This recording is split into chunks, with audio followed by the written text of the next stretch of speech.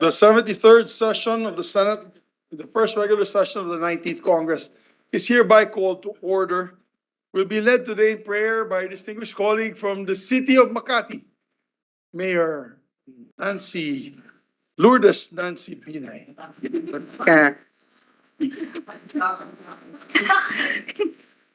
Let us put ourselves in the presence of the Lord. But the wisdom that comes from heaven is first of all pure, then peace-loving, considerate, submissive, full of mercy and good fruit, impartial and sincere. James chapter 3, verse 17.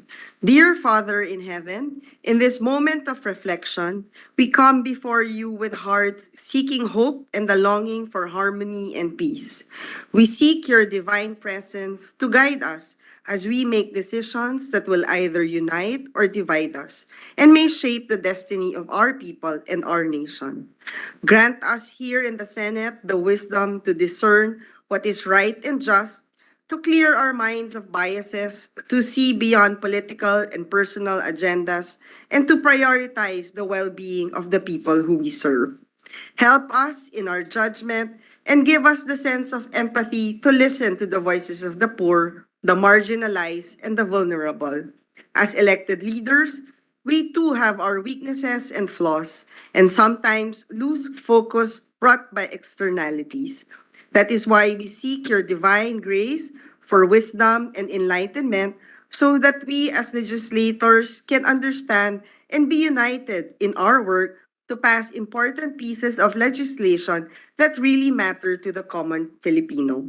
Panginoon, basbasan po ninyo kami at patnubayan sa aming mga gawain bilang mga lingkod bayan at dalangin namin na ilayo po ninyo kami at ang aming bayan sa anumang kapahamakan.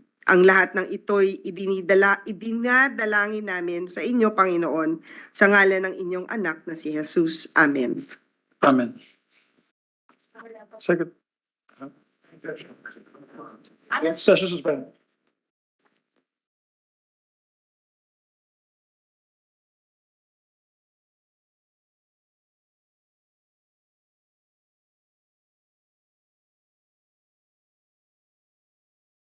All right, please call the roll of members. Roll call of members. The Honorable Senator Angara, Senator Binay, Senator Cayetano Alan, Senator Cayetano Pia, Senator De La Rosa, Senator Ejercito, Senator Escudero, Senator Estrada, Senator Gatchalian, Senator Go, Senator Ontiveros, Senator Lapid, Senator Legarda, Senator Marcos, Senator Padilla, Senator Pimentel, Senator Poe, Senator Revilla, Senator Tolentino, Senator Tulfo, Senator Villanueva, Present. Senator Villar Cynthia, Senator Villar Mark, the Senate President.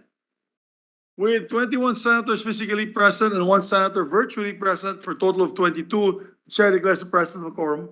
Majority Leader. Yes, Mr. President, I move that we dispense with the reading of the journal of the 72nd session, Monday, May 22, 2023, and consider the same as approved. I so move, Mr. President. There being no objection to the motion, motion is approved.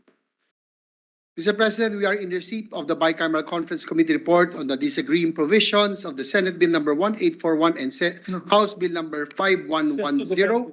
Stay. The bill amending RA 10066 or the National Cultural Heritage Act of 2009. With the permission of the body, may we recognize the chairperson of the Senate panel, Senator Lauren Legarda, to give us the highlights of the conference committee report. Yes, our distinguished colleague, Senator Lauren Legarda, better known as Tita Ganda, is recognized to sponsor her bicameral report.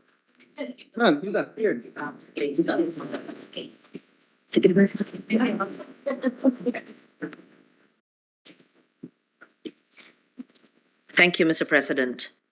Our heritage is our most precious asset. It is our vital link, our irrefutable connection to the past, the living form of the present. The passage through time of a work of art, the evolution of a historic structure, or the interpretation of practices or traditions are just some of the expressions that define our national identity. Mr. President, esteemed colleagues in the Senate, the Committee on Culture and the Arts now presents the first bicameral conference committee on the disagreeing provisions of Senate Bill number 1841 and House Bill number 5110. After having met and fully discussed the subject matter, hereby report to the respective houses the following: that number one, the proposed reconciled version provided in the matrix of a differing provisions of Senate Bill 1841, House Bill 5110 was adopted as the working draft. The bill format used by the Senate of the Philippines on Senate Bill 1841 was agreed to be adopted as a standard format of the reconciled bill. Section 1 of the Senate version was adopted as Section 1 of the reconciled bill. The title of Article 1 of Section 1 of the Senate version was amended and adopted as an amendment to the title of Article 1 of Republic Act 10066 to read as follows. Article 1, Principles and Policies, Section 3 of Section 1 of the Senate version and Section 3 of Section 1 of the House version were consolidated and adopted as an amendment to Section 3 of RA 10066, or the section on definition of terms. The title of Article 3 of Section 1 of the Senate version was amended and adopted as an amendment to the title of Article 3 of Republic Act 10066 to read as follows. Article 3, Cultural Property and Natural Property of Cultural Significance. Section 4 of Section 1 of the Senate version was adopted as an amendment of Section 4, RA 10066, or the section on categories. Section 7 of Section 1 of the Senate version was adopted as an amendment to Section 7 of RA 10066, or the section on privileges of cultural property, for cultural property. Section 8 of Section 1 of the Senate version was adopted as an amendment to Section 8 of RA 10066, or the section on procedure for declaration of delisting or delisting of Grade 1 and Grade 2 level cultural properties.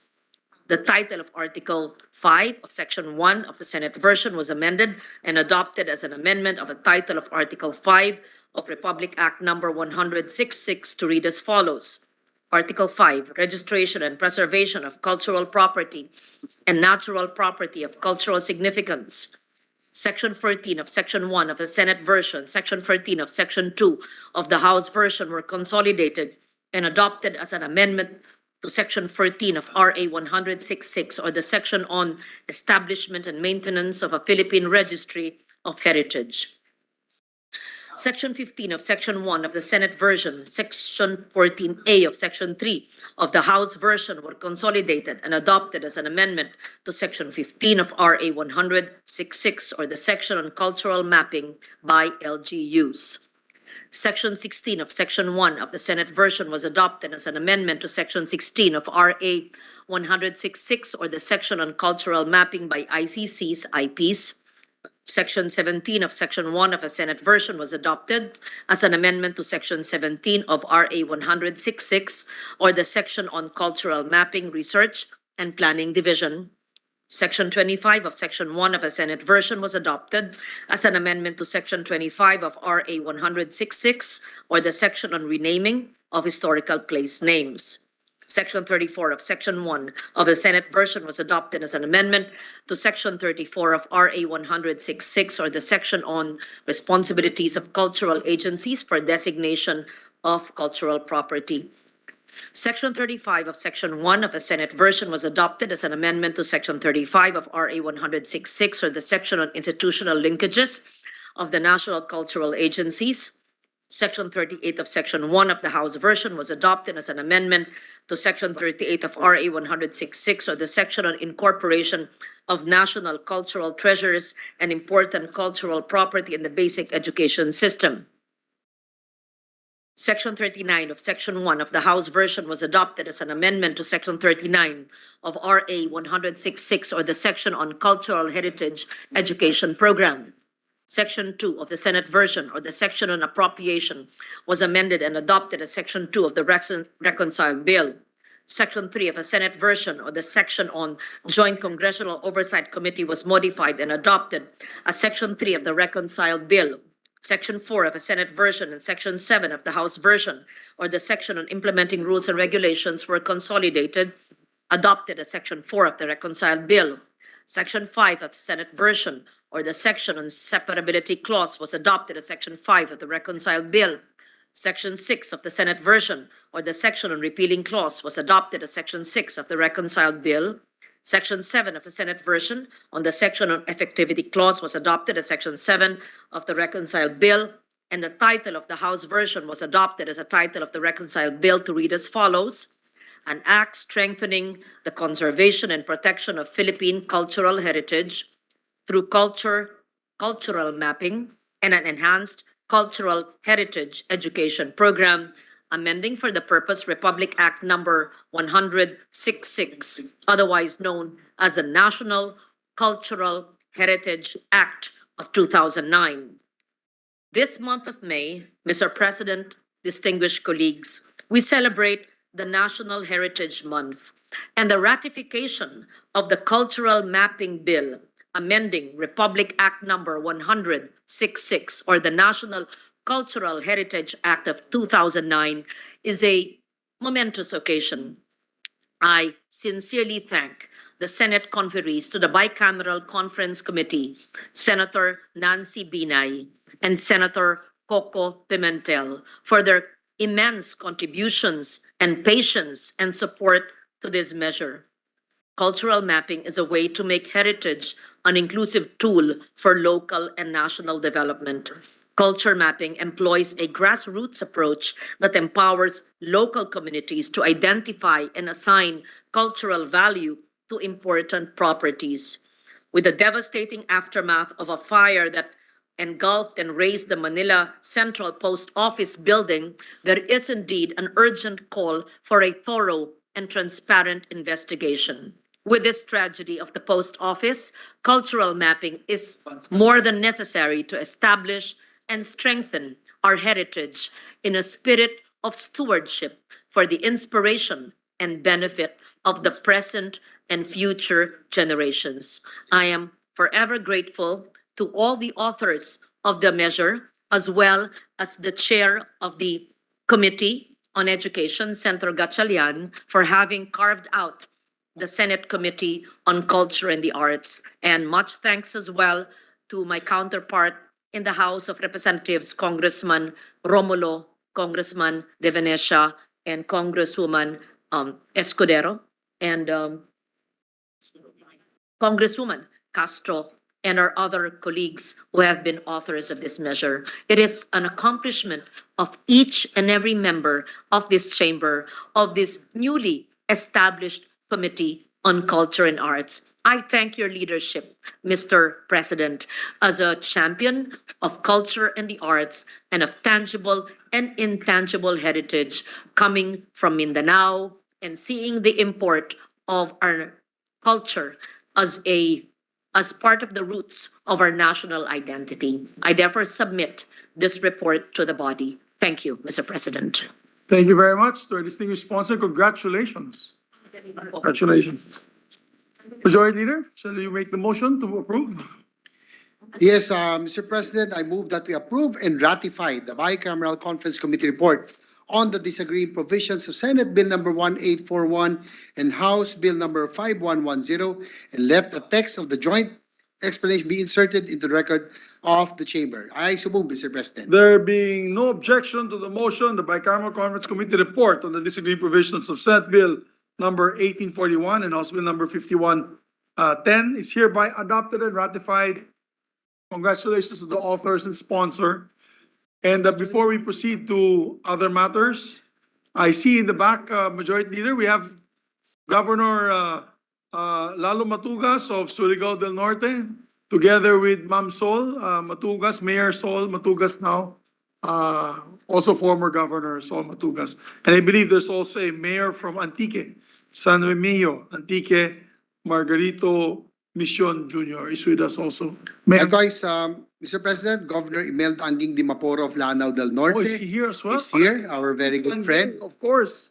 Tita Anging is here, Mayor Juhar de Sumimba of Mayor Tamparang, de Sumimba, yes. Lanao del Sur. My neighbors. guest of Senator Bongo and Senator Bato de Rosa. And likewise, guest of Senator I did Alan not Cayetano. recognize Ma'am Anging because she has a short haircut. Yes. Yeah, She should used to have a have nice long haircut, but But now it's she's, short uh, haircut. still- New look. still beautiful as ever. Ah, it's still beautiful, yes. Yeah, just like our Tita Ganda, everlasting, Yes, everlasting. everlasting beauty. Not the flower, huh? Not the flower. Everlasting. It looks expression. dry, so Yes, yes, yes. always fresh. But before we proceed, Congressman Jam, Congresswoman Jam Agaraw, 4th District of Laguna is also here. And Congresswoman. but before we proceed, Mr. President, the Senate President pro tempore wishes to be recognized. Yes, ma'am. It's never late, never too late to recognize a very important move of our Senate Committee on Finance Chair. I am ever grateful to the author of the 2009 law in the House, then Congressman Sani Angara, who's now our chairman of committee. It was his idea to create the Committee on Culture and the Arts and helped me request Senator Gatchalian. So I failed to mention that. That's so important. While it's always been in my heart, it was his idea, and he helped me convince his seatmate, Senator Gatchalian, who willingly offered to carve out, of course, Senator Binay as well. So I'm grateful to Senator Angara and his father, who is smiling from heaven, who sponsored it here. I Our was mentor. only an He's my co-author mentor and also. co-sponsor, but it was Senator Angara Ed and Congressman Angara Sani who authored this in 2009. I'm happy to pass this measure. So thank you, Sani, for the creation of this committee. Thank you. Yes, likewise, thank you, Senate President pro tempore, We did Senador. recognize Senator Sani Angara. Yes, sir, Sani Angara. Just a quick retort to our Senate President Pro Tem. It was a beautiful idea, so it needed a beautiful chairperson. There you That's go. Senator Loren. Absolutely. Everlasting beauty. And I think it's, Mr. President, it's really very significant these days, no? Especially with what happened to the post office building, which is a lot of people, no? Really broke their hearts yesterday. So we thank and congratulate Senate President pro tempore Lauren Legarda again. Mr. President, I move that we resume consideration of Senate Bill number 2212 under Committee Report number 67. This is the Bill on Regional Specialty Centers Act. I so move, Mr. President. Is there any objection? Hearing none, the motion is carried. Mr. President, the parliamentary status of this bill is that we have sponsored the measure. I now move to open the period of interpellation and recognize the sponsor, Senator Christopher Bongo, and to interpellate our Deputy Minority Leader, Risa Ontiveros. I move that she be recognized.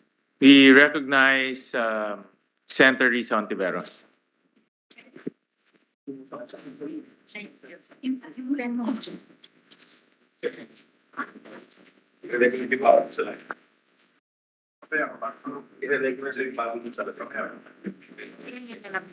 Ah, tuloy nyo na lang po. Yeah.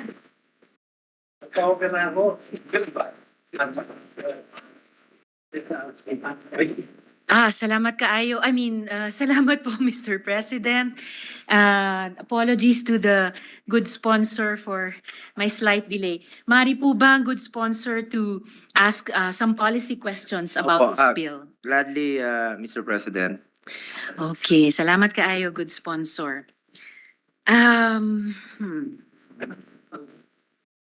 So, Mr. President, I thank our sponsor, Senator Bongo, for highlighting the need to establish regional specialty centers. Like most of our colleagues, I'm also an advocate of universal health care, but my bias is always toward a primary health-oriented UHC. But I fully recognize the need to ensure all Filipinos are guaranteed equitable access to quality and affordable specialized healthcare services. At this point, Mr. President, I'd like to ask some clarificatory questions of the good sponsor. Una po, good sponsor, about the integrated specialty centers in existing DOH hospitals. Sa inyo pong panukala, ang mga specialty centers ay itatayo sa mga existing at tukoy ng mga DOH hospitals at hindi po ito stand-alone specialty centers. Tama po. Correct po, Mr. Okay. President.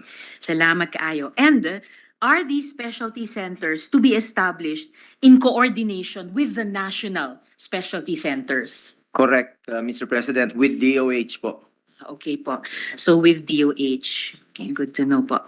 And at this point, may I inquire kung may mga DOH hospitals na bang qualified at eligible sa bawat rehiyon, batay sa criteria na tinakda ng panukalang batas? Yes, Madam.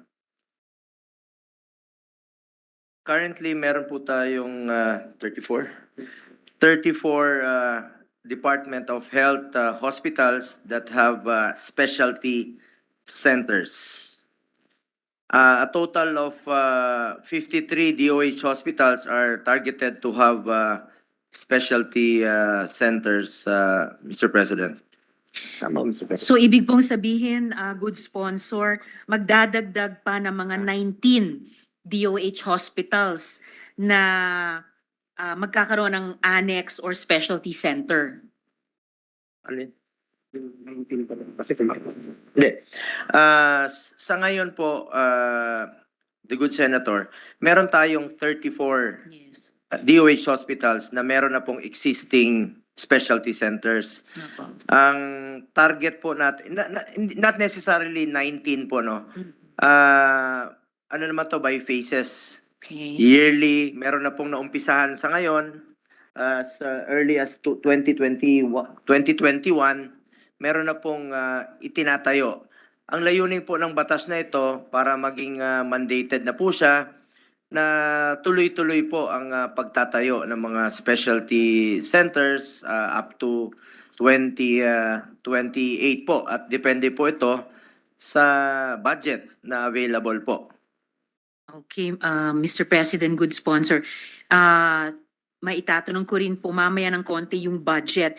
So nasimula na pala po, good sponsor, yung prosesong ito, bali 2 years ago, 2021. Correct, Madam Senator. Opo, and then magpapatuloy pa ng mga 5 taon hanggang Correct. 2020. Or even beyond. Or even Pwede pang tuloy-tuloy po, Madam Senator. Okay po.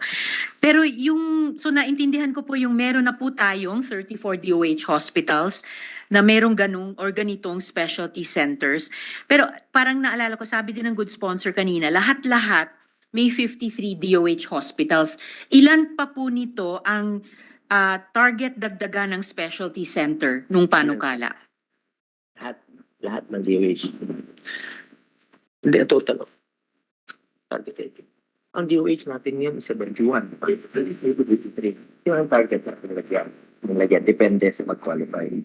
Kung kaya ng pasilidad nila. Total of 83. Sa ngayon po, meron tayong 83 na DOH hospitals. Opo. At nandito po yung data kung ano yung plano ng ating DOH na paglalagyan po ng mga specialty hospitals. Kung sino ho yung ka-qualify. Ibig sabihin, kaya ng kanilang infrastructure, kaya ng location, may mga pasilidad silang paglalagyan po ng nitong mga specialty centers na itatayo. Okay po, good sponsor. So ongoing pa po yung assessment ng DOH and I suppose ng National Specialty Centers kung ilan pa dito sa total na 83 DOH hospitals ang magka-qualify. Correct, Madam Senator. But so far, sa 83 na to, may 34 na. Meron na pong existing na meron na pong mga specialty centers. Opo. So, pero meron po bang parang maximum number, kahit ballpark figure in the mind ng DOH, na maximum number ng qualified DOH hospitals na in total, kasama na po yung 34 existing, na magkakaroon ng specialty centers at magsisilbi sa lahat ng Pilipino? So far sa assessment po ng Department of Health, out of the 83 na DOH hospitals, 53 po yung qualified. Ibig sabihin, pwede pong paglagyan nitong mga so-called specialty centers natin dahil meron na po silang kakayahan. Andiyan na po yung pasilidad o pwedeng paglalagyan po. Okay. So, tama rin pala yung nabanggit ko kanina, good sponsor, na posibleng as many as 19 pa yung idadagdag until the year 2028 or beyond. Correct, Madam Senator. Good sponsor. Tapos interesante na sinabi ng good sponsor na in phases ito ginagawa at gagawin. So ibig sabihin mula 2001 na nagsimula ang prosesong ito hanggang at least 2028 or 7 taon, maybe 7 or 8 na DOH hospitals ang natayuan or tatayuan pa ng specialty centers Correct, dito. Madam Okay po. Senator. Salamat, good sponsor. Magandang input para sa atin yan dahil taon-taon nga po titignan din natin nga ang sapat na budget para maisagawa ito once ma-identify sila ng DOH at sa kanang national specialty centers. And huling follow-up sa paksang ito, good sponsor, ang intent po ba ay makapag-establish ng at least one per region? Dahil baka umabot ng lampas o lampas halos sa 17. Yun ba intention mo ngayon? Ano sasagutin ko? Please, sana yung data. Plano talaga nila. Kompleto. Ang plano po sa ngayon ay one per region po, Madam Senator. The DOH shall establish specialty centers in DOH hospitals identified by the DOH in every region. The DOH, in coordination with the national specialty centers, shall ensure that specialty centers in DOH hospitals have expert personnel and medical specialists provided with necessary training and appropriate specialist equipment. The DOH shall prioritize funding for the capital outlay investment for specialty centers through the HPEP or the Health Facilities Enhancement Program and other fund sources. Salamat, good sponsor.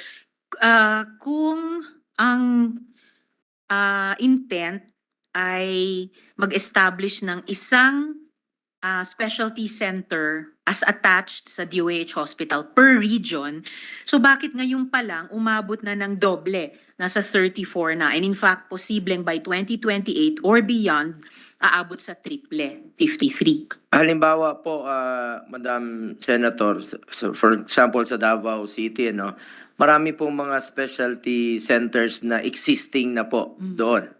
For example, yung heart, ano pa mang nasa listahan ng Davao? Lung, kidney.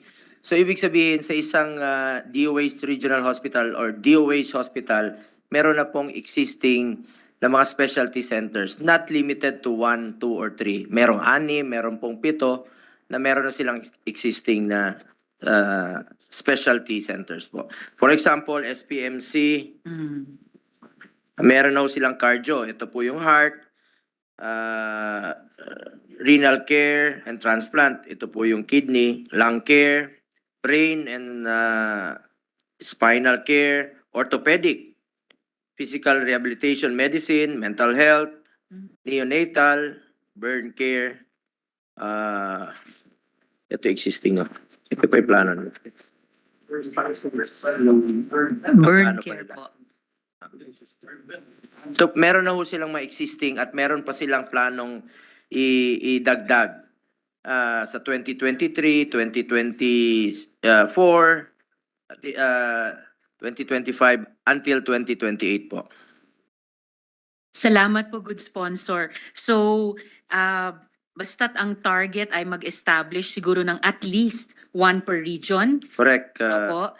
Madam Senator. Pero kung ibibilangin yung mga existing na specialty centers, maaari nga umabot sa 2 or 3 per region on average. And then, Madam Sponsor, within 5 years upon the enactment of the Act, the DOH shall establish at least one specialty center in every region in identified DOH hospitals based on the top burden of disease and special needs in the area. Halimbawa po, itong heart.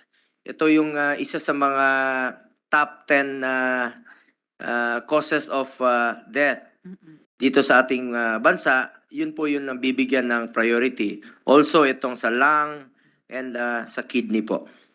Salamat, good sponsor. Pati sa pag-highlight ninyo dun sa burden of disease bilang gabay sa DOH at sa mga specialty centers or national specialty centers ng pag-identify Correct, kung madam. anong klasing specialty centers ang itatayo per region na magiging bahagi ng DOH hospitals.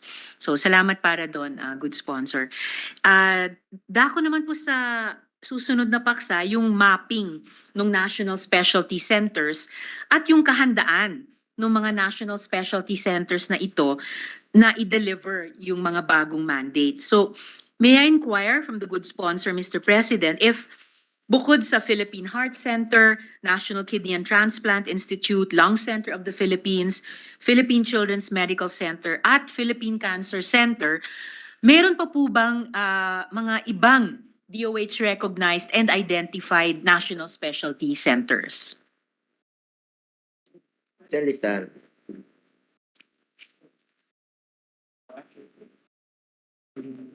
Specialty, ito yung national.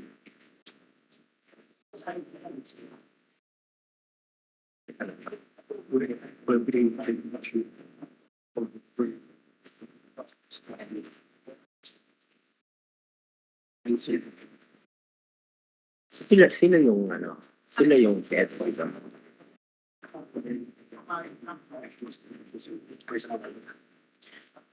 Ito sa Bern is East Avenue. At saka hanggang Isa-isa siya sa meron na siya.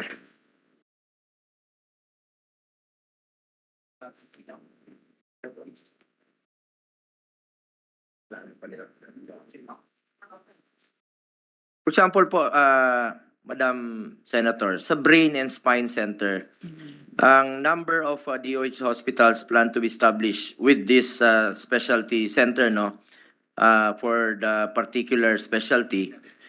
Itong Jose Reyes Memorial Medical Center, Philippine Children's Medical Center, Quirino Memorial Medical Center, Rizal Medical Center, Baguio General Hospital, Vicente Soto Memorial Medical Center, Southern Philippines Medical Center, Ilocos Training Regional and Medical Center, Cagayan Valley Medical Center, Jose Bilingad Memorial Regional Center in Pampanga, Batangas Medical Center, Bicol Medical Center, Corazon Locsin Montelibano Memorial Regional Hospital, Eastern Visayas Medical Center in Tacloban, Zamboanga City Medical Center in Region 9, Davao Regional Medical Center in Tagum, Davao del Norte, at Cotabato Regional and Medical Center. Currently po, ang functional lang po niya para dito sa Brain and Spine ay ito pong Quirino Memorial Medical Center. Yung nabanggit ko pong 17 kanina, yun po yung planong paglalagyan po ng ating Department of Health ng para sa Brain and Spine. No po.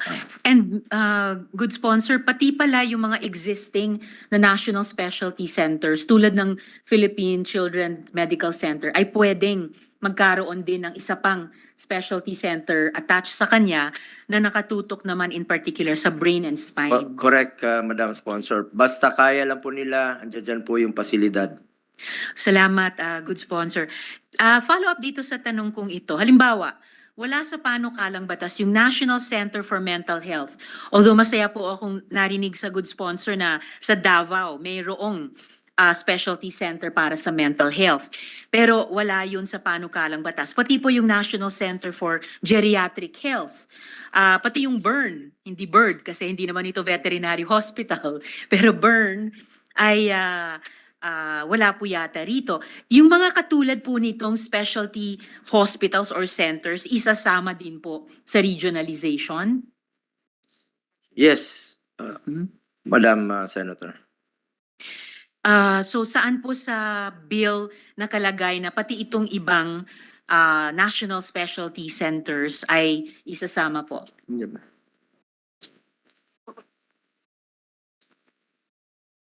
Hindi na natin nilagay, di ba?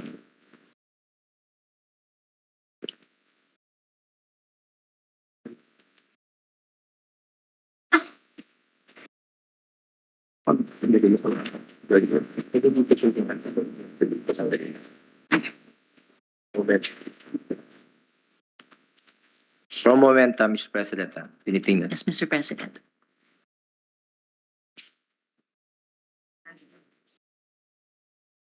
Yeah, with the indulgence of Senator Tiberos, if I may. Yes, Mr. President.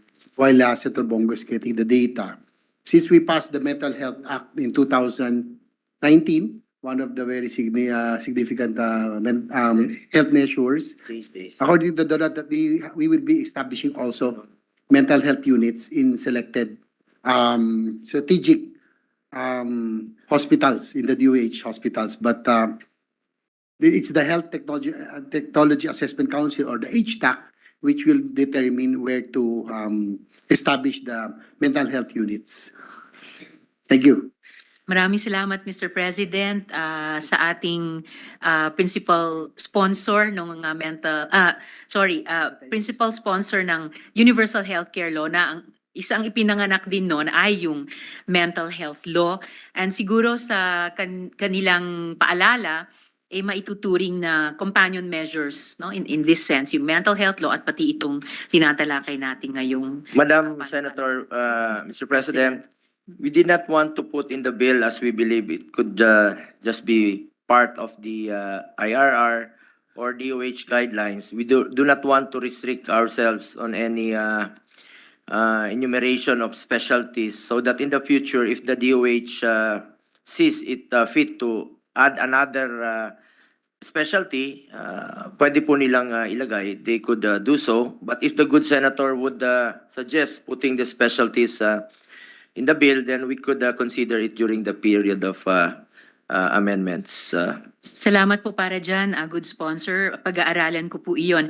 Of course, hindi naman natin pwedeng ilagay sa IRRs yung wala mismo sa batas. But at least sa bill, as it's currently formulated, meron po ba siyang sinasabing time frame within which pwede ngang magdagdag ang DOH ng ibang national specialty centers? Di ba? Na national specialty centers, Mr. President, na Wala po. kumbaga i-replicate as specialty centers in the DOH hospitals. Sa ngayon po, walang time frame, Madam Senator. Kasi ang DOH po ang mag-identify based on the needs po. ng Based on the paglalaga. burden of disease, Mr. President. Tsaka yung tinitingnan nila sa ngayon, yung 10 top causes of death talaga ang bibigyan ng priority. Itong heart, ito pong kidney, ito yung lung, cancer, at itong neonatal. Meron lang po akong gustong i-share po sa inyo, Madam Senator. For example, itong sa heart, no?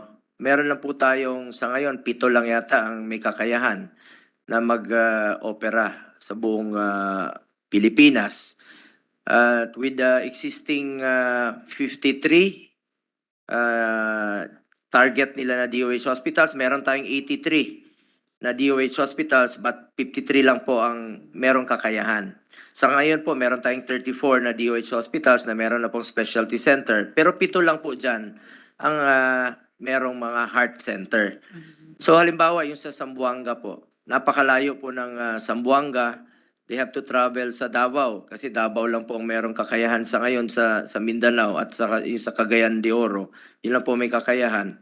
So kung paglalagyan na po dun sa Zamboanga Medical Center ng heart center or para sa cardio, hindi na sila kailangan bumiyahe pa ng Davao City or even sa Metro Manila para pumunta po ng heart center dahil napakamahal po ng pamasahe, wala pa silang matirhan dito sa Maynila, even sa Davao kung taga Zamboanga ka, ang layo pa ng babiyahin mo, gagastos ka pa at wala kang matitirhan. And I'm sure marami rin pong mga specialista po doon sa heart, mismo sa Region 9, sa Zamboanga, na aside from nagpa-practice po sila doon sa mga private hospitals, ay pwede na nilang gamitin ng kanilang expertise sa pag-opera sa heart or even angio kung meron na pong mga specialty centers katulad ng heart center sa mismo po doon sa Region 9 po.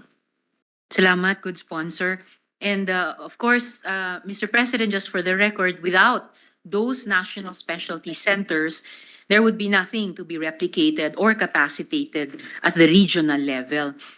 So, huling tanong sa paksang ito, good sponsor, I would also like to know the readiness of those national specialty centers to perform these new roles and responsibilities. Halimbawa, sila ba yung magte-training, may transition program ba na i-oversee pa nila, magsusupervise ba sila in any way? So, may demonstrated capacity na ba ang ating mga national specialty centers na i-deliver yung ine-expect sa kanila? At ano ang implikasyon nito sa kanilang kasalukuyang operations? Ang una nilang pipiliin, siyempre yung kakayahan sila to operate, di ba? Mag-guide sa kanila, for example, yung national special. Ang una nilang pipiliin na Senator, Madam Senator, ay yung meron na po silang kakayahang i-operate nga. Sabi ko nga kanina, for example, itong sa heart, no, they will be guided ang yung specialty hospital dito sa Manila, yung heart. Sila po yung unang-unang mamumuno to guide the specialty centers na itatayo po across the country.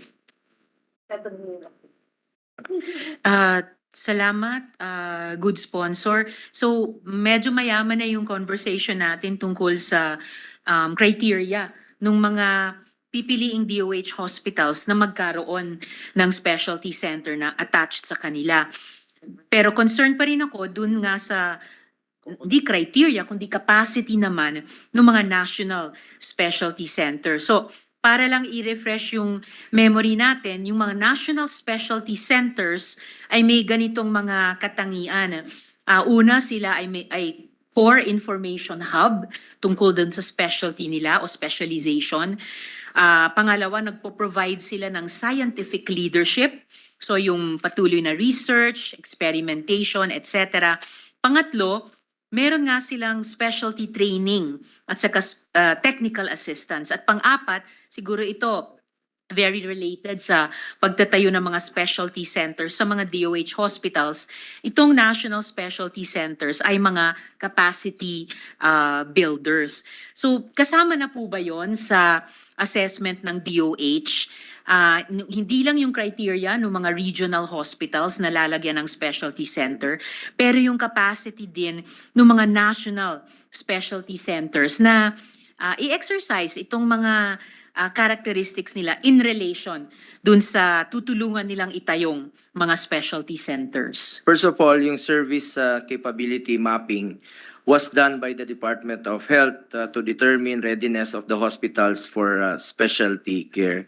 Ang responsibilidad po ng ating mga national specialty centers, the national specialty centers including but not limited to the Philippine Heart Center, National Kidney Transplant Institute, NKTI, the Lung Center of the Philippines, the Philippine Children's Medical Center, and Philippine Cancer Center shall have the following responsibilities. First is serve as the core information hub for the respective specializations and diseases they cover in coordination with the Department of Health. Sila rin po ang magiging primary source of information about the specialty. Next, lead in the development of policies, protocols, and standards for the particular specialty and shall have the highest level of clinical services and training capability. Ang mga national specialty centers po ang may highest level of clinical services, meaning sila rin po ang pinaka-expert sa kanilang specialty, and as such, they shall lead in the development of policies and protocols. Third, provide scientific leadership by conducting specialized clinical, public health, and operations research with the multidisciplinary and multi-center approach. And ang national specialty centers po ang manguna sa research for a particular specialty. And number 4, provide specialty training and technical assistance in collaboration with the DOH to specialty centers in DOH hospitals to ensure delivery of quality services and strengthen the network of care across the country for a particular specialty. Ang national specialty centers, sila po ang magpo-provide ng training sa mga specialty centers. And lastly, conduct capacity and capability assessment of the services provided by specialty centers in DOH hospital for a particular specialty. National specialty centers shall assess the capability and capacity of the specialty centers. And according to the DOH, dito po sila, based on their assessment, kaya naman po nilang kaya naman po nila na-identify yung mga national specialty centers, pero syempre kailangan rin po nilang i-develop po ito for additional capability. Ang ibig sabihin, continuous po ang kanilang pagde-develop po dito. Salamat, good sponsor, sa pag-flesh out pa nitong apat na characteristics or magiging responsibilidad ng mga national specialty centers, lalo na in relation sa mga itatayong specialty centers sa DOH hospitals. Of course, itong mga national specialty centers nasa iba't ibang stage of development. Halimbawa, sa kaso ng Philippine Cancer Center, it is actually still under development. And in fact, hindi pa fully operational. Baka by 2027 pa. So bakit isinama na po natin dito sa bill? Yung cancer center. Hindi pa po.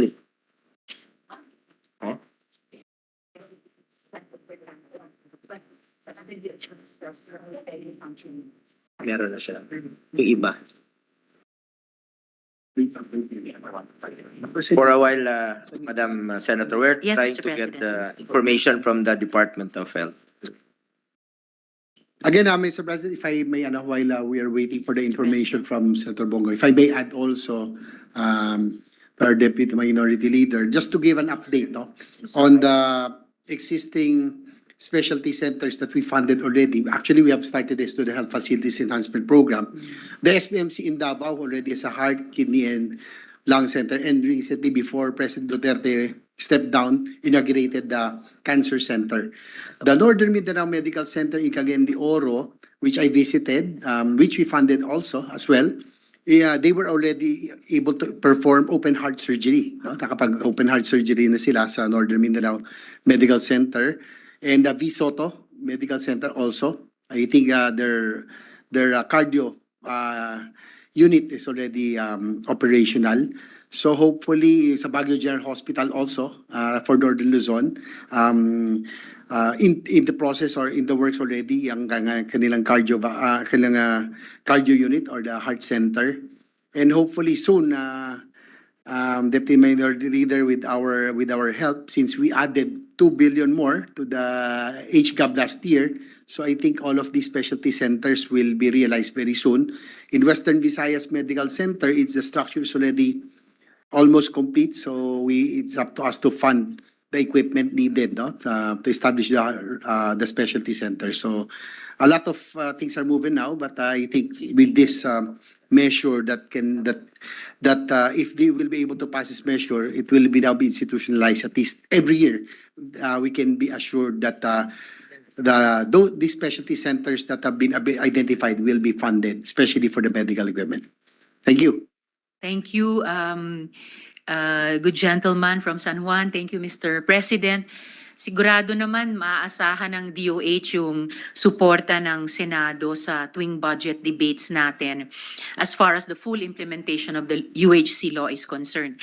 Importante lang na malaman din natin ano yung detalyadong kaalaman ng DOH sa kahandaan.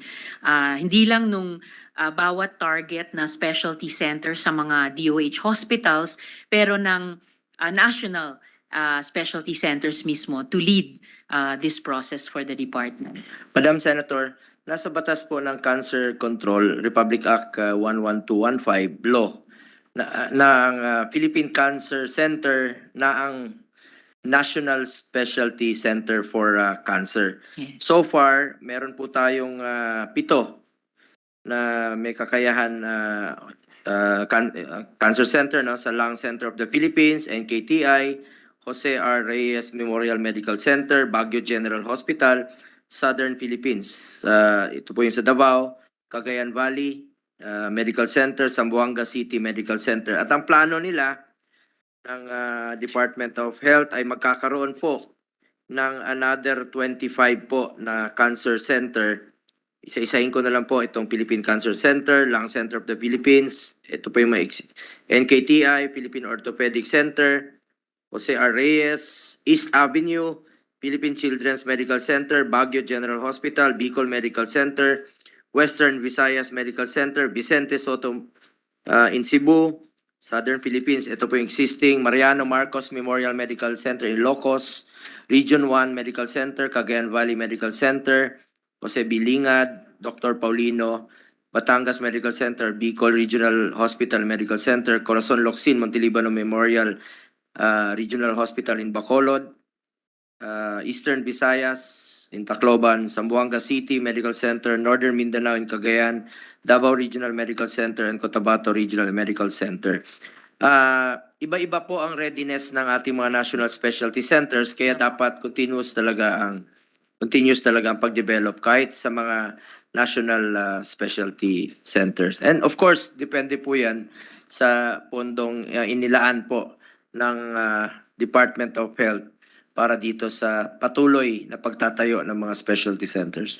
Salamat, good sponsor. Importante yung point ng good sponsor, Mr. President, na dahil nga nasa iba't ibang levels of development, maging yung ating mga national specialty centers, dapat tuloy-tuloy din yung paggabay ng DOH sa kanila. Dahil in turn, sila naman yung gagabay dun sa mga specialty centers. Kumbaga, dun sa mga national specialty centers natin na hindi pa fully developed or operational, parang may trainers training din sa kanila para kanila namang ma-mentor yung mga specialty centers sa DOH hospitals. So para matuldukan lang yung pagtanong ko tungkol sa ating Philippine Cancer Center at the moment, batay sa criteria, qualified na po ba siya bilang national specialty center? Qualified na. Hindi pa.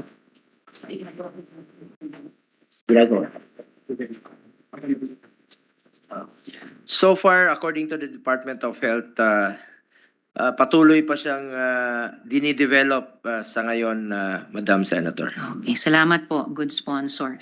So, i-anticipate po natin yan na ma-fully makapacitate siya para siya rin yung National Specialty Center in all respects na gagabay dun sa mga cancer specialty centers natin sa mga DOH hospitals.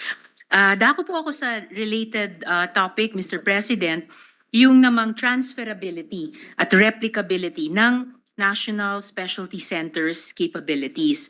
So equally important question, Mr. President, ano ang mga guarantees na yung current capabilities ng ating National Specialty Centers ay replicable at transferable sa regional specialty centers?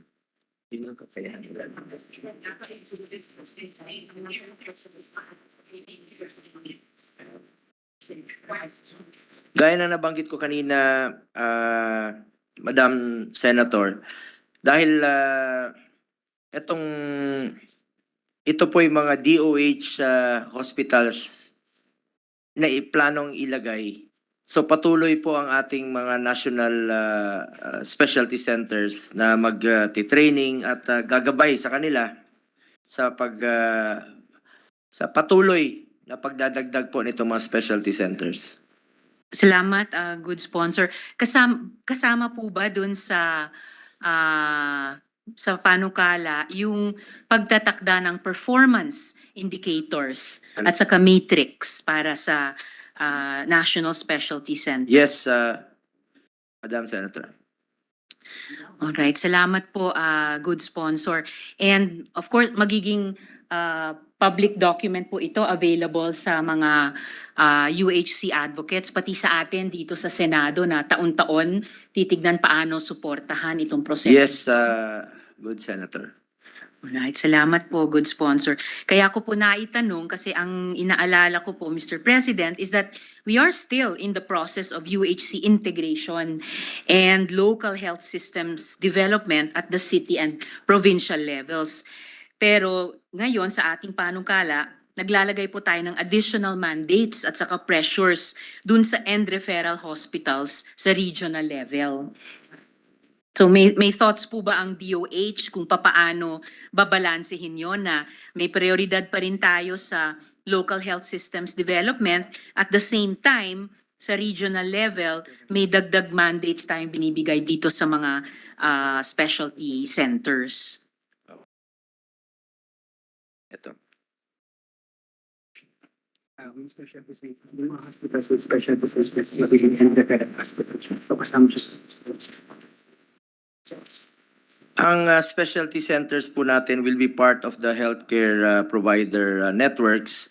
The DOH identifies apex or end referral hospitals. According to the Department of Health, hospitals that have at least 2 specialty centers are eligible as an apex or end referral hospital, Madam Senator. Salamat, good sponsor. Pero may mas na-articulate pa ba ang DOH? Paano nila sisiguruhin na merong concrete na pagpaprioridad pa rin sa local health systems development, even at the same time na yun na nga, nagtatayo tayo ng mas maraming end referral hospitals sa mga rehiyon?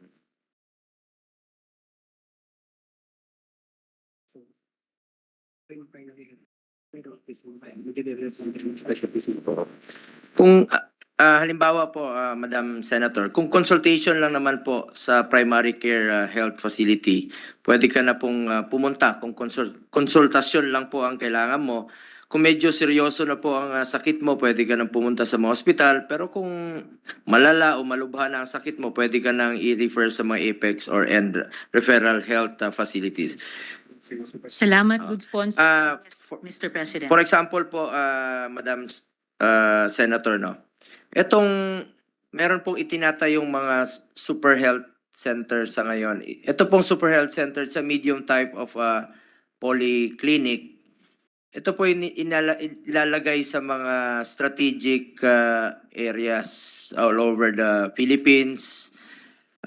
Yung may mga malalayong lugar na mga 4th class, 5th class, 6th class municipalities na wala talagang kakayahang magpatayo ng kanilang super health center o health center dahil maliit yung ira nila.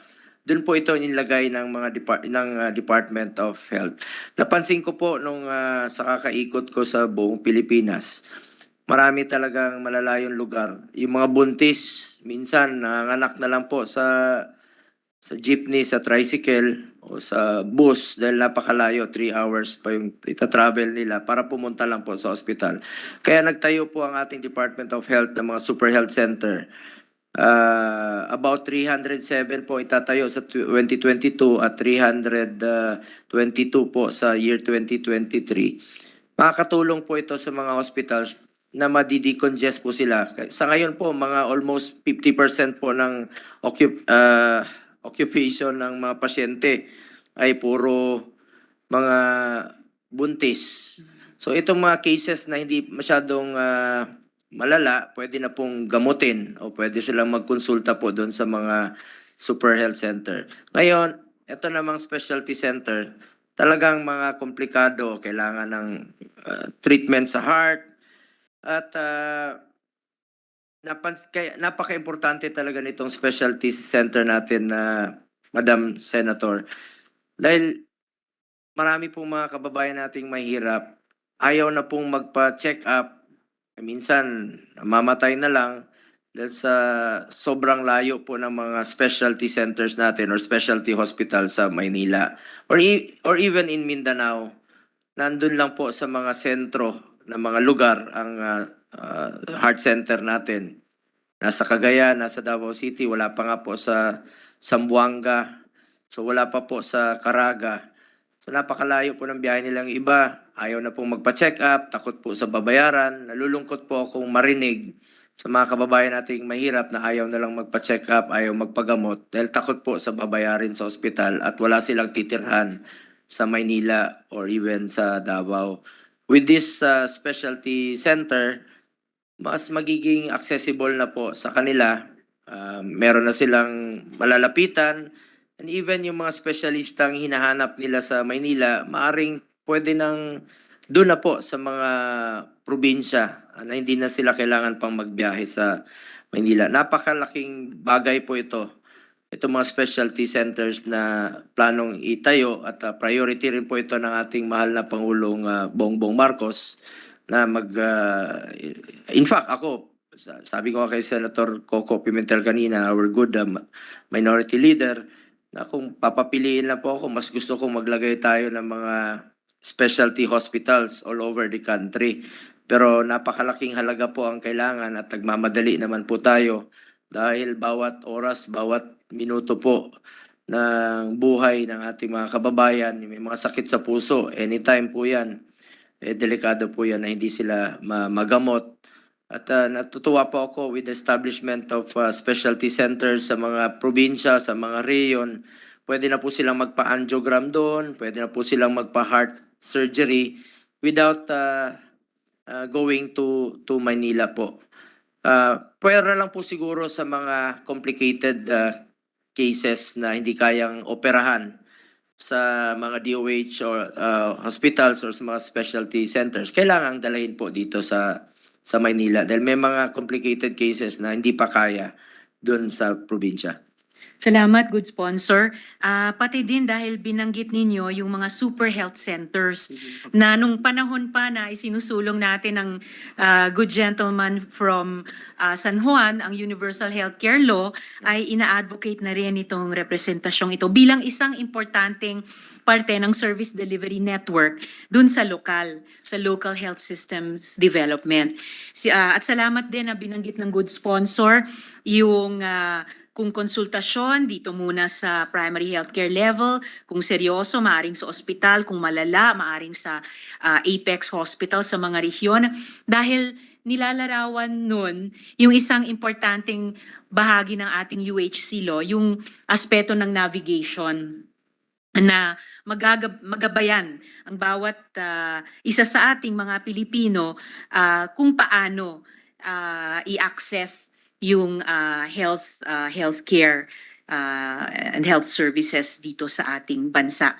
Siguro moving forward, sa mga susunod na taon, yung as usual, yung budget debates, yung magandang pagkakataon na marinig ano yung proposal ng DOH at makapag-input din tayo bilang mga mambabatas na in terms of mismong yung mga piso at yung mga sentabo, paano pwedeng pondohan ng sapat, hari nawa, both yung local health system development at saka itong ating mga specialty centers.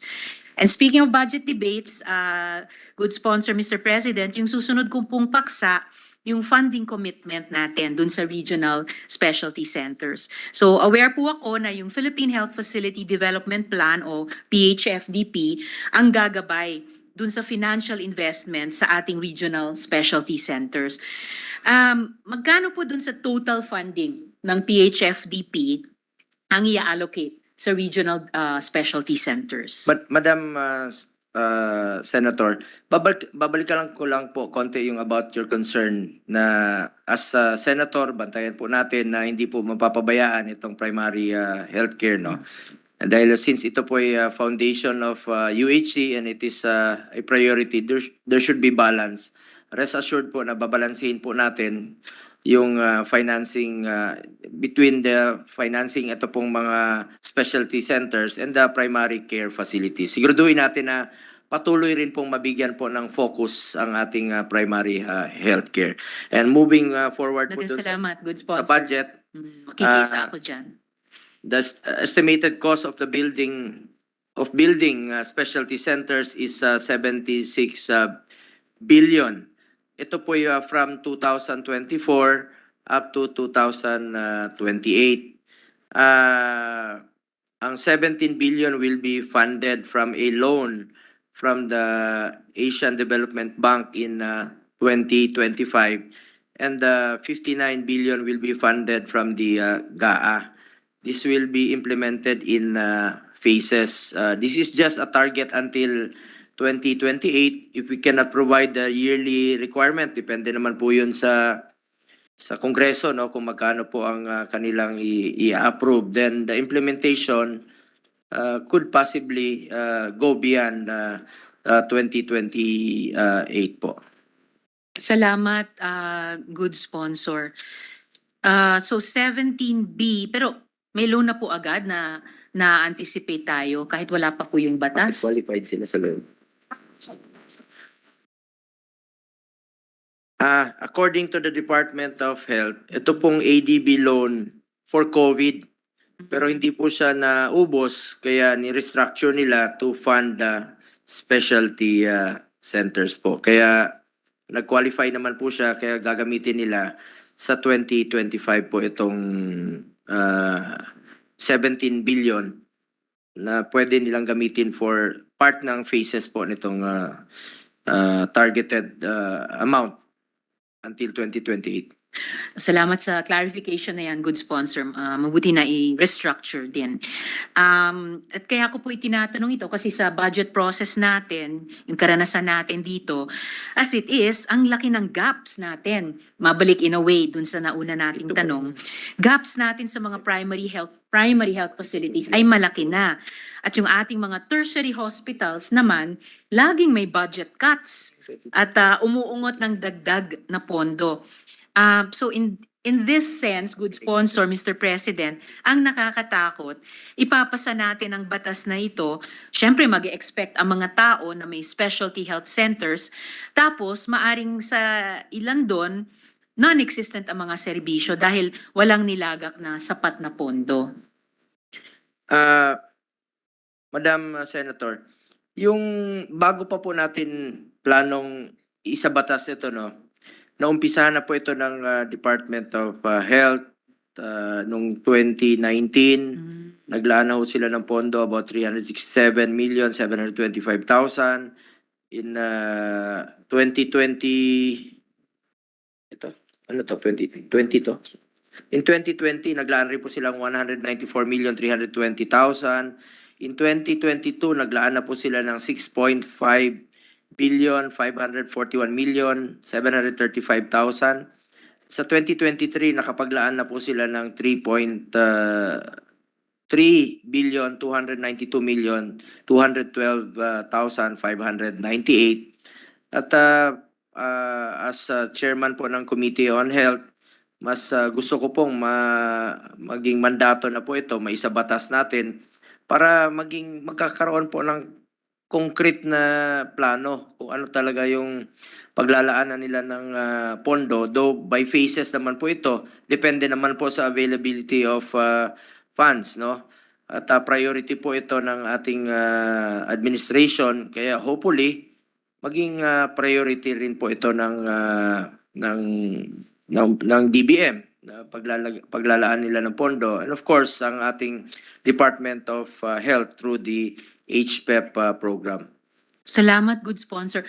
Out of curiosity lang, Mr. President, ito po bang specialty centers sa loob ng DOH hospitals, papayagan ba silang magkaroon ng kahit some semblance ng fiscal autonomy para mag-generate, mag-mobilize ng resources nila labas pa sa government funding o subsidies?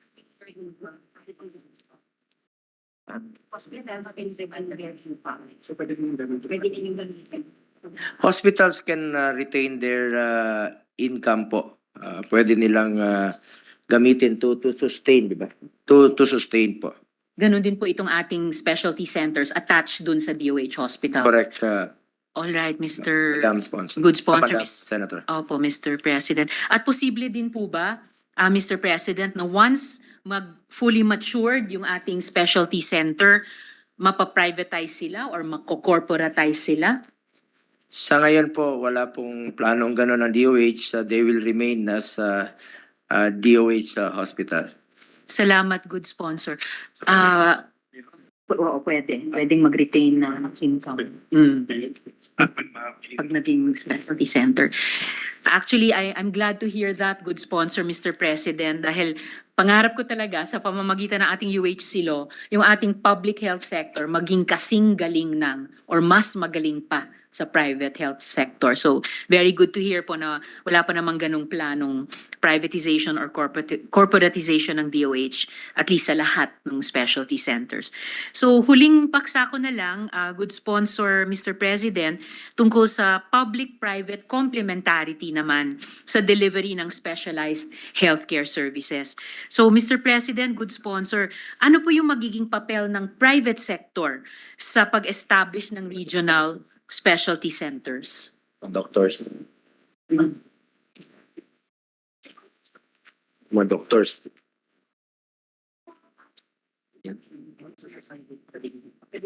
Pwede mag-practice. Yung mga private doctors po, pwede silang pwede silang mag-practice. And of course, kadalasan sa mga espesyalista ay nanggagaling naman talaga sa private hospitals, hindi naman talaga exclusive yan. For example, dito sa heart, no, even sa kidney, kadalasan sa kanila nagpa-practice po yan sa mga private hospitals. At yung iba naman ay tumutulong. Gusto ko lang pong bigyan ng yung isang doktor po, no, pagpupugay rin isang doktor ng taga Davao, isa si Dr. Maruya, isa po siyang magaling na doktor sa heart sa private hospital, pero nagsiserve din po siya doon sa heart center. Ngayon, vice mayor na siya ng isang bayan doon sa Davao Occidental. Patuloy pa rin po siya. The role of private sector is considered to complement the services po of the specialty centers. Salamat, good sponsor. And sana in the coming years, mas specify pa ng DOH kung ano yung complementary roles na pwedeng i-play ng private sector in terms of yung sustainability ng regional specialty centers. Halimbawa, sa public-private partnership ba yan o sa iba pang mga paraan? And lastly, sa paksang ito, sa huling paksa ko, good sponsor Mr. President, may espasyo ba para sa pribado at publikong sektor na yun na nga, magtulungan para sa pagpapalakas ng mga regional specialty centers para masiguradong may access yung ating mga kababayan sa mga specialized healthcare services na ito? Wala sa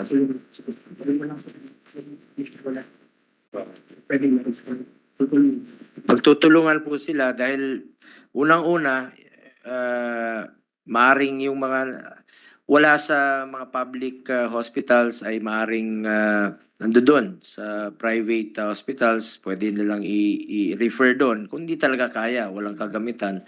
And private naman po, wala rin sa private, maaring nandiyan rin po sa mga public hospitals na mga kagamitan, ay they can complement each other.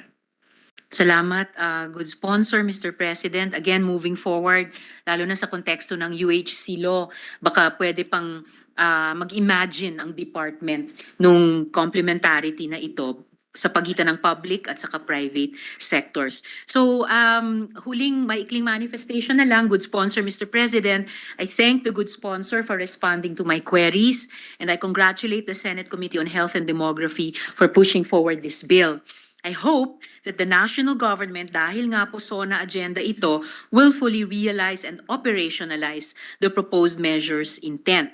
Katulad po ninyo, umaasa rin ako na sa pamamagitan ng mga regional specialty centers na ito, magiging abot kamay ng ating mga kababayan ang mahalaga at kalimitang mahal na serbisyong pangkalusugan.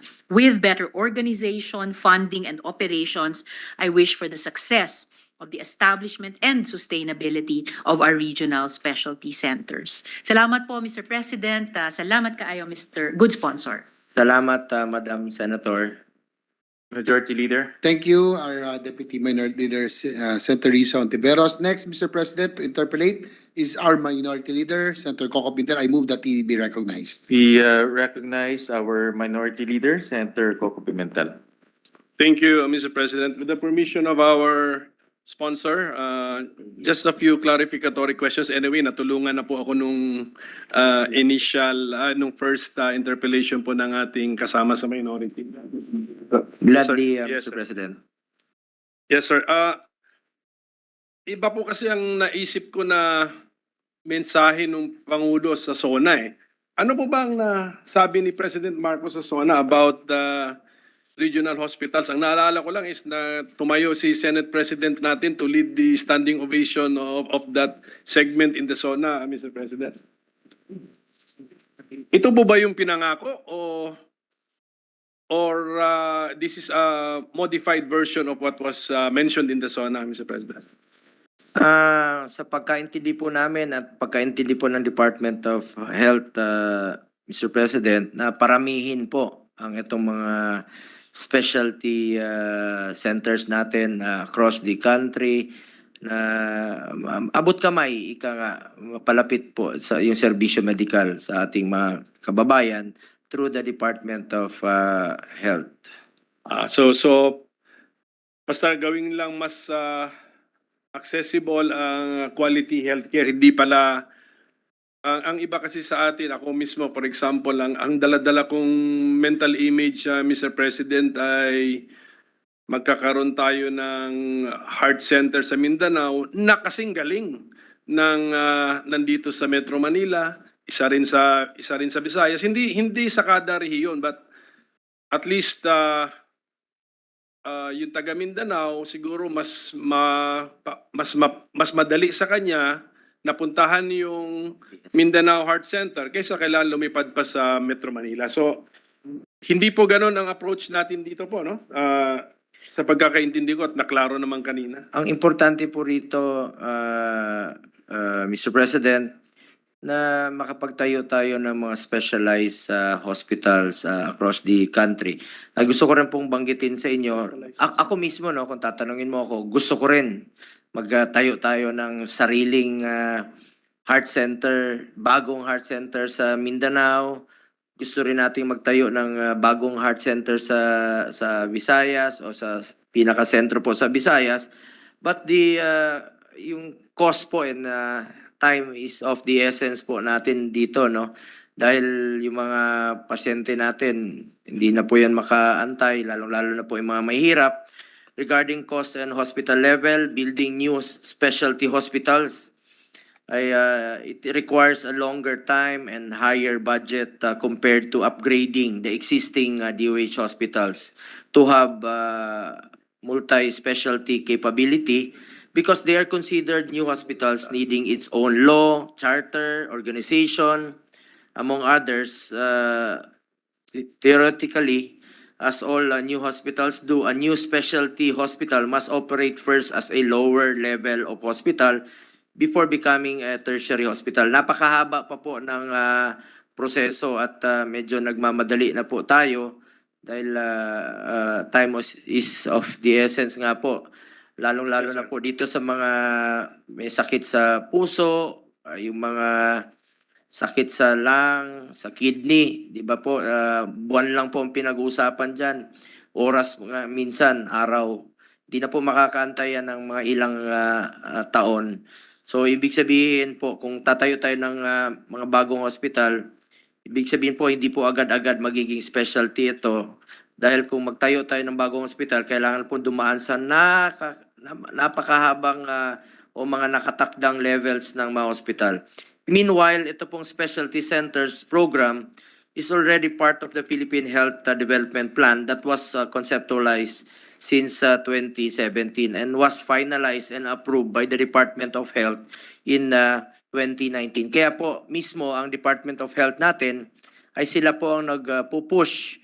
And during the hearing, no, pagdinig po natin dito sa iba't ibang specialty centers bill na na-file po dito sa Senado, ay napag-usapan doon na mas priority po ng ating Department of Health na gawin muna ng mga specialty centers muna. Sa ngayon, meron na tayong DOH hospital sa mga rehiyon, kailangan na lang silang i-upgrade at mas madali at maglagay na lang tayo ng specialty center doon. According to Dr.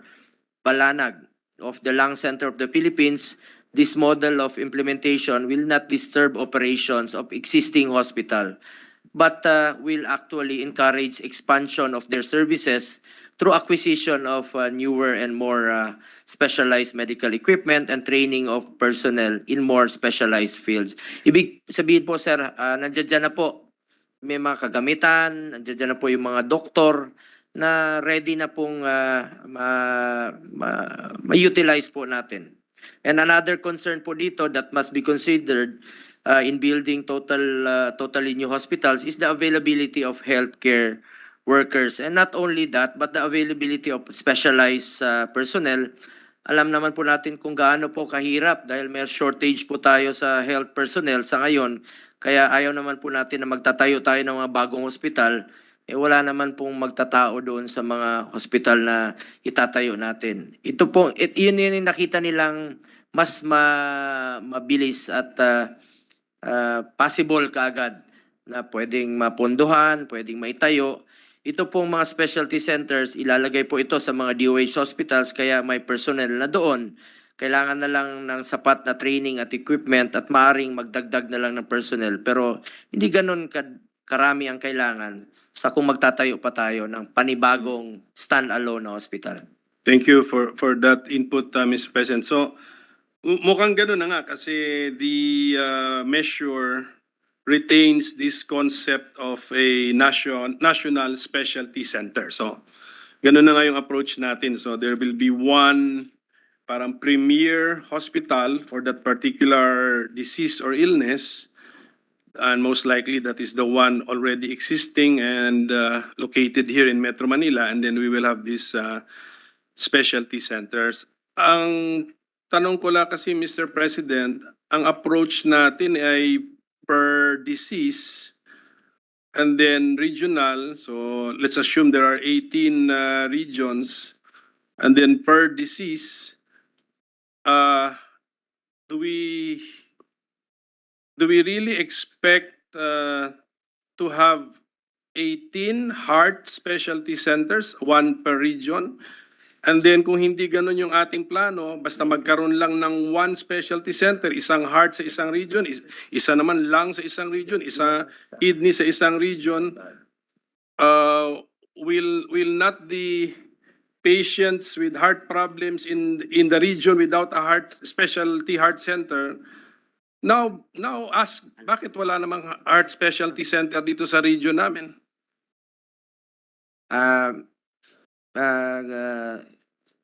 Sir, Senator, meron po idadagdag Yes, si... Mr. President, I move, may I be recognized, Mr. President.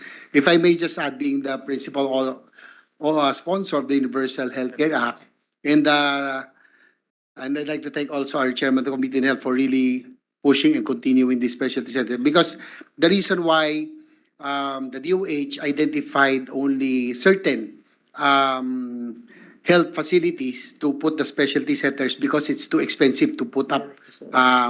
Like for example, our own standalone heart center in Mindanao, or lung center and kidney center. So the Health Technology Assessment Council, or the HTAC, under Universal Healthcare Act is composed of specialists. So they are the ones who identified. So for example, in Mindanao, there will be two. One for Northern Mindanao, that is the Cagayan de Oro, the Northern Mindanao Medical Center in Cagayan de Oro, and also for the Southern Mindanao will be the SPMC, or the Southern Philippines Medical Center, wherein it will have its own heart, lung, kidney, and heart center. For Central Visayas, that will service Cebu and Bohol, it will be in Visoto Medical Center. For Western Visayas, that will service Negros and Panay Island, it will be in Western Visayas Medical Center. And hopefully soon in Eastern Visayas, that will cover Samar and Leyte, will be in Eastern Visayas Medical Center. And then for Northern Luzon, Mr. President, it will be in Baguio General Hospital, which is the identified specialty center, and also in Mariano Marcos. And last but not least, for Southern Luzon, it will be in Batangas Medical Center, and also in the Regional Training Center in Albay, in Legazpi. So, Deputy, for the minority leader, for your info, because it will be too expensive, the DOH deemed it necessary to just identify health centers or health facilities that are already almost equipped and has the capability. So, thank you. Salamat, Majority Floor Leader. Sir, Minority Floor Leader, sir, meron na ho tayong 7 sa ngayon na mga heart center, no? In fact, isa dyan ay pinondohan ni ating Deputy Majority Floor Leader, Senator JB. Salamat sa pagpondo sa Northern Mindanao. Ang existing po ngayon ay Philippine Heart Center, Mariano Marcos Memorial Hospital, Vicente Soto Memorial Medical Center, Northern Mindanao, ito po yung pinondohan ni Senator JB, Southern Philippines Medical Center in Davao, Western Visayas Medical Center in Iloilo, Cotabato Regional and Medical Center. At ang plano po nilang dagdagan, nabanggit ko po kanina sir, wala po sa Zamboanga, yung sa Region 9. So lalagyan nila at lalagyan rin po nila sa Bicol Regional Hospital sa Region 5, dadagdagan po sa Amang Rodriguez Memorial Medical Center sa Caloocan, sa Baguio General Hospital po sa Benguet, Cagayan Valley Medical Center sa Region 2, no? At sa Dr. Paulino Garcia Memorial Research Center sa Cabanatuan, sa Batangas Medical Center, plano rin na lagyan. And of course, itong Palawan, alam naman natin na nasa malayo yan, isang island yan. In fact, kung magta-travel ka ng Palawan ngayon, isang araw ita-travel mo sa magkabilang dulo po, Senator Minority Floor Leader. Napuntahan ko na po mismo yon sa Kulyon, sa dulo ng may DOH hospital rin po doon, may malasakit center din po doon sa Kulyon na hospital. Yun po yung hospital na para sa may mga leprosy noon. Kawawa po doon na Mr. President, yung mga pasyente doon, in fact, yung iba gumaling na, pero hindi pa po sila nakakauwi sa kanilang pamilya dahil ayaw nila lang umuwi. Dahil wala na raw silang uuwian. Yung iba sa kanila, 30 years na pong nandun lang po sa hospital. Anyway, tatayuan rin po doon ng heart center para sa mga kababayan natin sa Palawan. Of course, sa Corazon, Locsin, Montelibano Memorial Regional Hospital. Ito po ay sa Bacolod, Eastern Visayas Medical Center sa Region 8 dahil wala rin po silang heart center doon sa DOH Hospital. And Zamboanga City Medical Center sa Region 9 at sa Caraga para rin po sa mga kababayan natin sa Caraga Region. Dahil malayo rin po ito sa Davao City, ang Caraga. In fact, mga about 6 to 8 hours po ang biyahe. At sa mga kababayan nating Muslim sa Amay Pakpak Medical Center, napakaganda po ng kanilang hospital doon at pwedeng paglalagyan rin po ng heart center. Mr. Salamat President. po. Thank you for that input. Kaya nga po, medyo kailangan ko tong follow-up question kasi nga, ito ngayon ang existing masasabi nating specialty heart centers. Nagplano na dagdagan. So, ang approach po natin, it's on a particular disease or particular organ, Mr. President, ang approach natin. So, there cannot be a specialty heart, lung, and kidney center kasi mukhang mahirap gawin yun sa national level nga. Standalone on a per disease. Is that our plan, Mr. President? The regional specialty center will be for one particular disease or disease of an organ, or is it just a grouping na? Sabi mo na lang, specialty center na siya. Pero specialty sa lahat, Mr. President. Correct, Mr. President. Ang mapping po na ginagawa ng Department of Health ay per sub-national areas. For example, Luzon A, ito po yung northern part, Luzon B, southern part, NCR plus Region 3. At Visayas and Mindanao, all these sub-national areas will have the 17 specialties po. Yan po ang kanilang plano. Though sa ngayon, ang pinaka-priority talaga nila is yung top 5, no? Yes, yung heart, lung, kidney, neonatal, and the cancer. Itong cancer. Okay, pero separate, yun po yun, separate po yun. Yung 17 are separate diseases or fields of expertise na ang ultimate plan natin is for every area mentioned by the sponsor, there will ultimately be 17 specialty centers. Yes, Yes, that's the Mr. plan. President, correct.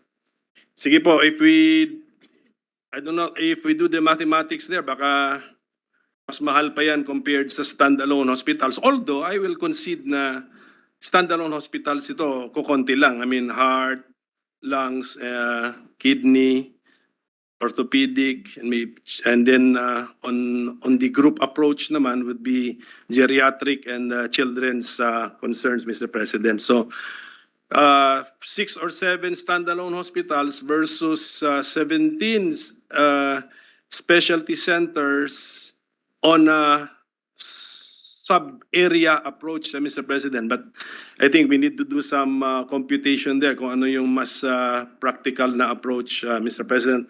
So, Mr. President, dun po sa interpellation po ni Senator Ontiveros, marami po tayong natutunan dun na ang bill natin, Section 8 mentions heart, lung, kidney center.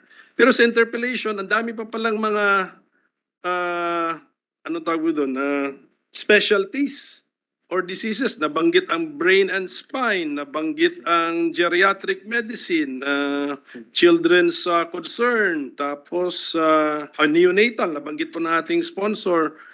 So, ano po ang ating gagawin? Will we stick to the mention of the 3 organs in Section 8, Mr. President? Sabihin natin, yan muna ang focus. Mr. President, within 5 years upon the enactment of this act, the DOH shall establish at least one specialty center in every region based on the top burden of disease and special needs in the area. At nabanggit rin po kanina na yung top causes of death nga po ay part po itong nabanggit kong 5. At ito pong heart disease, cardio, brain, cancer, ito pong diabetes, hypertensive diseases, pneumonia lang, no? Ito pong other heart diseases, cardio, ito pong part of the 10 top causes. Chronic lower respiratory disease, again lang, no? Remainder of diseases of itong renal, and then tuberculosis. Puro po ito na ang mga nabanggit ay ito pong priority ng ating Department of Health. At yung Department of Health natin shall also give particular focus nga po dito sa mga nasabing top causes of death, heart, lung, kidney. So, wala pong parang inconsistency po doon that in Section 8, we are instructing the DOH to give focus on establishing heart, lung, and kidney centers, 3 organs na yung binanggit natin, and yet, sa interpellation po natin, we want to prioritize the 10 top causes of death. And I'm sure meron sigurong top cause of death na hindi naman connected dun sa 3 organs na yun, Mr. President. Flexible naman po ito, Mr. President, though we give focus nga po doon, no, based on the top causes of death. Kaya nakalagay po doon yung focus natin dito sa lung, heart, and Yes. sa kidney. Although the bill does not mention top causes of death, Mr. President, ang nakita ko sa Section 5, page 2, on how to, the criteria for the establishment of the specialty centers,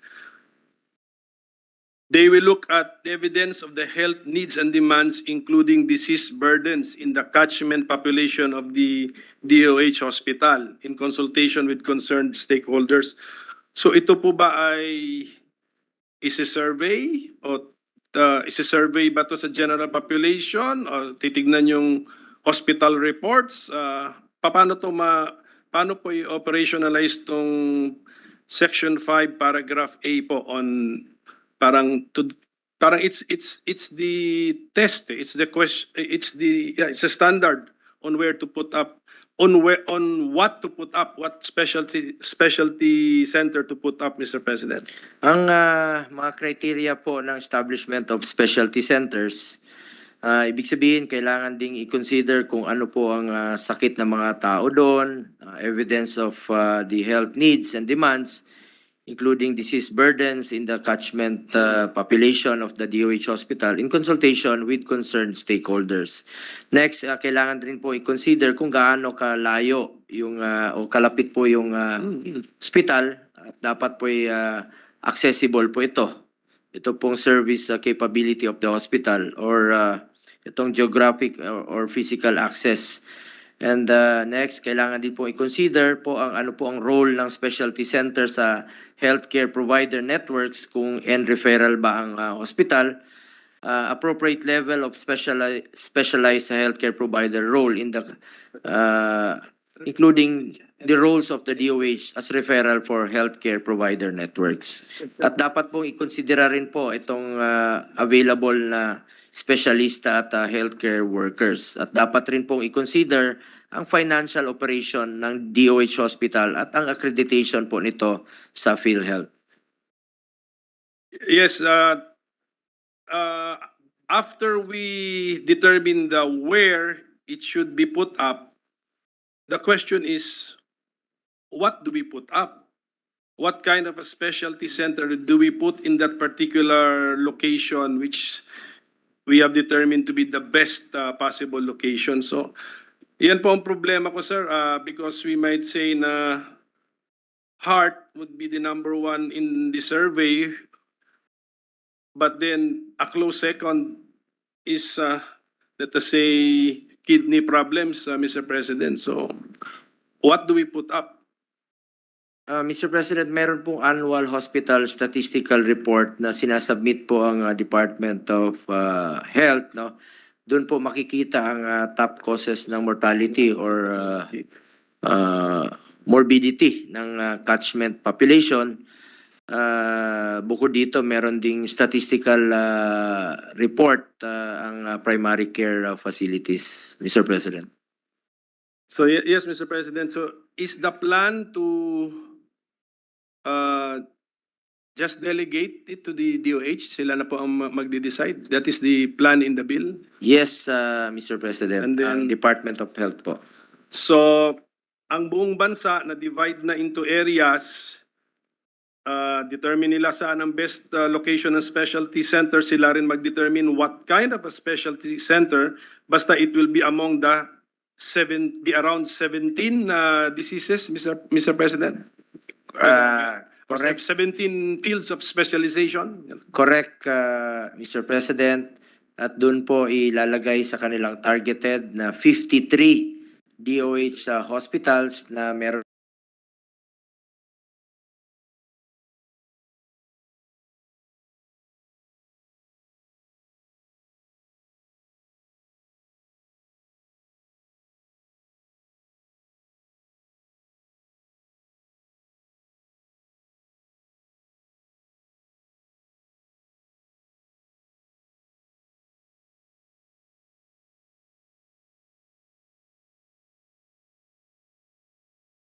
Disease or per organ basis, Mr. President? nandito po sa napakakapal na Hindi, 34 lang, sir. Sa 34, ilan yung 7 dun yung heart na. So, Apo. to Nandito 27. po sa 34 27. DOH hospitals, yung mga existing specialty centers na meron iba- sa mga DOH. Babanggitin ko na lang po.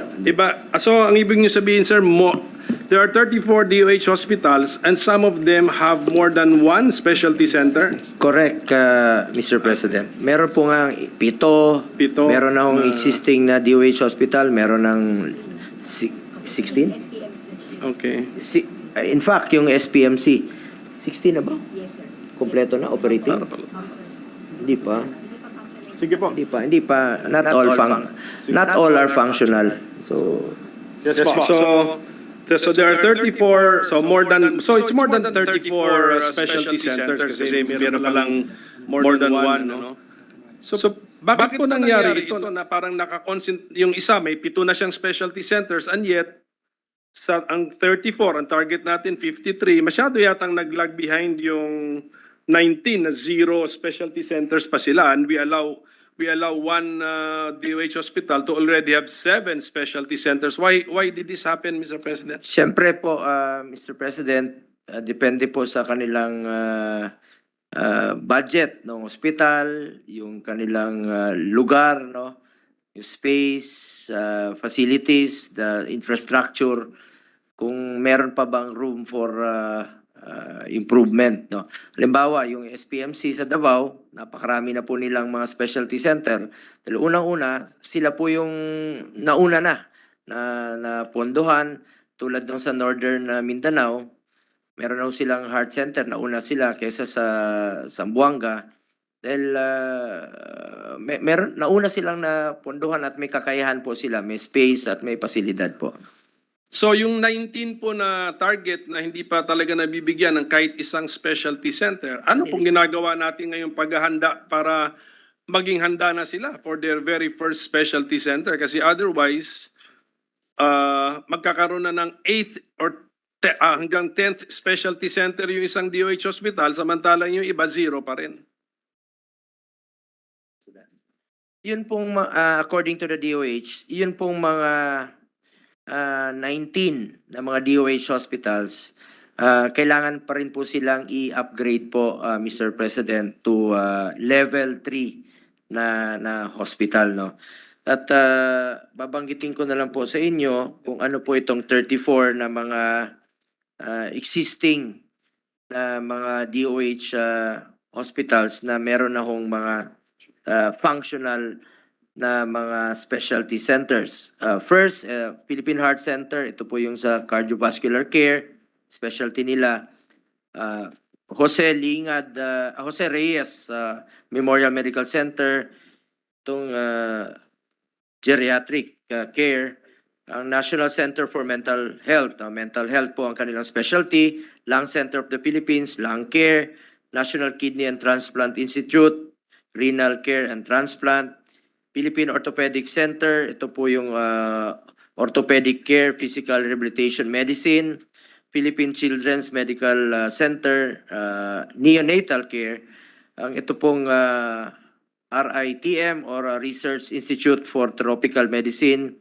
DOH Hospital rin po ito. Ito po yung Infectious Disease and Tropical Medicine, Dermatology. East Avenue Medical Center, Burn Care, ang specialty centers nila, Eye Care, Orthopedic Care, Neonatal Care, Dermatology. Ang Jose Reyes Memorial Medical Center, Dermatology, Neonatal Care, Cancer Care, Eye Care. Ang Tondo Medical Center, pang-11, no? Trauma Care, Dermatology, ang kanilang specialty center. Number 12, Quirino Memorial Medical Center, ang kanilang specialty center, Brain and Spine Care, Mental Health, Burn Care, Eye Care. Ang Valenzuela Medical Center, ang kanilang specialty center na meron doon ay Dermatology. Rizal Medical Center, Neonatal Care, Eye Care, Dermatology, Geriatric Care. At number 15, Dr. Jose Rodriguez Memorial Hospital and Sanitarium. Meron po silang mental health and dermatology. Ang Baguio General Hospital and Medical Center, meron po silang specialty centers like lung care, orthopedic care, mental health, neonatal, burn care, cancer care, eye care. So ibig sabihin po, Mr. President, katulad na sa Baguio General Hospital, meron na po silang iba't ibang mga specialty center na meron na po doon sa kanilang pasilidad.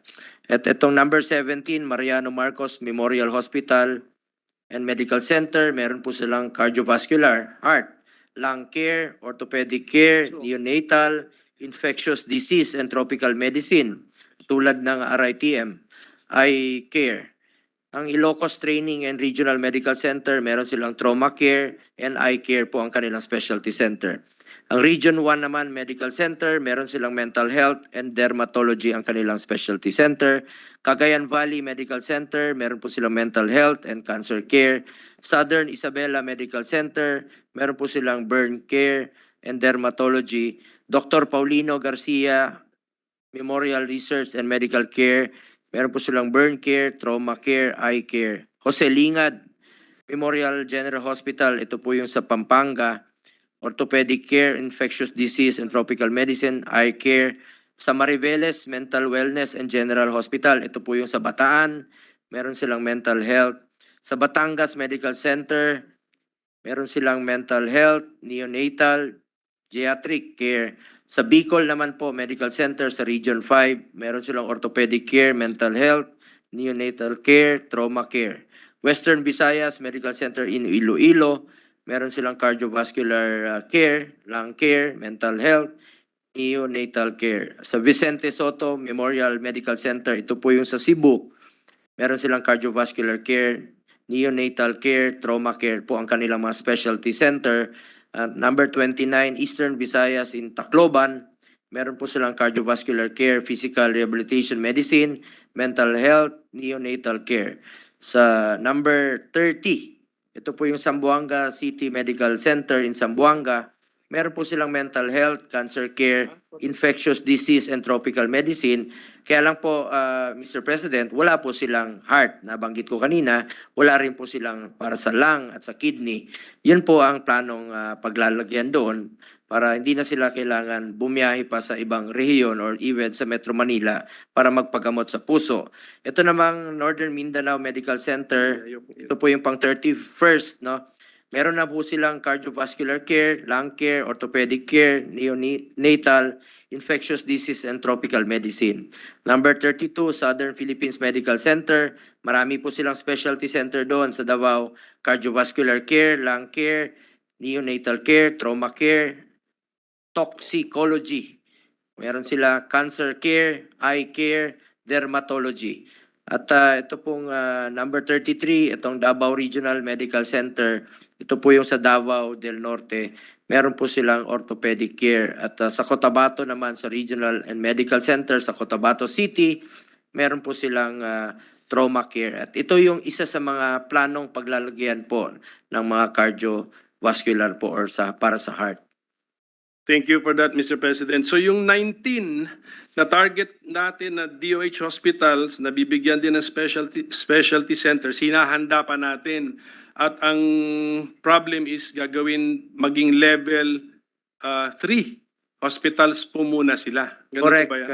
Sige po. Mr. So, President. out of 83 DOH hospitals, 53 ang target. Anong nangyari doon sa 30, sir? Give up na tayo doon sa 30? Ano bang status ng 30 na yon? Talagang, ano ba? Hindi wala pa ho silang kapasidad sa ngayon, Mr. President.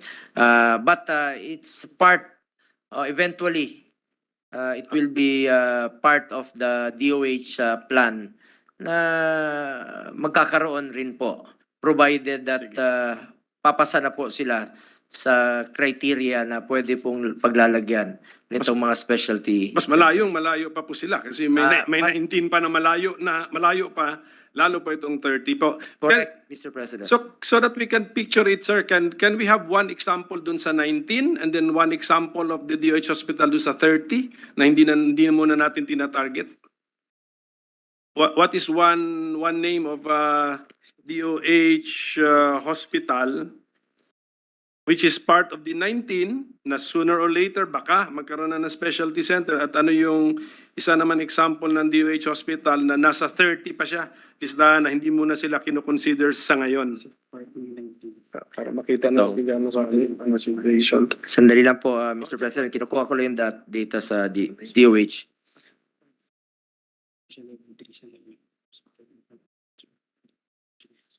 For example po, Mr. President, ang DOH hospital dito, itong hospital ng Palawan at Caraga Regional Hospital ay kailangan pang i-upgrade to level 3, yung nabanggit ko kanina, bago sila i-upgrade na magkakaroon po ng specialty. Part of the 19 sila. Correct. Ito po yung 34 to 53. Opo. So yung 53 naman up to 83, yun lang kukunin nating data since hindi pa part ng kanilang immediate plan.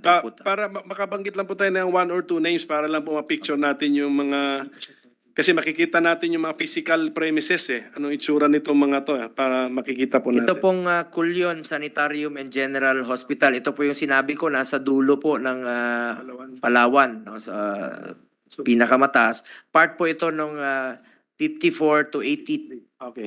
Yes. na Opo. mga DOH hospitals na yung medyo matatagalan pa sila dahil unahin nila itong 35 up to 53 na mga hospitals ng DOH.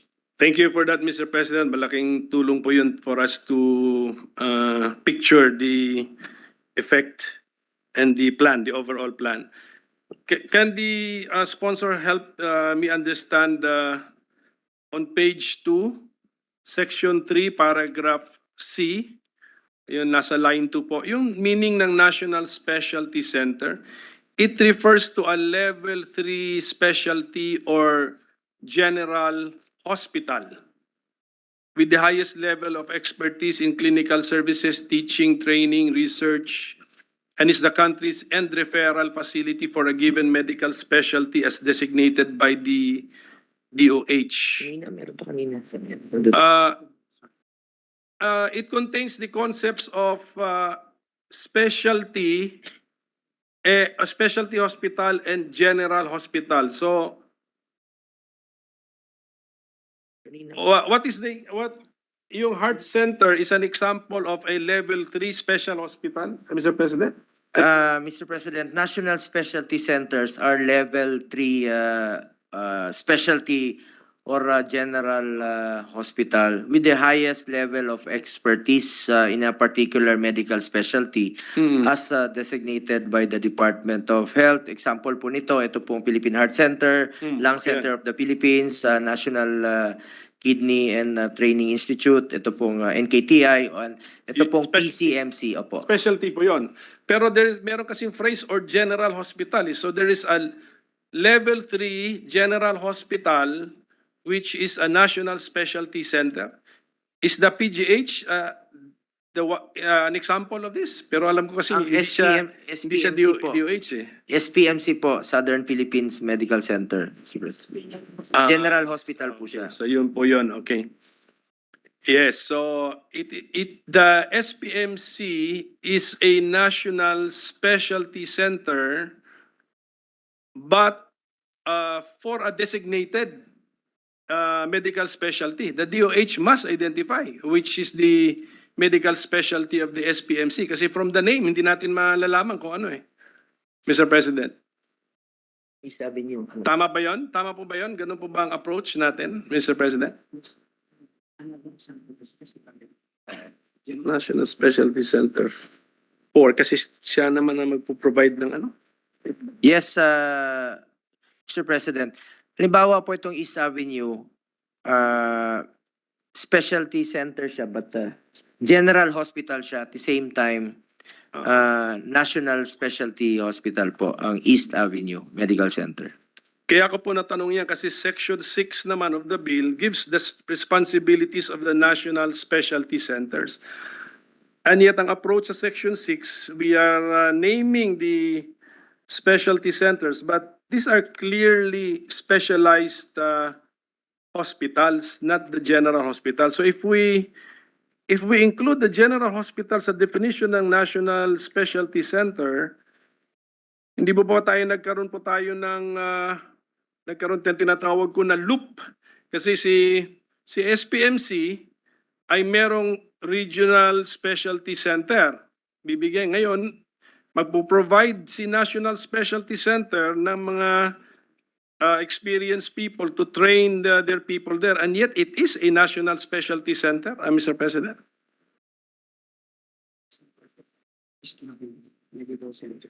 Siya ang National Specialty Center for Toxicology, Social Training. For example po, Mr. President, itong East Avenue, sila po yung pinakasentro ng for toxicology rather.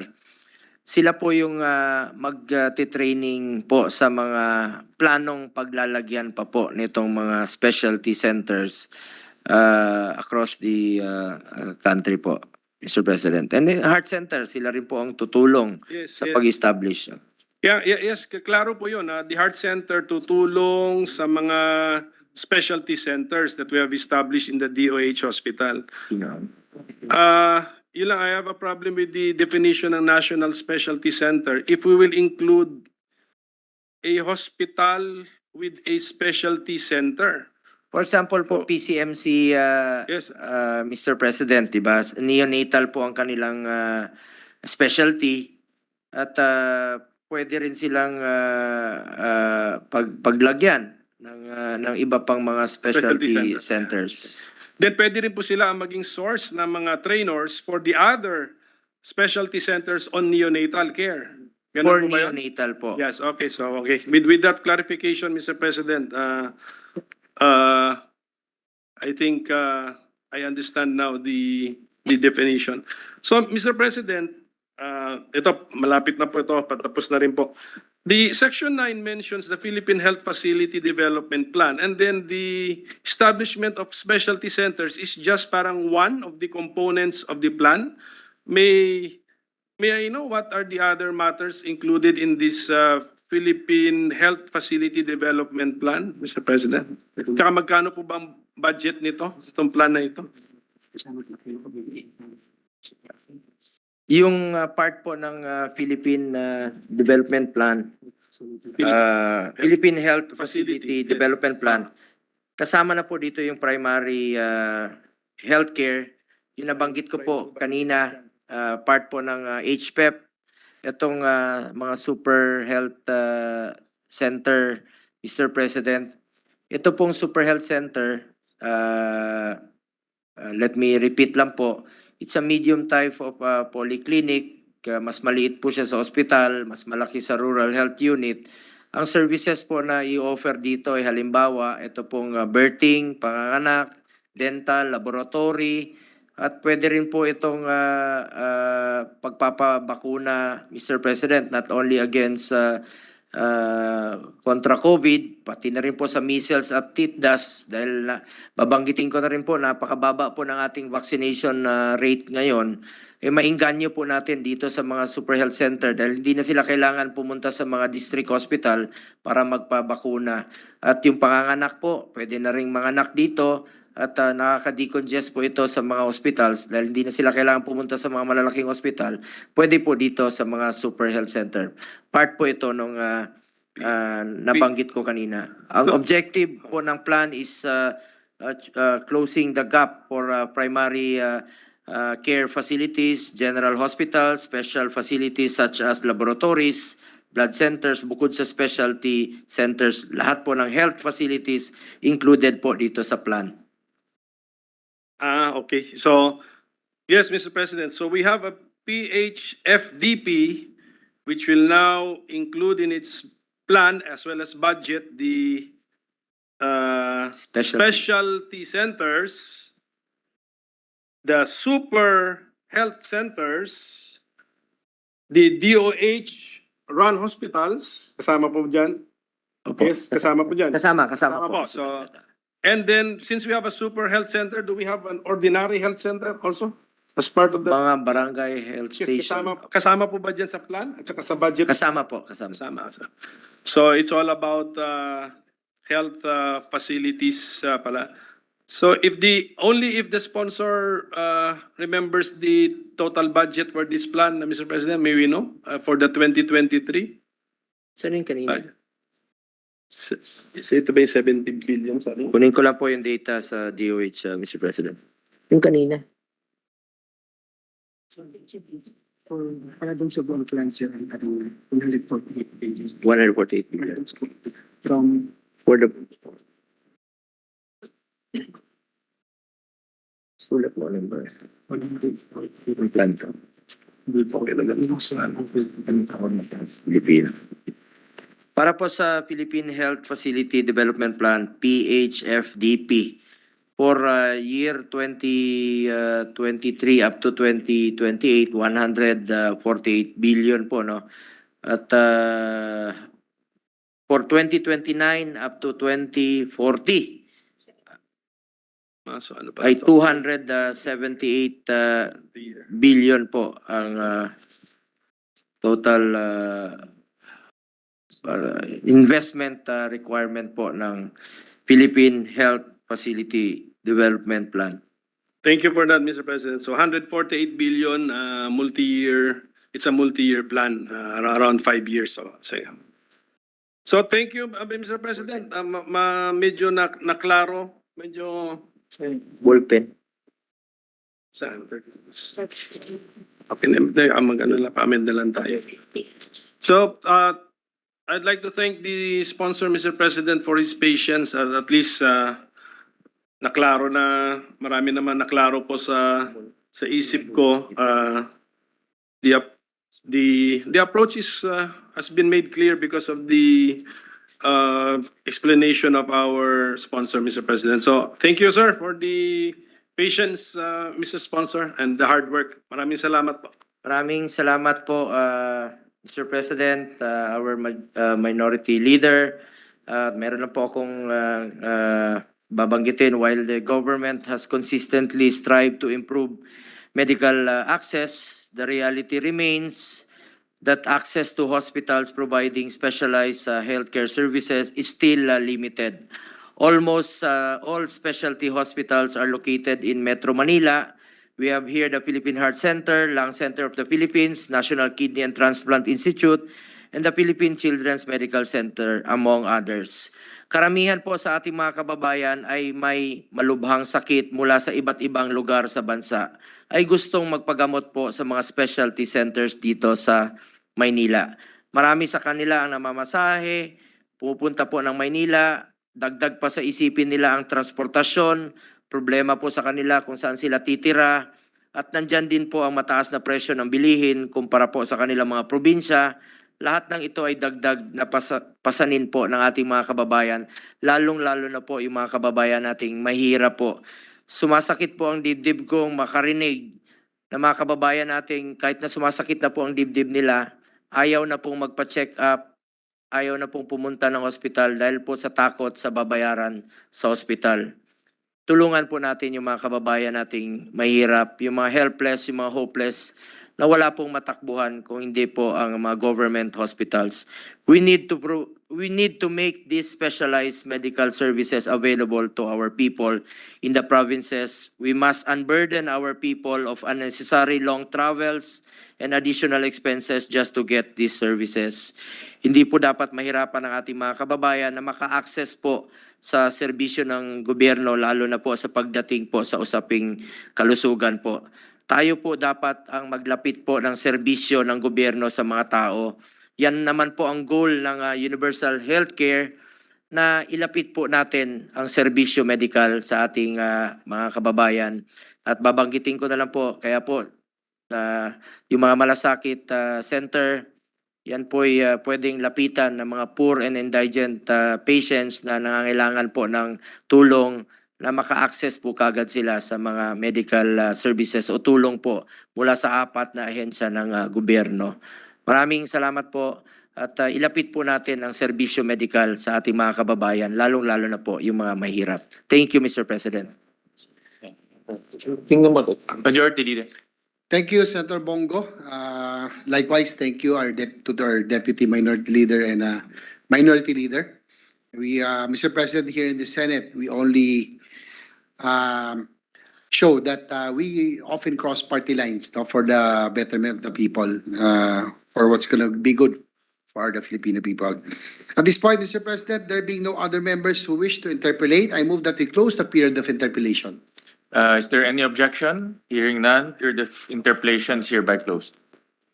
Mr. President, I move that we suspend consideration of Senate Bill number 2212. Is there any objection? Hearing none, the said measure is suspended. Yes, before we continue, Mr. President, allow me to acknowledge some guests. Sorry, Mr. President.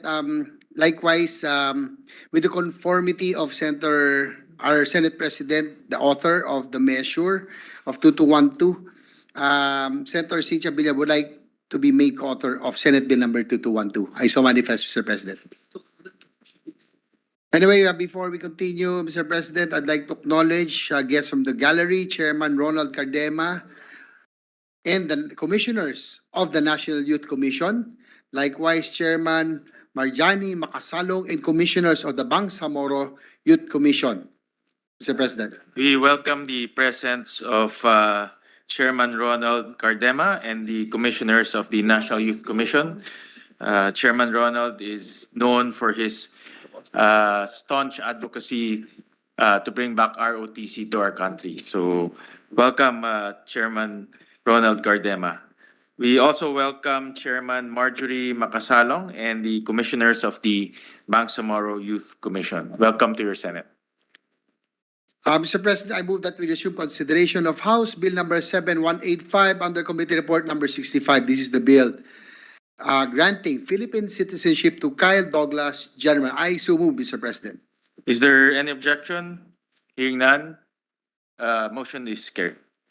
Mr. President, the Parliament status of this bill is we have sponsored the measure. I now move the period of interpellation. I move to recognize Senator Francis Tolentino and our minority leader, Senator Coco Pimentel. I so move, Mr. President. Is there any objection? Hearing none, period of interpellation is in order. We recognize the minority leader, Senator Coco Pimentel.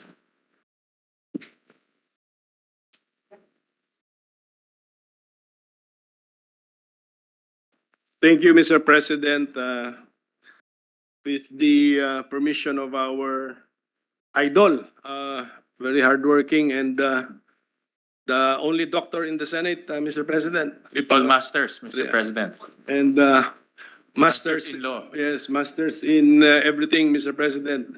With this permission, if we can just ask a few questions. I think this is a non-controversial measure anyway, Mr. President. Willingly, Mr. President, Thank you. to the erudite gentleman from Cagayan de Oro.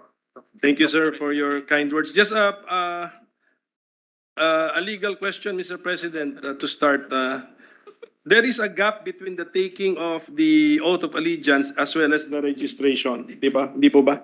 So, we say that the subject of the grant of Philippine citizenship will become a Filipino upon taking the oath of allegiance or upon registration, Mr. President? It would really depend, Mr. President, if the mode of acquiring Filipino citizenship is legislative naturalization This one. or judicial naturalization or even administrative naturalization, Mr. President. There is a 2-year gap when it comes to judicial naturalization, and then for administrative naturalization, I think he can immediately take his oath, but he must be a resident of the Philippines for at least 1 year before the filing of the petition. But insofar as legislative naturalization, the practice now is that immediately after it becomes a law, publication after the signing of the president, the individual granted Filipino citizenship can take his oath as a Filipino citizen. And upon taking the oath, do we immediately consider that person a Filipino citizen? Yes, Your Honor. We've done this before. The recent acquisition by Mr. Justin Brownlee of his Filipino citizenship enabled him to acquire Filipino passport and enabled him to become part of the Gilas basketball team. He just won the gold in the Southeast Asian Games in Cambodia. Congratulations for that wise move, Mr. President. The sponsor now was the sponsor of that measure, Mr. President. So, Mr. President, siguro, if you can just tell us more about the person that we are granting a Filipino citizenship to, Mr. President. Kasi yung iba, for example, matagal nang nanirahan dito, ang dami ng mga charitable work, etc. Yung iba, even Justin Brownlee, matagal na nandito, and then very well known, and he wants also to serve the country through sports, Mr. President. So, can we know more? Kasi hindi kami lahat, Mr. President, active din sa social media or sa internet. So, we have not been, some of us are not following travel vloggers, Mr. President. So, yes, if the sponsor can tell From us the more. materials that I gathered and from the testimonies heard during the hearings, and I quote likewise the words of the Senate President, the principal sponsor of this measure, silingan na mo siya sa Cagayan de Oro. So, Mr. President, kababayan ni Minority Leader, itong applicant for Filipino citizenship from Cagayan de Oro, then he moved to Davao in Katiil, and presently his girlfriend is from my home province, Cavite. He has been here since 2013 during the onslaught of Typhoon Yolanda. And just to make this on record, Mr. President, the three modes that I mentioned a while ago would have different number of years that as a required period of residency. For instance, judicial naturalization would require 10 years. Administrative naturalization would require the filing of a petition immediately 1 year before the filing. Although there is an exemption if he has continually resided in the Philippines for the last 30 years. But insofar as legislative naturalization, wala pong period of residency. Again, going back to the question, this 35-year-old Canadian 5 years old. has 35 been years. prominent in a YouTube channel dedicating his life and activities on how to become a Filipino. I think it's so far as his appreciation of Filipino citizenship is concerned. He's been touring the country for the last decade. The last post I saw was he was still in Mindanao, and he seems to be a jolly person, coming from the words of the Senate President. But more than Mr. President, the procedural requirements that he was able to hurdle, he has shown the love and passion for this country of his choice. Coming out of the pandemic stage, he has shown that there are lots of interesting travel destinations heretofore unknown to some of our countrymen, and coming at a time when, no offense to those who are listening right now, when some of our kababayans would want to shift citizenship to become an American, to become an Australian or Canadian perhaps. We have here a citizen coming from a first world country wanting to become a Filipino. Parang baliktad. Marami tayong kababayan na gustong manirahan sa isang first world country. Nakikita naman natin sa pila sa US Embassy. Pero ito naman, baliktad. Dito gustong manirahan at makapangasawa na ng isang Kabitenya. And from the sponsorship speech, likewise of the Senate President, there is a requirement, by the way, in several of the modes, like for example, judicial naturalization would require that you be able to speak and write English to become a Filipino citizen or Spanish. But this guy speaks fluent Cebuano.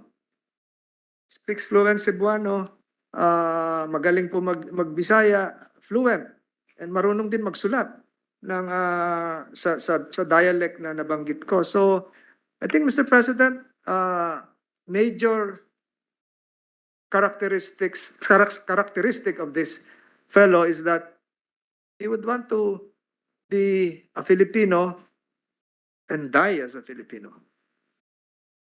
Thank you, Mr. President. But we wish the person long life, Mr. President, here in the Philippines. No, I mean, We so, have, Mr. President, we have, Your Honor, some pending measures centenarian bills Yes, yes. that he might get 100,000? Mr. President, the grant of Filipino citizenship is one of the greatest gifts, if not the greatest gift that the Filipino people can bestow or give to a foreigner through, of course, through the representatives in Congress.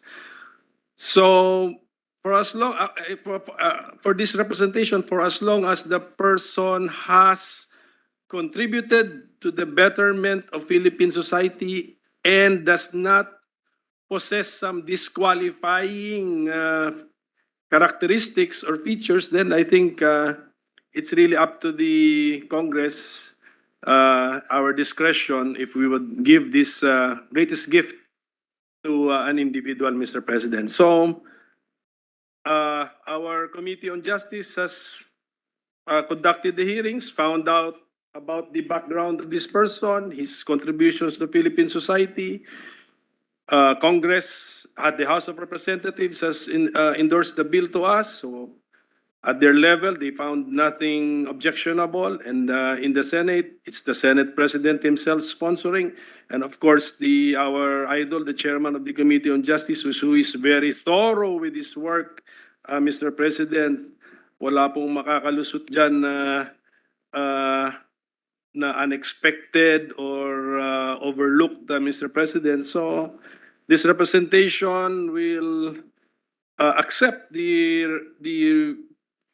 endorsement, the recommendation of the Committee on Justice that this person deserves the greatest gift that we can give to a foreigner, which is Filipino citizenship. So good luck to Mr. Kyle Jennerman, and I hope he continues to do what he has been doing, which has earned him the admiration and the love of a lot of our citizens, Mr. President. Especially those wanting to get out coming from the pandemic. So he will be an additional citizen of Cagayan de Oro, Mr. President. Most probably a voter of Cagayan de Oro. Yes, thank you for that, Mr. President. So congratulations again to our sponsor because he has been actually granting or recommending the grant of Filipino citizenship to people who have proven that they are worthy of the grant of Philippine citizenship. So thank you. Thank you, Mr. President. Coming from the words of the good minority leader, I think this gentleman deserves to be given the Filipino citizenship mark. Maraming salamat po, Mr. President. Dagang salamat. Majority Leader. Yes, I agree, Mr. President, with remarks of our minority leader that indeed our chair, Senator Francis Tolentino, have been recommending people who have really helped our countries. Just for example, Justin Brownlee, you can see how he gave his heart out in playing against all odds against seven naturalized Americans. No, he only had one, but he played his hearts out playing for our flag. So, in that note, we congratulate Senator Francis Tolentino for recommending people who truly deserve to be called Filipinos. So, Mr. President, there being no member who wishes to interpolate, I move that they close the period of their interpellation. Is there any objection? Hearing none, the said bill is hereby closed. Mr. President, with the consent of the body, I move to open the period of amendments. Is there any objection? Hearing none, period of amendments is hereby open. With no committee and individual amendments, I move that we close the period of amendments. Is there any objection? Hearing none, period of amendments hereby closed. Mr. President, with the consent of the body, I move that we approve on second reading House Bill number 7185. I so move, Mr. President. Is there any objection? Hearing none, the said bill is hereby approved on second reading. Mr. President, I move that we suspend consideration of House Bill number 7185. Is there any objection? Hearing none, said bill is hereby suspended. Mr. President, I move that we proceed to reference of business. Is there any objection? Hearing none, reference of business. Saan ka? Here. Ito, all right. Is there any objection? Being none, motion is approved. The secretary will now read the items in the reference of business. Bills on first reading, Senate number 2222, protecting consumers from unreasonable fee increases by providing for a consumer group representation in the governing boards of government regulatory bodies, amending the respective charters and for other purposes. Senator Lapid. Referred to the Committee of Public Services and Trade, Commerce, and Entrepreneurship.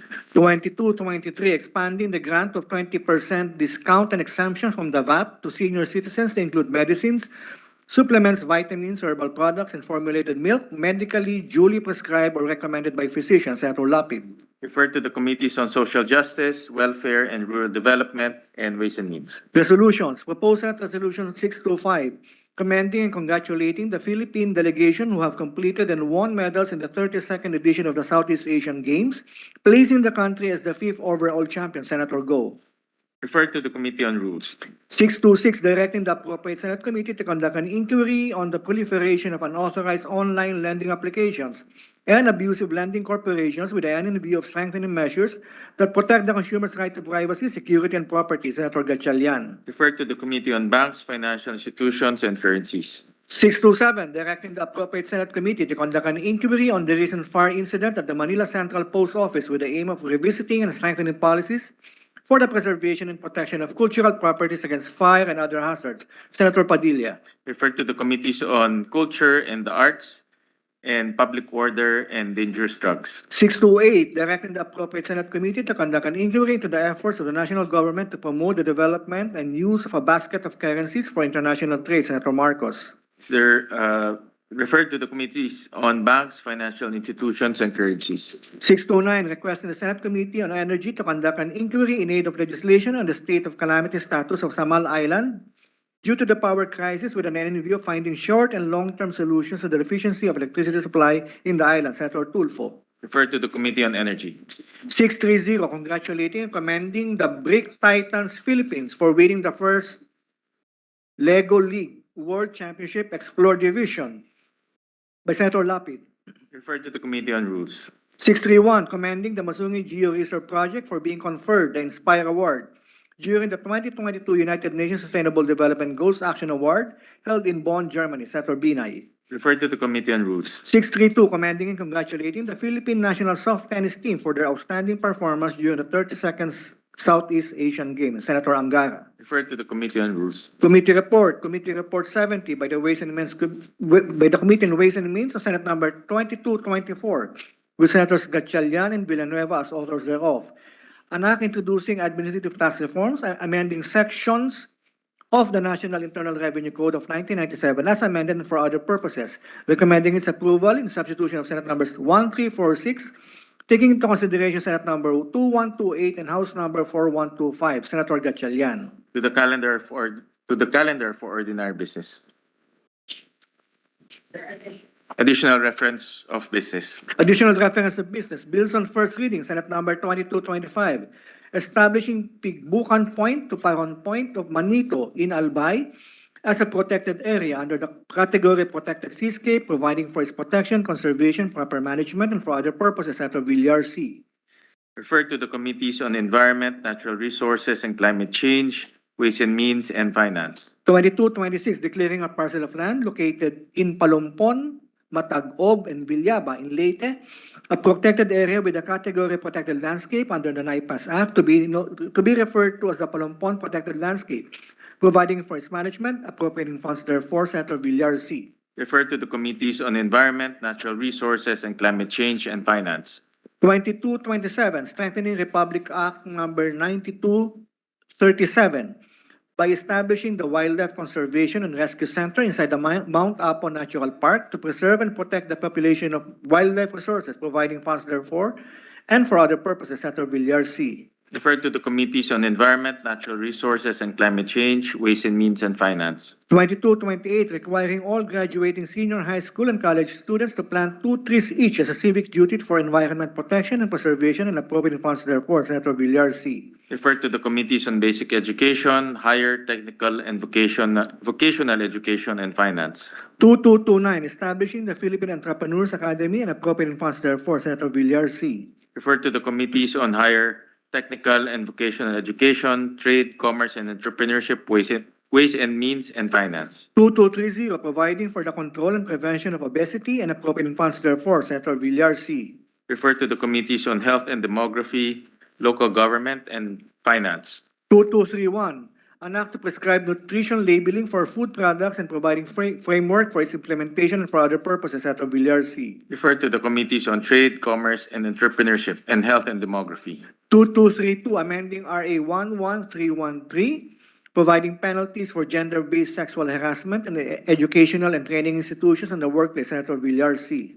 Refer to the Committees on Women, Children, Family Relations, and Gender Equality, and Justice and Human Rights. Resolutions, proposed Senate Resolution 633, congratulating and commending the Philippine National Arnis team and their coaching staff for winning 6 gold medals, 2 silver medals, and 4 bronze medals at the 32nd Southeast Asian Games. Senator Villanueva. Refer to the Committee on Rules. 634, commending and congratulating the Philippine National Arnis team for their outstanding performance during the 32nd SEA Games. Senator Angara. Refer to the Committee on Rules.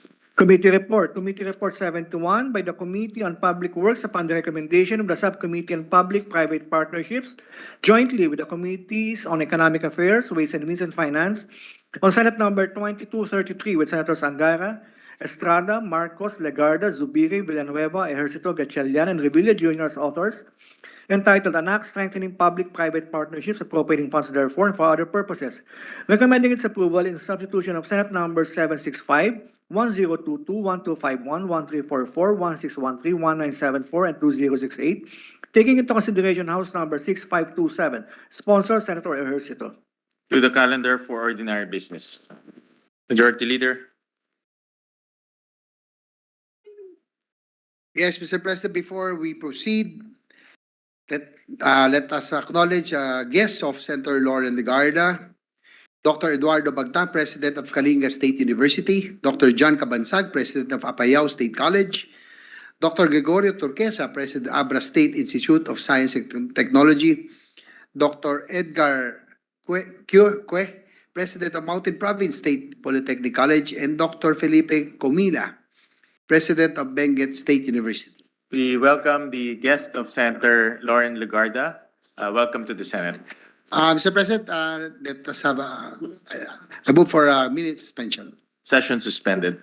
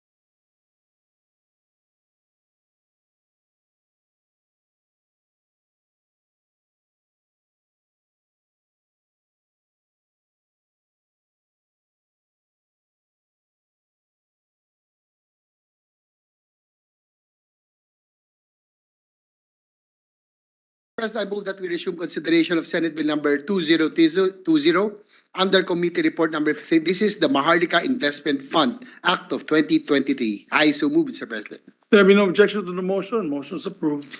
Mr. President, the parliamentary status of this bill is that we are in the period of interpellation. With that, I move to resume the period of interpellation and recognize the sponsor, Senator Mark Villar, and to interpellate Senator Grace Poe. I so move, Mr. President. There be no objection to the motion. Motion is approved. We recognize Senator Grace Poe to interpolate, and of course, our dashing, debonair sponsor, Mark Villar, to sponsor the measure. Parang Duke Frasco daw siya. Duke Frasco daw siya. Now, In Visayas, I think many would object. Duke Frasco. Yes, please proceed. If the good gentleman from Las Piñas is willing to answer some clarificatory questions regarding the Maharlika Investment Fund. Yes, Your Honor. Thank you. Thank you. I have a few questions here. According to the Milken Institute, the challenge with having two or more objectives is that at times investment strategies do not align. In the case of the Maharlika Investment Fund, for example, the objective is both developmental and commercial. We want to earn, and at the same time, we want socio-economic development. But development projects do not always turn a profit. In fact, the gestation period is so long that before we realize a profit from those investments, it may take decades. So how are you going to justify this, for example, in terms of the rate of return of the investments that potential investors will have? Thank you, Your Honor. That is true. Not all investments can yield a high yield.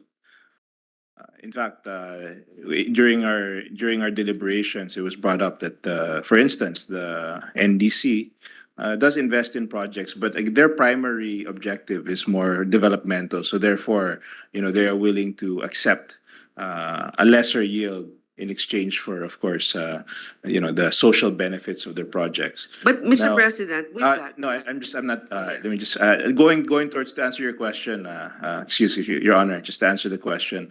With regards to the Maharlika, on the other hand, there are numerous projects, and I'm aware of this because I was directly involved with a lot of PPPs. I was directly involved with a lot of even ODA projects, and I saw personally the yield, because part of the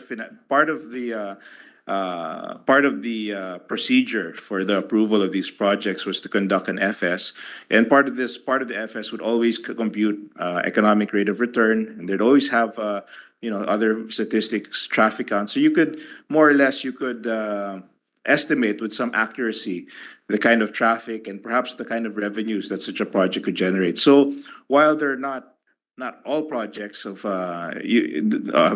higher, not all projects would meet the necessary hurdle rate. There are projects that reach that hurdle rate. And in fact, NEDA has a 10% hurdle rate, economic IRR, for the projects that they approve. So to answer your question, Your Honor, basically there are projects that we believe can fulfill the objectives of the Maharlika, which is, of course, to move forward the socio-economic agenda of the country, and while at the same time yielding a rate of return that would be acceptable and also beneficial to government. Well, Mr. President, thank you for that response. You mentioned that you are familiar with certain government investments that have given a decent or a high rate of return or has the potential to. Can you cite a particular example where you've seen this? Well, in PP, a lot of the PPPs, as you know, they do yield a relatively high return because a lot of the conglomerates that engage in these projects have a high hurdle rate as well. You know, their cost of funding ranges from, these are private corporations, so of course their cost of capital is much higher than the Philippines. It can be as high as 6 to 8% their cost of capital. So their hurdle rate is even higher. It can go as high as 10%. And a lot of these companies are able to receive a good return. from Like their for example, investments. concrete example, which particular project, like the PTEX, for example? Well, I think if you look at all the, being a part of the TRB also, I've seen a lot of the projects that went through there. They can be from road to rail projects, and based on their FS, they do yield a good rate of return. But I don't want to limit it also to just infrastructure projects. Other projects, if I can mention some other infra projects, we have our major bridges, the operations and maintenance of major bridges, major roads. Those can be included in the possible investments of Maharlika. But let's not limit it only to roads. There's also major investments that could be made in the agricultural, in the energy sector. That can be, there are these gaps that can be filled by the Maharlika. And they can yield. They have yielded that kind of return for the private sector, and they can yield that kind of return for the government, for Maharlika. Mr. President, the good sponsor mentioned the PPP. I understand that there is a PPP bill pending, which is a LEDAC measure, a priority measure of the president. So why don't we just strengthen this for developmental purposes, which also can yield a return for the government without having to come up with this Maharlika Investment Corporation? Well, I think that it's important for government to have additional sources of capital. When it comes to most of our ODA projects, of course, these are fueled by debt. We have to borrow abroad, and I think it's about time that we attract some equity investments. There is an appetite internationally to make equity investments in our country, but there's no medium. There's not that many outlets that they can invest in that would allow them to put in equity in our country. And I think a fund like Maharlika would be able to attract equity investments into the country. And at the same time, because the country will invest, some of the investable funds of the country will be put there. It can be invested in certain infrastructure projects to create even more, to create even more socioeconomic projects that I think would yield even short and long-term benefits to the country. So basically what I'm saying is that it's another source of capital. A lot of our projects are fueled by debt, foreign or otherwise.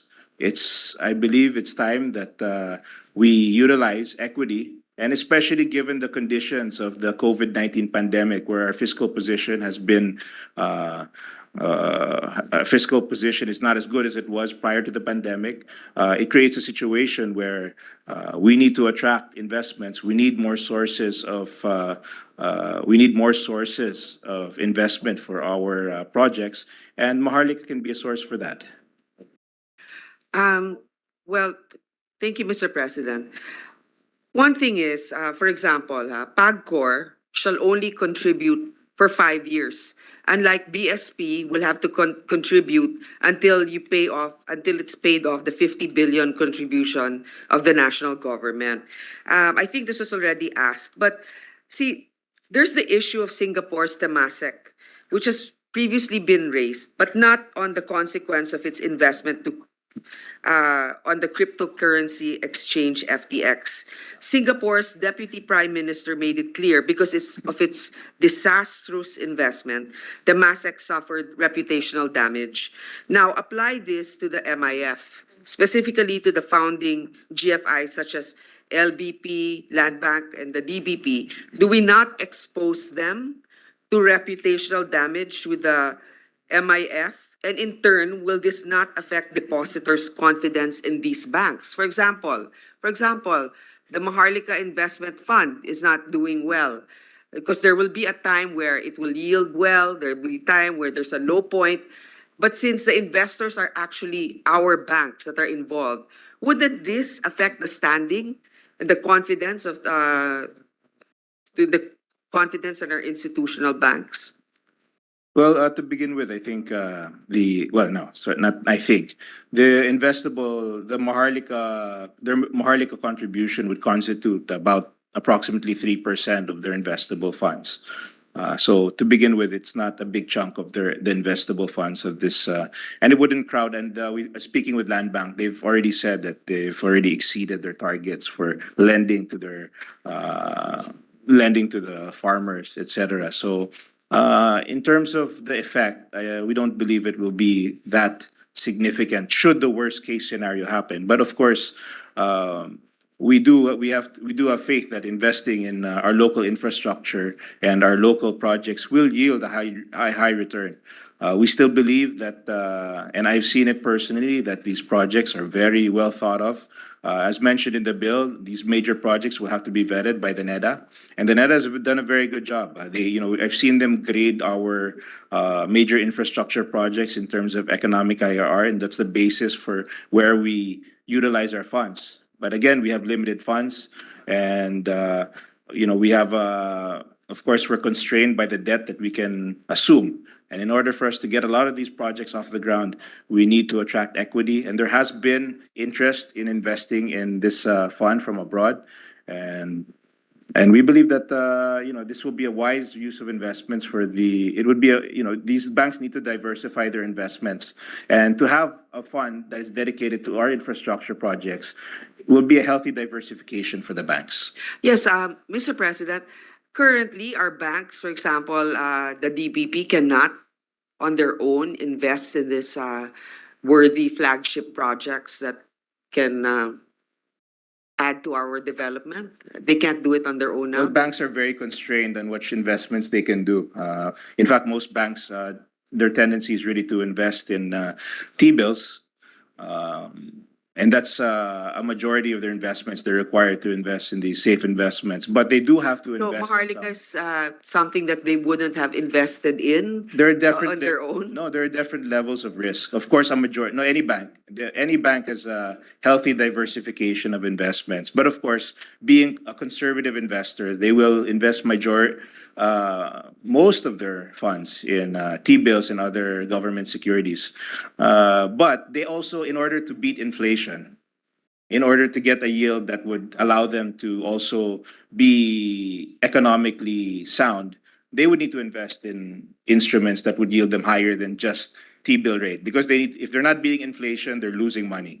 So But they Mr. need to be. President, I know that our colleague here, the good sponsor, really has to defend this bill. But clearly, I think it's these banks can diversify their investments without having to go through the Maharlika Investment Fund. But anyway, my question is this: give me an example, because I'm sure that you've talked to the resource persons, and they're saying that there's really a huge interest in that we have potential investors for the Maharlika Investment Fund. What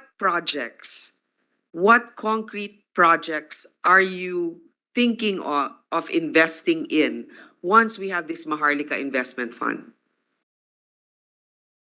Like I mentioned earlier, I cannot, of course, I cannot speak for the board of directors that hasn't been formed yet. I can't really, but we have been furnished just to give us an idea of the projects that we could possibly invest in. The NEDA has provided us a list of projects that have gone through their Vetting, which ones are those? 124 projects that have gone through, and we can give you a list, so I don't have to. Should just give me But one. just give you one. Yeah. Okay. Batan Cavite Bridge. This one.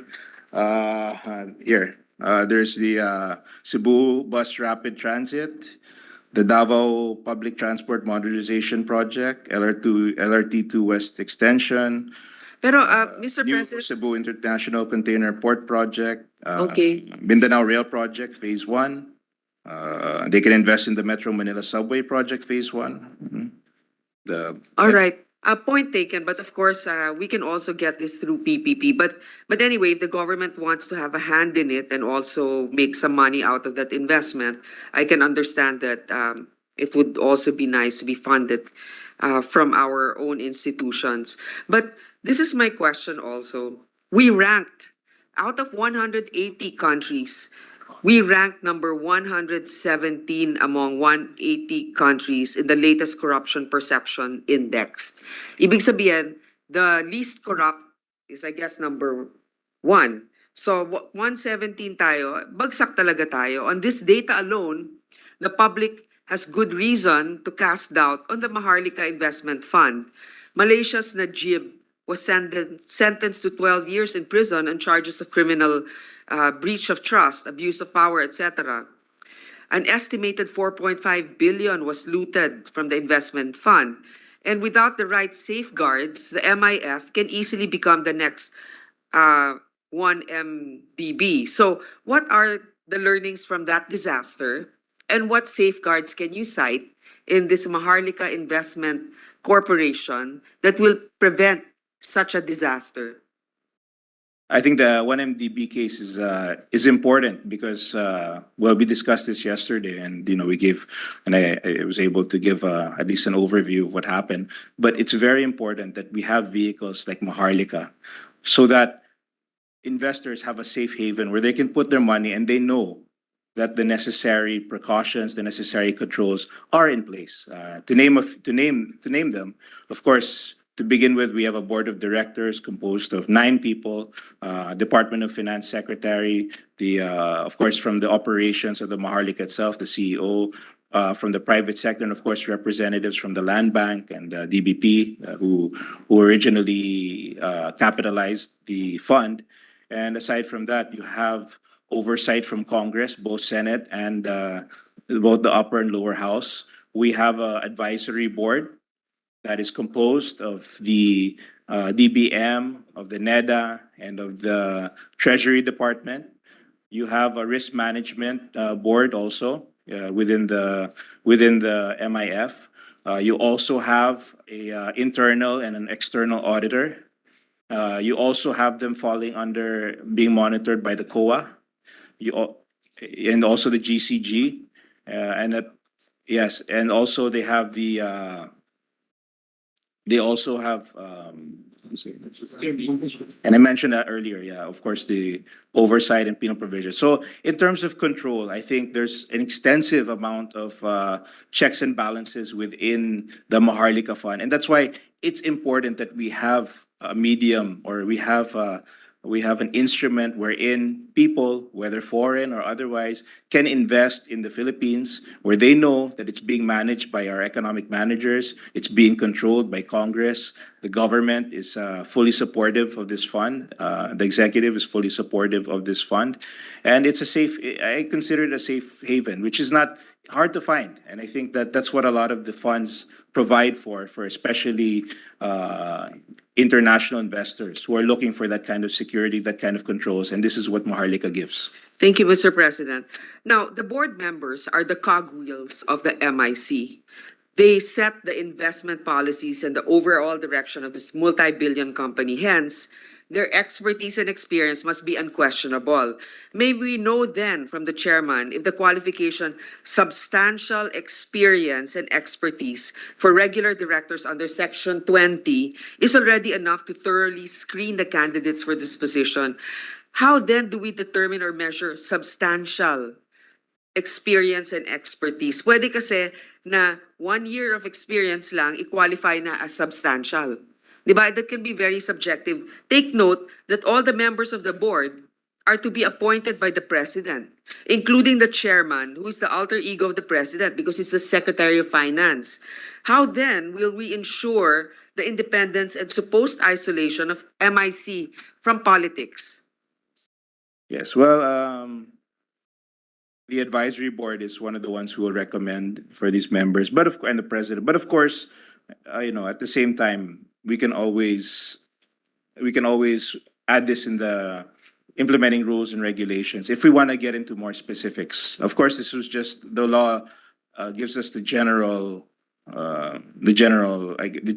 regulations or some general guidelines that we need. But of course, I think your honor's point is well taken, and that is definitely something that we can go into more detail when we draft the IRR of this. Mr. President, would the sponsor know if other sovereign wealth fund board of directors are appointed by the head of that state? For example, Norway, favorite example natin yan, or let's say Singapore. Temasek is government also, it's managed, so it's So who appoints them? the head of state. All of them? Yes. All of them. Norway, hindi.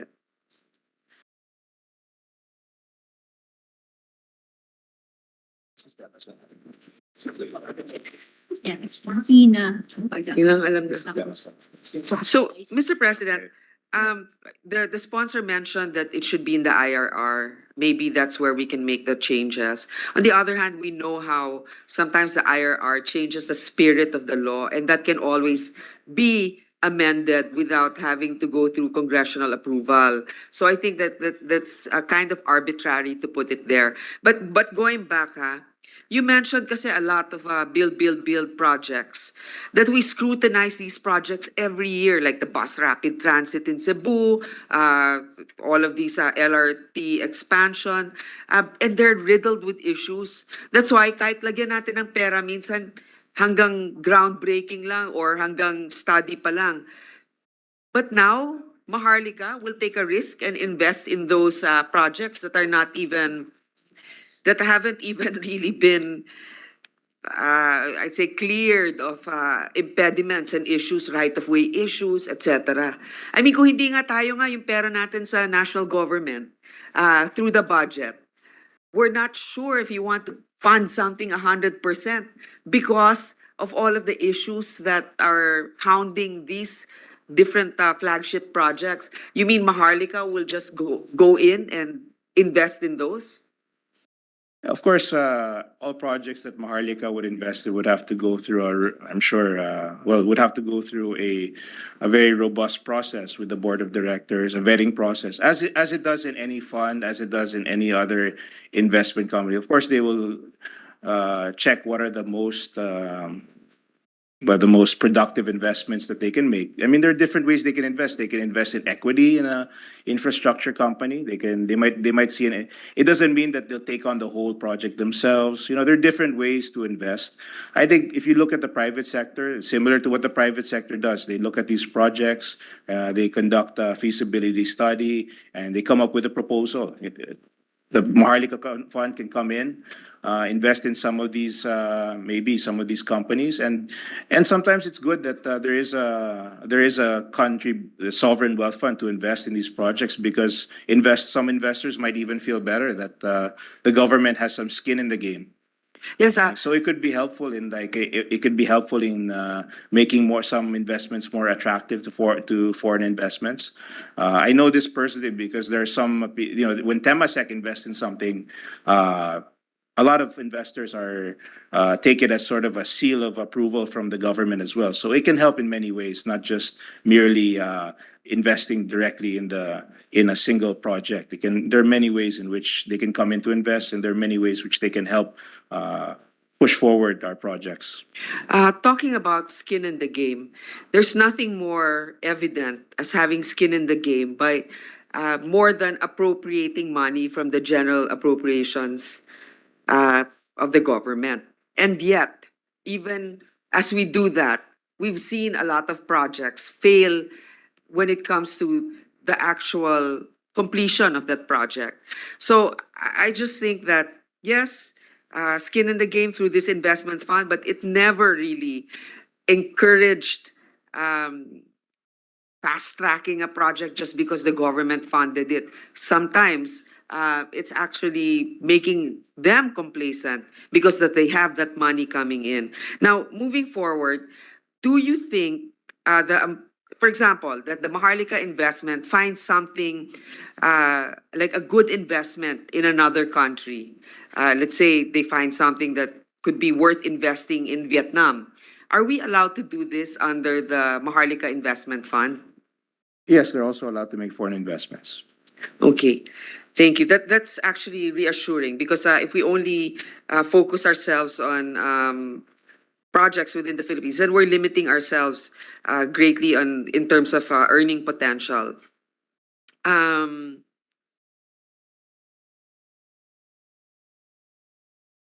there is one here that says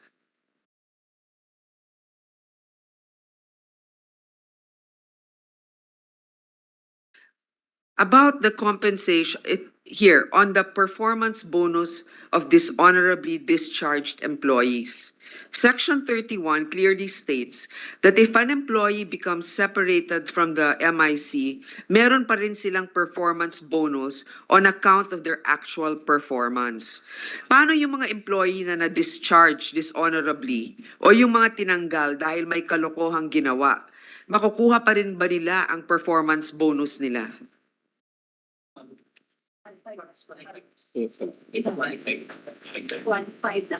Where does it say?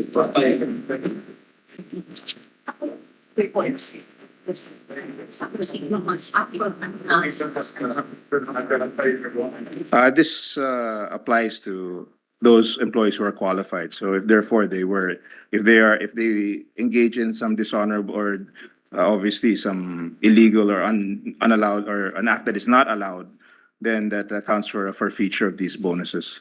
So siguro dapat malinaw yon na ilalagay sa Yeah, it's provided for in the civil service law, but we can of course incorporate that in the law. okay. For the penalties, for example, Section 46 provides for the penalties for independent auditors if they commit fraud. Parang 2 million in fines, but if the statement or report certified is fraudulent or had the effect of causing injury to the public, they will be punished up to 5 million. Parang maliit yon. At saka, pag na-certify ng auditor na tama ang financial statement, kahit mali ito, considered na fraudulent ang report. And because they are the finances of the MIC, which is a government entity, magkakaroon talaga ng inquiry to the general public. So what's the difference, Mr. President? Why differentiate the two when one necessarily leads to the other? Yes, we wanted to add some more penalties. This is on top of the existing Okay. the existing laws. So they still fall under the Anti-Graft and Corrupt Practices Act.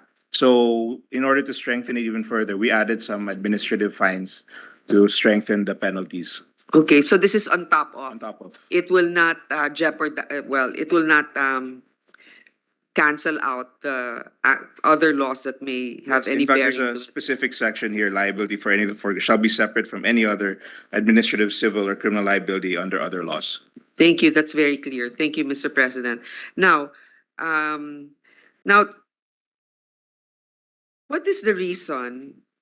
For example, you mentioned earlier that one of the safeguards is congressional oversight. Can you explain to me how exactly is Congress empowered to check on the what do you call this, the economic health of the Maharlika Investment Fund?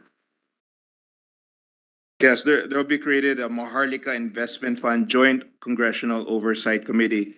And it will be created to evaluate the implementation of this act. So therefore, they will be, of course, requiring the submission of documents and other sources of information that would allow them to scrutinize how it's been performing, how they've been the officers have been conducting business, and it's an additional layer of security and an additional layer Who of chooses the members of the congressional oversight? the speaker and the Senate president shall designate, it says here, and I quote, the speaker and the Senate president shall designate the other four members of the MIF. Of course, it will be co-chaired by the chairpersons of the House Committee on Banks and Financial Intermediaries and the Senate Committee on Banks, Financial Institutions, and Currencies.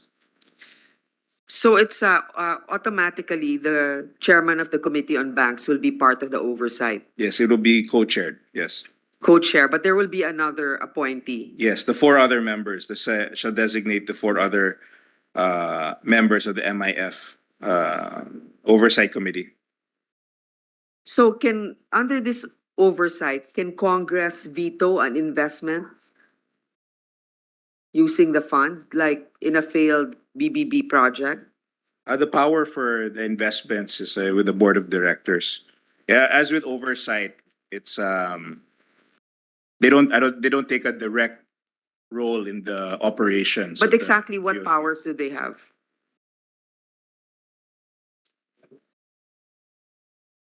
Just to be I able think to, as we do oversight for other agencies, of course, we evaluate and we see how we can, perhaps if there's anything that in terms of legislation that we can do.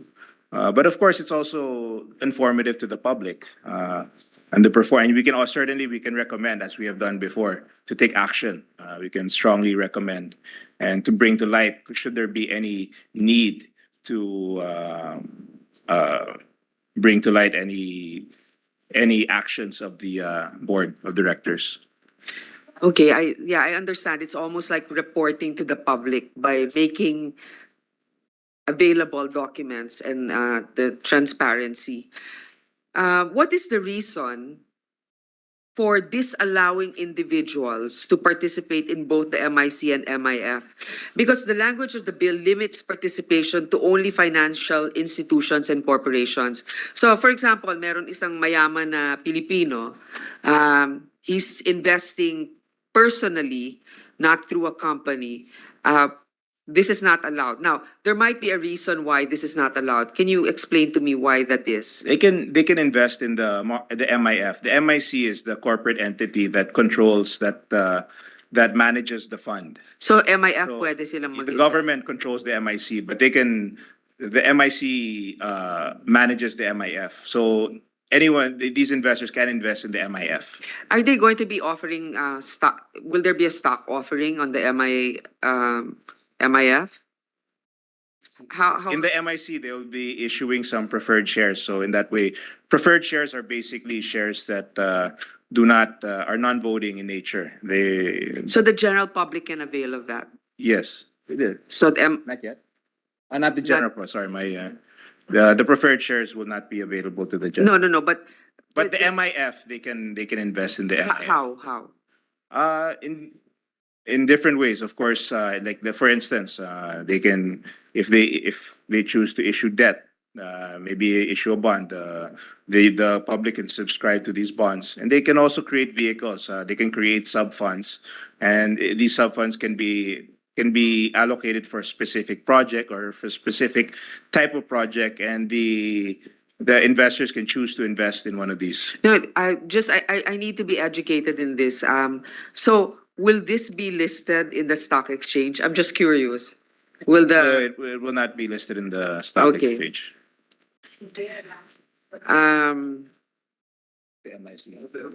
now raising funds for the government? We have big ticket government assets. Are you aware of certain government assets that can be sold for the government to raise money? Yeah, am I personally aware of any government assets that are being there? I suppose that DOF has assets that they regularly sell. I'm sure they have a list of them available. This is probably low-hanging fruit that we can utilize if what we're needing is capital for our other projects. Yeah, there are assets. Some of them include the Food Terminal Incorporated, National Housing Authority, Tala Estate, Phil-Eastern Wood Industries, Pioneer Manufacturing Corp. Land, Mylong Complex. So these are just among some of the assets that perhaps can be privatized and can be subject to perhaps an influx of infusion of investment. Okay. The reason why I bring up those non-performing government assets is it's also a venue from which we can possibly raise funds for all of these other projects that the government has. So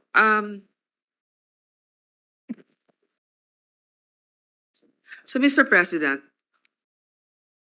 I understand that we have to make it more enticing for foreign investors and other investors to come in to help us raise money for many different crucial projects here in the country. But I know this is a priority measure of the administration, and I would like we wish nothing more than its success. But it's something that we really need to ensure that when we pass this bill, it has all the safeguards so that it will not be used for something nefarious or something that will eventually undermine the effectivity and the intention of this bill. So it's really important that something this big be scrutinized properly. And I would just like to ask the good sponsor that will you are you open to amendments later on, or are you pushing for this to be passed in toto? We're open to amendments. We're definitely open to amendments. And in fact, this, what we have here, this report that we're discussing today, it's been, this is the product of a lot of four committee hearings, three technical working groups, a roadshow.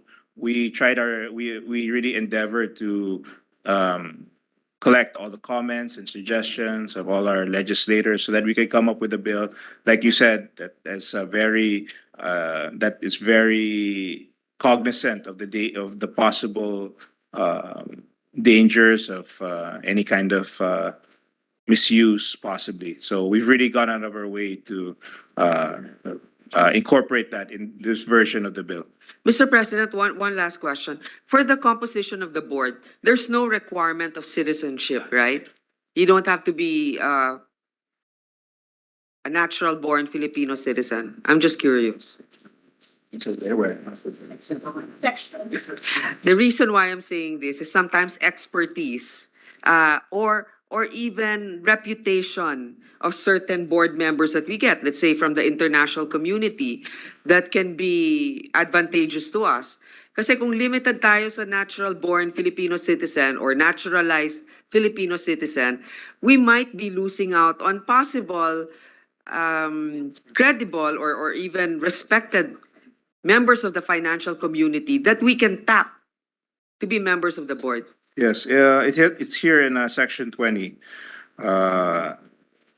The regular, and I emphasize regular, the regular directors shall be citizens of the Philippines, at least 35 years of age, and must be of good moral standing and reputation, of recognized probity and independence, and have substantial experience and expertise. So kailangan Filipino nga. For the regular, but there are, if you look at the composition of the 9-member board, there are 3 independent directors from the private sector. And they don't have to be. So this doesn't apply. There's no provision for the citizenship provision for the independent directors. Oh, kasi Mr. President, syempre suntok lang sa buwan. Pero what if a caliber of a Warren Buffett accepts to be a member of the board? Why not, right? Point well taken. Yeah, so that's all. That's why I wanted to clarify. And with that, Mr. President, I'm closing my interpellation, and hopefully I won't have to interpellate again later on. Thank you to the good sponsor for graciously answering our questions and for clarifying certain points that we raised. Thank you, Your Honor. Thank you very much, distinguished colleague, Senator Grace Poe. Mr. President, next to interpolate supposedly Senator Alan Cayetano and Senator Win I think somebody's online. Yes, Senator- Mr. yes, President. Majority Leader is, I move that he be recognized, Mr. President. Please proceed, Majority Leader. Thank you, Mr. President. Just one quick question with regard to what Senator Grace Poe had mentioned, because the sponsor made a statement a while ago that some of the funds will be coming from, and I was listening attentively to the interpellations, Food Terminal Incorporated, Tollways Management Incorporated, North Luzon Express, National Housing Authority Property, Tala Estate. These are the same items given to us by the Department of Finance as they submitted documents requested during the hearing.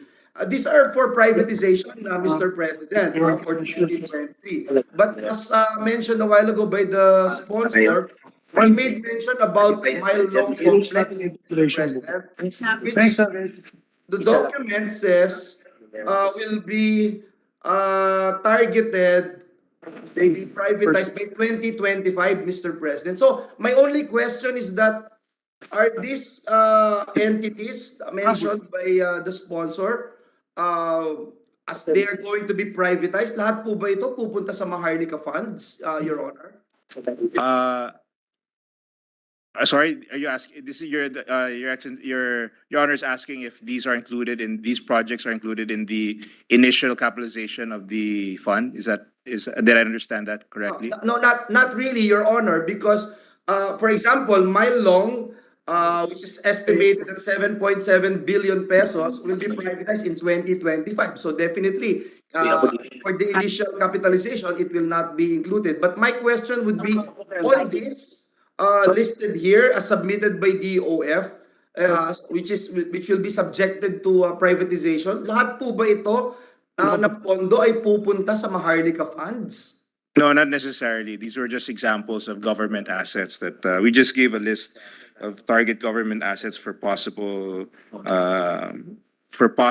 these are just possible sources or projects that assets of government that can be, that can be somehow either disposed of or can be invested in or maximize or otherwise maximized. Thank you very much for that clarification because now it's clear to me that the 25 something billion will be coming from this portion, Mr. President. And at the proper time, we'll ask some questions. Thank you, Mr. President. Thank you, dear sponsor. Thank you. Thank you very much. Thank you. And I hope you're feeling better, Majo. Thank He you. looks good. Thank He looks you. good, Thank you. actually. Maybe he can go back to work. I hope so, Mr. President. I hope so. I am excited to work with you again, Mr. President. Yeah, we miss you here. Yes, Monday man. Sabi ni Senator Coco, yung minority leader, Monday ka na lang dumating kasi baka may positive ka pa. Anyway. Sure that we'll check, Mr. President, before we report for work. I'm sure you'll be fine by Monday. And yes, you were saying, Majority Leader? Yes, Mr. President, next interpret supposedly Senator Wing Gatchalian, but he'd rather continue his interpellation tomorrow, and also Senator Alan Cayetano, Okay. who said that he will likewise interpellate tomorrow. So with that, Mr. President, I move that we suspend consideration of Senate Bill number 2020. I so move, Mr. President. Before we suspend consideration, we'd just like to put on record that sponsors here, as well as I think the agencies involved. Maybe by tomorrow, Mr. Sponsor, maybe we can ask Secretary Jokno to join us, some of the departments, economic team to join tomorrow as well. So to show the priority, although they already signed the measure, I have it right here in my hand, hot off the press. It is signed by both ES, Bersamin, and the President for immediate action on the measure, certification from Malacanang. And it'll be properly read by the Secretary once you do a reference of business. Yeah. Right. So just for the information of the body. So the motion to suspend, the measure is suspended. Yes, Mr. President, I move that we resume consideration of Senate Bill number 2219 under Committee Report number 68. This is the bill extending the period of availment of estate tax amnesty. I so move, Mr. President. Senator Robin Padilla is raising his hand. He wanted to just ask some clarificatory questions before we proceed to the next bill. Yes, please, Senator. Maraming salamat po, Ginoong Pangulo, at sa ating pong Ginoong Mayorya. Sandali lang po ito, Ginoong Pangulo, sa 99 na banal na pangalan po ng Panginoon Diyos. Gusto ko lamang pong magtanong, Ginoong Pangulo, sapagkat ito pong mga nangyayari naming pagdinig sa komite ng atin pong ginagalang at minamahal na Senador na Ronald de la Rosa, nagkakaroon po ako ng maraming katanungan, Ginoong Pangulo, sapagkat pakiramdam ko po yung amin pong pagdinig ay hindi na siniseryoso noong mga tinatanong po namin. Katulad po kanina, Ginoong Pangulo, 8 na po ang masasabi natin na nakakontempt. Ang tanong ko po, ito po bang itong mga akusado na ito na hindi nagsasabi at dinadaan kami sa lagi nilang I invoke my rights to remain silent, I invoke my rights against self-incrimination, parang nagbobolahan na lang po kami doon. Ito po ba ay hindi natin pwedeng i-adapt kung ano yung ginagawa nila sa ibang bansa na kapag parang nilalaro nila yung Senado nila doon, pwede natin din kasuhan, Ginoong Pangulo? Ganun na po ba talaga? Hanggang contempt lang po ba talaga ang pwede natin gawin? Wala po tayong pwedeng gawin na kasuhan din itong mga to? At sa katunayan, parang masarap pa yung buhay nila dyan at naka-aircon pa sila doon. Sabi nga po ni Senator Rapi Tulfo, naka-aircon pa sila doon. Ano po ba ang pwedeng gawin na ating mahal na Ginoong Pangulo? Well, unang-una under Section 19 sa ating rules, no, Section 18 sa ating rules, we have the power to contempt. Yung ginagawa po natin na yun. Na yun yata pinakamaraming na-contempt sa at least sa aking experience sa Senado, usually isa, dalawa, pinakamarami ng 3. Pero na yung araw yata 8. Yung joke ko kanina kay Secretary ay magdagdag na tayo ng CAFCEL dito para mga mukhang mas marami pang ikukulong natin dito sa Senado. Pero nakakainis. Nagmo-monitor ako kanina, talagang pinaglalaro na lang nila ang committee. And after the contempt, of course, after the contempt of these individuals, hanggang makompel po natin sila na magsalita ng katotohanan. Although the privilege against self-incrimination is provided by the Constitution. Unfortunately, it is provided by the Constitution under Section 19. So, hindi talaga natin sila mapipilitan magsalita, although makokontempt natin sila hanggang magsalita sila ng katotohanan. Kaya may mga panahon dito noon na sa time ni Senator Gordon na halos ilang buwan na yun, ilang buwan tayo nag-contempt ng, may ilang buwan pa Nag-Christmas dito nag-Christmas at New Year's yung mga na-contempt dito Until the end of Congress. Kasi yung contempt order, pwede po yan hanggang the end of Congress. So, matagal-tagal po yun. Kaya kung sa tingin nyo ay hindi pa sila nabibigay ng katotohanan at nagbibigay linaw sa inyong investigasyon, pwede makontempt yun ng matagal. And of course, it can either be here in the halls of the Senate or it could be done in Pasay City Jail. And there has been times na yung mga na-contempt po natin ay dun sa Pasay City Jail ay kinulong. So, pero yung isang tanong nyo, pwede ba natin silang kasuhan? Pwede. Any individual can file the case and complaint against these individuals. As a matter of fact, yung Blue Ribbon Committee reports, ginagamit ng ombudsman sa napakaraming kaso. Nakakatulong po yan sa mga kaso pinafile sa ombudsman at pinafile po nila sa Sandigan Bayan. So marami po tayong pwedeng hakbang gawin. Pwede natin patawag yung Chief PNP. Pwede po tayo magsumbong sa NAPOLCOM for administrative cases to be filed. Pwede po natin makompel po na masuspend sila para in aid of the investigation. Mawala muna sila sa trabaho kasi pag sila po hindi na-suspend, ay may baril pa sila, magkakapangyarihan pa yung mga yan. So marami po tayong hakbang. And yes, the chairman of the committee together with its members can file if I'm not mistaken, we have a lawyer in the House, which is our minority leader. You can file a class suit against these people with the evidences presented during the committee hearing. Is that correct, Minority Leader? You can file a case to assist, to start the ball rolling, ika nga, kung hindi gumalaw yung proper agencies of government. Well, pwede po yan. Kasi po, Ginoong Pangulo, meron pong ganap kanina na nilabas na po nung Napolcom yung video na identified na po sila lahat doon, nagsisinungaling pa rin, Ginoong Pangulo. Talagang ako po talaga naguguluhan po. So, ibig pong sabihin, pwede po tayong mag-file, Ginoong Pangulo. Ito nga, meron din, babasahin ko din yung right of self-incrimination under Section 19. In such a case, the committee, by a majority vote of its members present being a quorum, shall determine whether the right has been properly invoked. If the committee decides otherwise, it shall resume its investigation, and question or questions previously refused to be answered shall be repeated to the witness.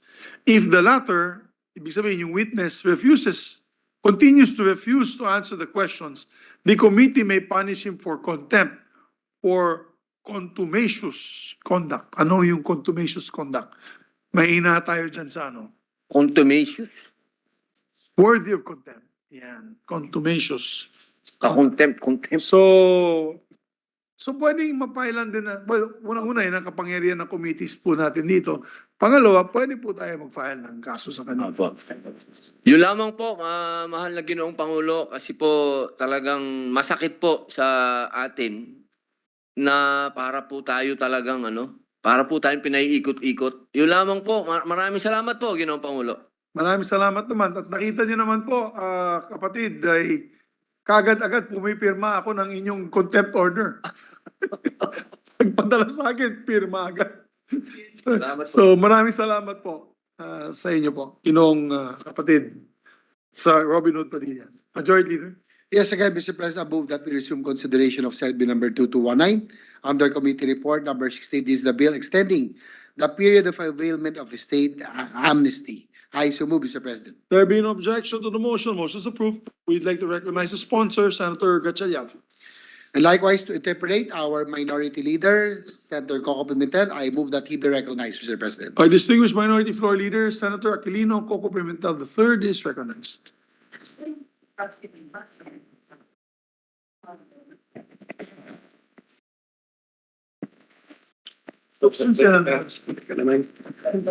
So thank you, Mr. President, and with the permission of our very hardworking chairman, Mr. President, magsasawa po ito sa interpellation natin sa dami ng bills po na ini-sponsor po ng ating chairman, Senator Win Gatchalian.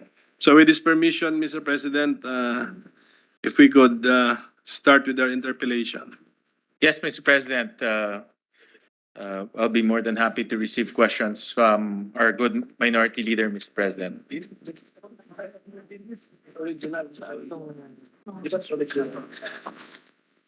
Mr. President, we have no actually fundamental objection to this bill, which basically extends an amnesty period which we are already observing, except that there are some new features, I think, in this bill, Mr. President.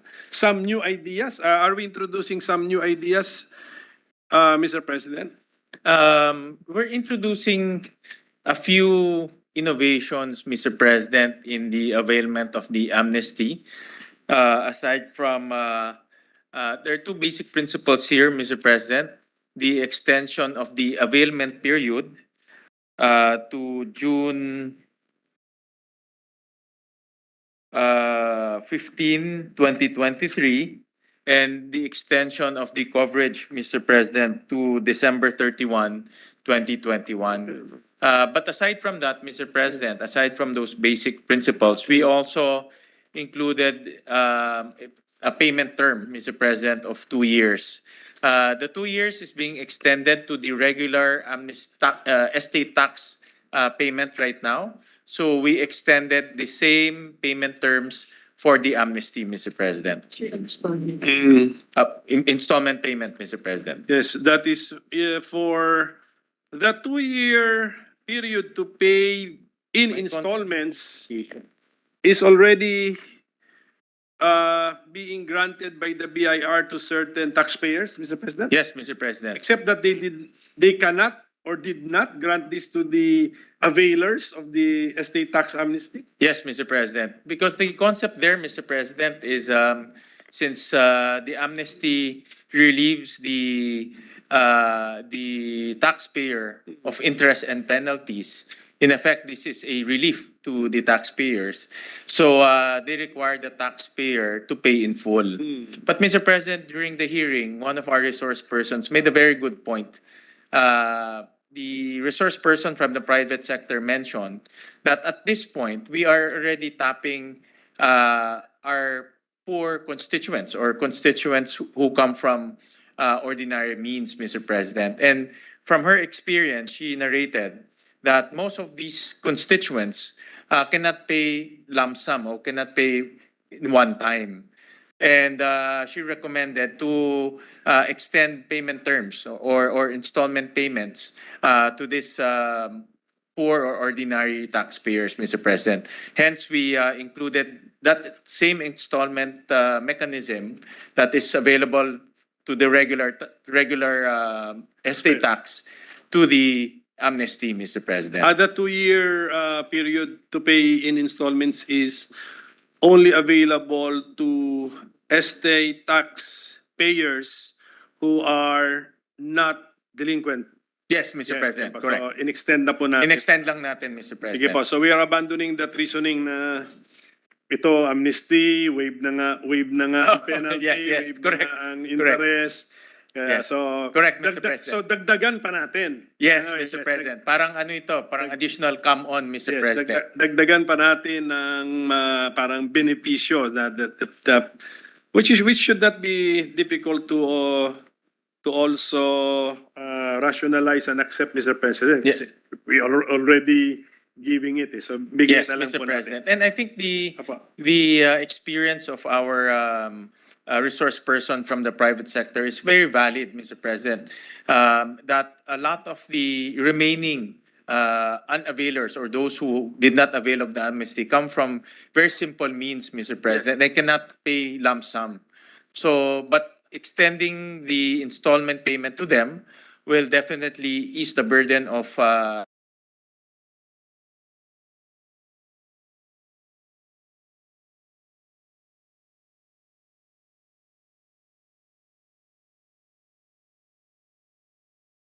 there's no administrative difference, Mr. President, because this is being extended Yes. to the estate taxpayers, Mr. President. Sayang di natin naisip before, Mr. President. Well, Mr. President, that's the beauty about the hearings because we solicit suggestions from our resource persons. In fact, this actually came from them, the resource person. It didn't come from the Private, committee. not the Private, BIR. Mr. President, private. Sa- It's the Tax Management Association Yes, of the mga Philippines. practitioner. The Apo. practitioner ho sila, Mr. So President. let's go back to the two basic points, Mr. President. Ayusin na kagad natin. So, the extension period, wala na pong problema doon, ano? Very clear na po.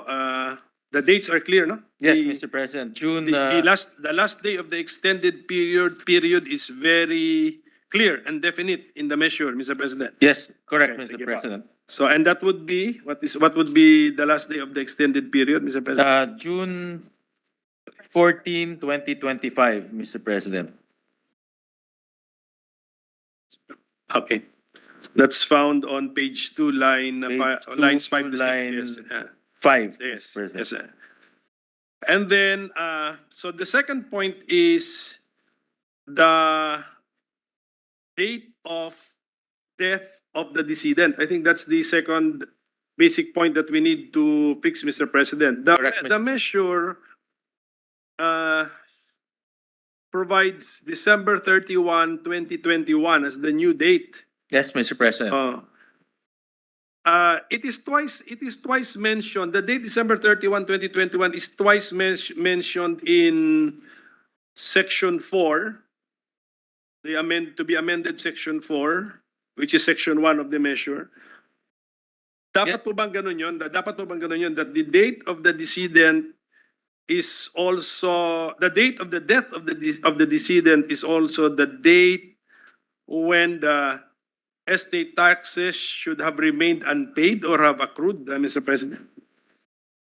Yes, Mr. President. Well, the simple answer to that, Mr. President, we just changed the date. And this is lifted, the exact section is lifted out of the original amnesty law, Mr. President. So we just Apa. lifted it there, Mr. President. Sige pa. So ang the next idea, Mr. President, is if we could make that date a later date so that there will be more beneficiaries of the amnesty program, Mr. President, if the sponsor is open. Yes, Mr. President, I had a very good discussion with the minority leader before the interpellation, Mr. President, and the good minority leader made a very good point that there's a gap. No?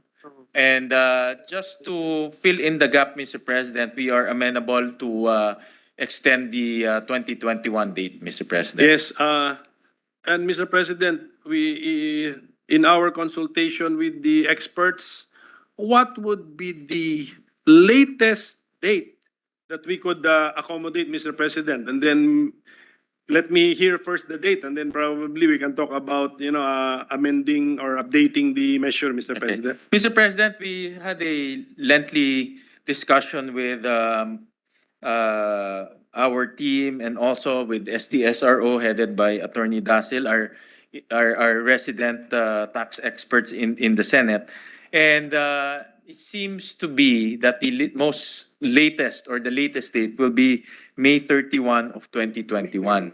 May 21. And May 31. May. May 31 of Sorry, 2022. sorry, May 31. 2021. Sorry, May 31, 2022. Sorry, Mr. President. I'm getting confused with the dates. Okay, so That is Yes, based on my consultation.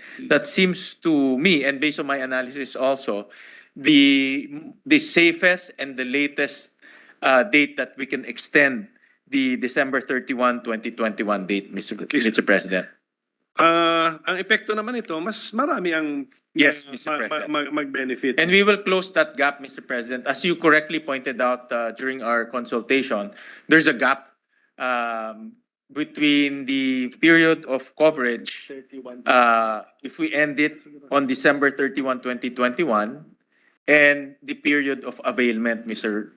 President. So, and you pointed out correctly, Mr. President, that just to be fair, no, we should close that gap, Mr. President. Sige. Sige, if that is the latest date that can be conceded by our sponsor in consultation with the experts, so I will no longer contest the date. So in the ano na lang siguro, in the period of amendments, we can update Yes, the Mr. date, President. Mr. President. Thank you, Mr. Mr. President, Section 6 of the law that we are amending, which is actually Section 2 of our measure, on page 2, we mention here authorized tax software provider. Yes, Mr. Is President. this a new concept, Mr. President? Not really, Mr. President. It's being implemented by the BIR right now, and I've seen this personally, no, especially with MSMEs, Mr. President, in which there are third-party software providers, and the payment is already connected to that third-party software provider. So typically, if you're a small company, this software provider can provide you with automated services via internet. And I've seen this, Mr. President, because I was doing some research. That does away with physical accountants. If you're a small company, no, this does not apply to big companies. But for small companies, you can do away with physical accountants, with physical accounting people, and you just use that software to track your books, to update your books, and to generate the necessary financial statements, Mr. President. That software is now equipped with payment. So in other words, you can report directly to the BIR, but at the same time, you can also pay the BIR, Mr. President. So we want to apply that flexibility to the estate tax payment, Mr. President.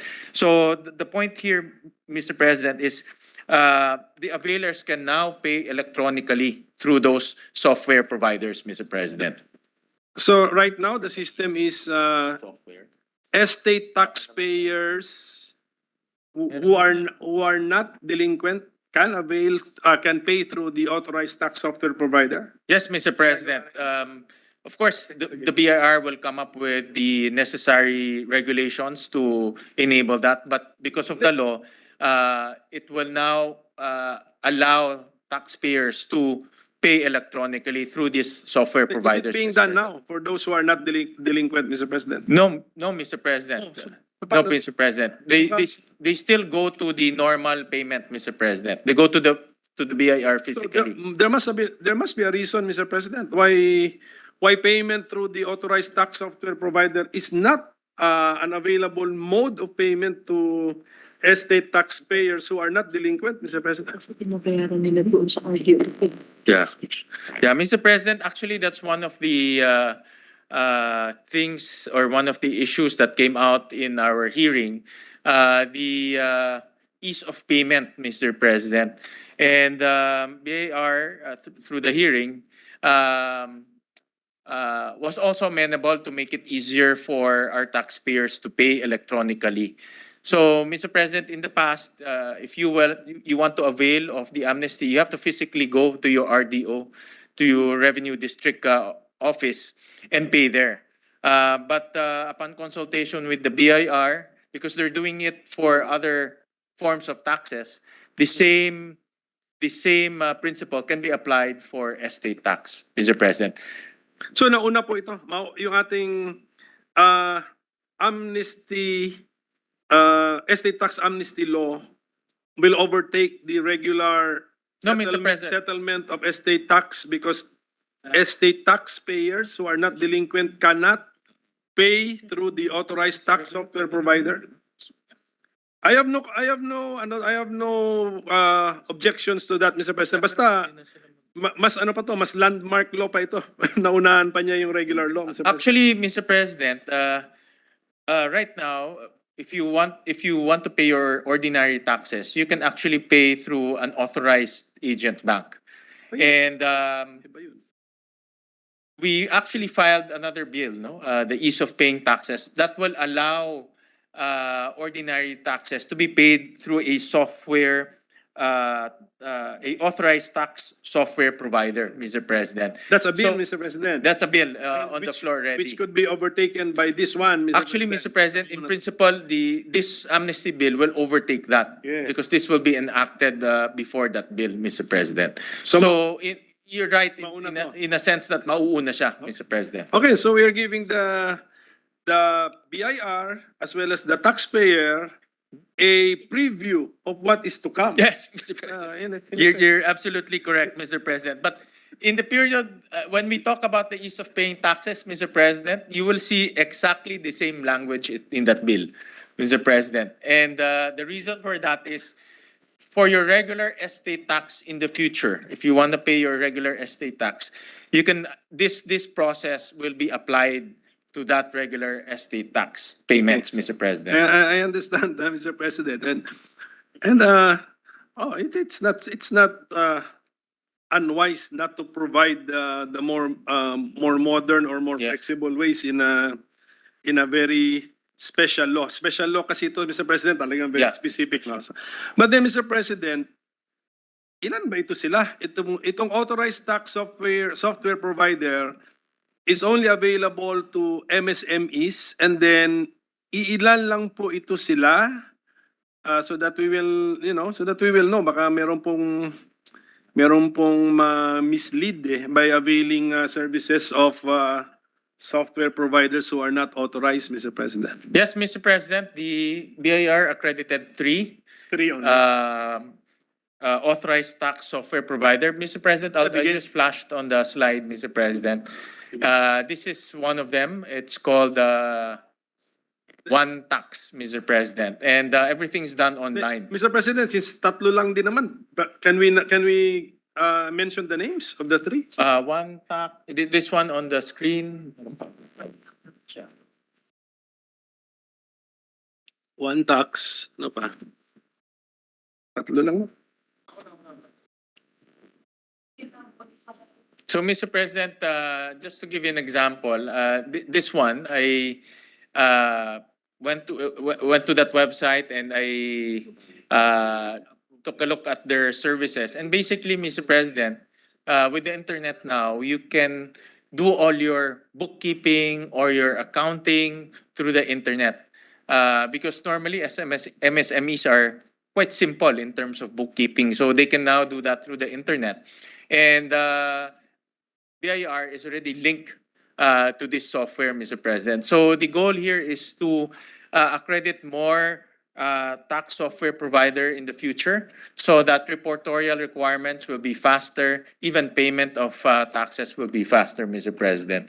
So, Mr. President, we're getting the names of the other two, Mr. President. Mamaya- But we'll furnish you Yes, in due throughout time. the process of the Yes, we make of record, Mr. President.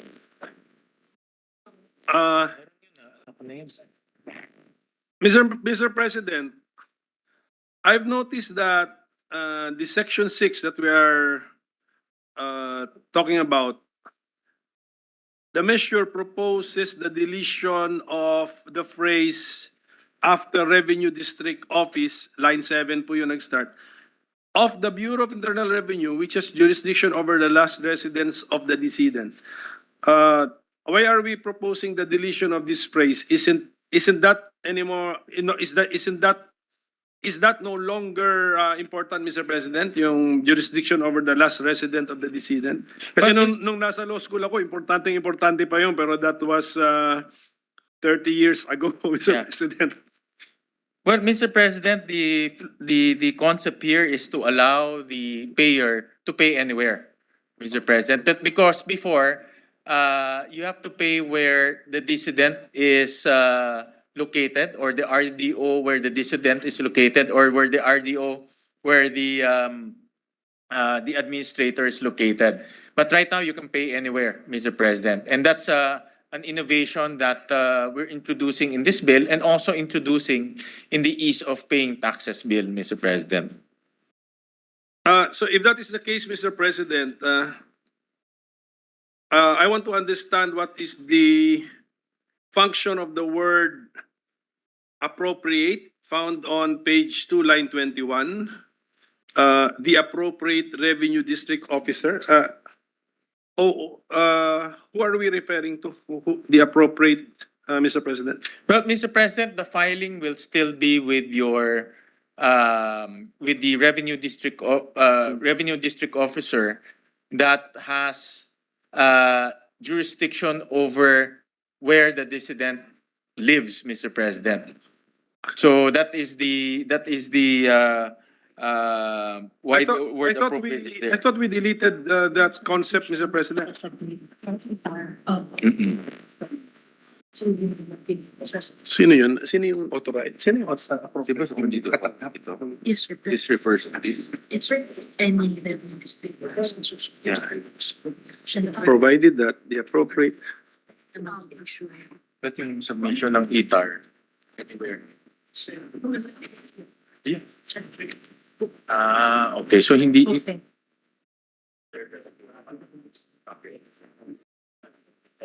My question, Mr. President, is what is the function of that Yeah. word appropriate, Mr. President? Mr. President, I stand corrected, Mr. President. In the concept here is if you file your estate tax, the ETAR, the estate tax amnesty return, you can file it anywhere, Mr. President. And with the introduction of any authorized agent bank, you can also pay anywhere, Mr. President. So the word appropriate refers to where you filed your ETAR, Mr. President. So I stand corrected, Mr. President. I got confused. But the concept we're introducing here is you can file your return anywhere, Mr. President, and you can pay anywhere, Mr. President. So it solves the problem of heirs who are located, for example, in Metro Manila, and then the land or the asset of the decedent is located in the province, Mr. President. So as an example, they can file here in Metro Manila, and they can also pay here in Metro Manila. And who is the who is the appropriate revenue district officer, Mr. President, who shall issue and endorse an acceptance payment form? Mr. President, the appropriate here refers to where you filed your return, Mr. President. So, for example, you filed it in Quezon City, that becomes your appropriate RDO, Mr. So President. in electronic filing, we will also know where you filed your return? Yes, Mr. President. Yes, Mr. President. Why- Because everything is done electronically. How is it determined, Mr. President? When it's electronic filing, where I am, let's say I am in Marikina, but where am I filing? Mr. President, if you're in Marikina, you can file in your Marikina RDO. No, but it's electronic filing, Mr. President, with the Marikina RDO. Is that it? Yes, Mr. President, because you have to select the RDO. In our process, Mr. President, you still have to file to your RDO, Mr. President. Whether electronically or you physically go there, you still have to file with your So RDO, Mr. President. in the system, in the system, the destination or the recipient is still clear. It's very clear. Yes, So- Mr. so you- President. okay, so- Correct. okay. Thank you, sir. Thank you, So- Mr. President. Mr. President, for the tax software provider, the 3 accredited ones, the other one is named Taxumo, TAXUMO. The other one is One Tax, and the other one is TaxWiz, Mr. President.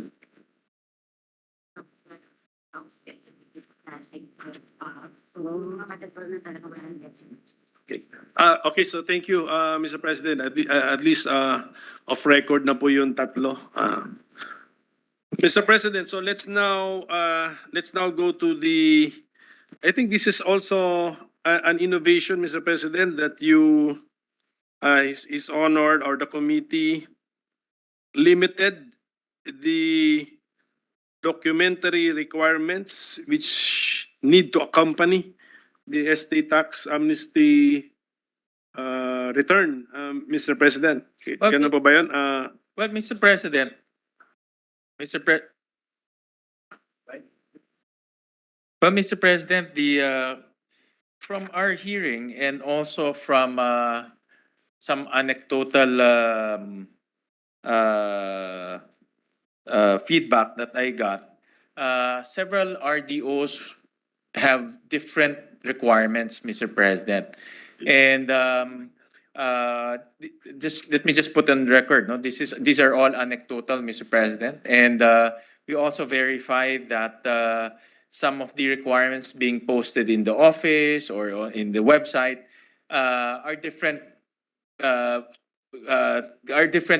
with different RDOs, Mr. President. And that led to a lot of confusion, especially from our ordinary availers, Mr. President. So what we did is we already specified in the law what are the mandatory requirements, what are the requirements that are needed. And we also remove one requirement on the barangay certification, because upon consultation with the BIR in the hearing, this can be removed, no, from the list of requirements, Mr. President. So we standardize the requirements, so to speak, through law, and then we remove one requirement so that the point of contact when you get your requirements will be lessened, Mr. President, at least lessened by one, because the barangay requirement was removed, Mr. President. So at least ito na, law na po ang nag-provide at ito lang. Bawal, do we need to make it clear na bawal dagdagan? Yes, Mr. President, we made it clear.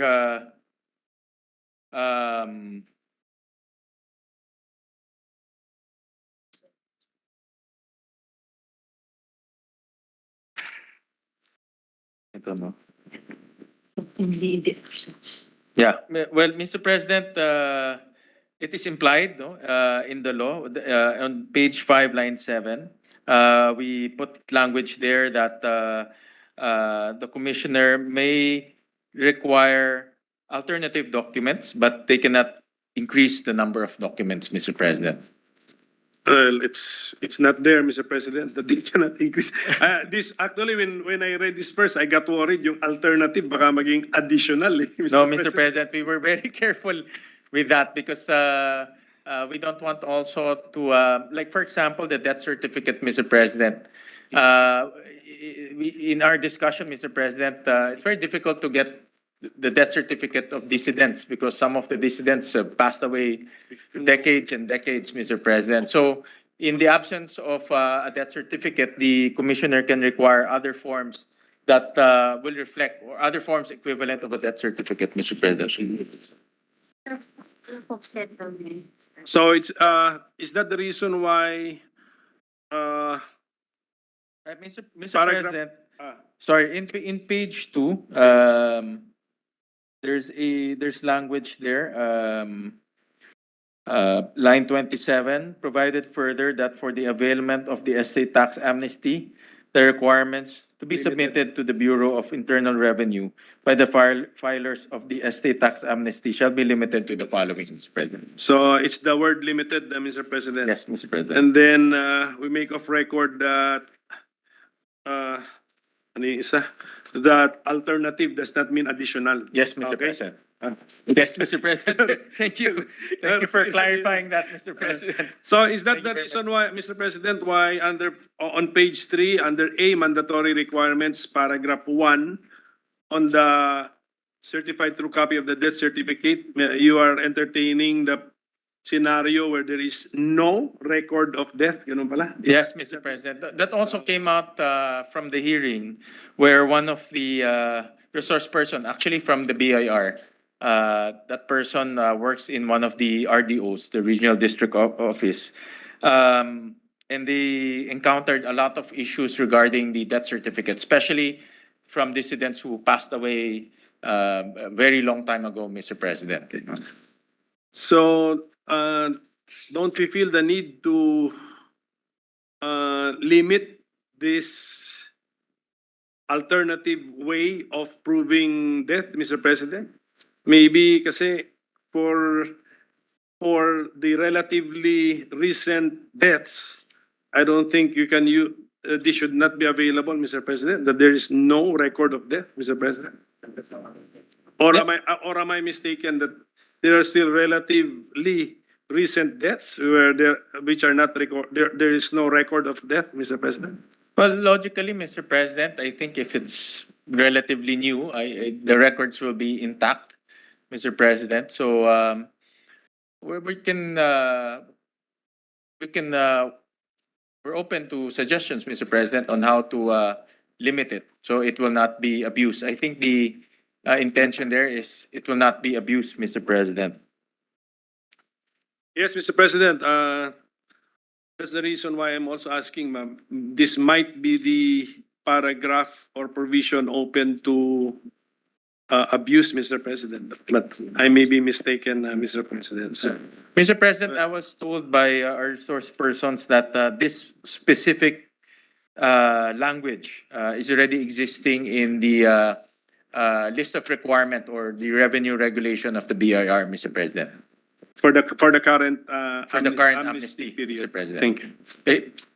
Pero yun na nga, we should not take comfort on what are stated in the current amnesty program, Mr. President, because one of the reasons why we're extending is the insufficient number of availers, Mr. President. So ibig sabihin nga, that's why may mga new ideas nga eh. Ano ba yung dahilan bakit hindi nag-avail, Mr. President? We cannot attribute everything to the pandemic, Mr. President. Yes, I agree, Mr. President. That's why we introduced some innovation so that I told them I actually started off with a quote during the hearing, a quote from Albert Einstein that insanity is doing the same thing over and over again but expecting different results, Mr. President. So I do agree that it's insufficient to just extend the period of availment, but we should also introduce innovations so that we can increase the number of availers, Mr. President. Well, Mr. President, just to make it of record, I have here the guidelines and instructions for BIR form number 2118-EA, estate tax amnesty return. mandatory requirements for issuance of certificate of availment of estate tax amnesty. Number one, certified true copy of the death certificate. Yan po nakasulat, Mr. President. So, ano po yung nasabi natin na this is that no record, this no record alternative proof, Mr. President?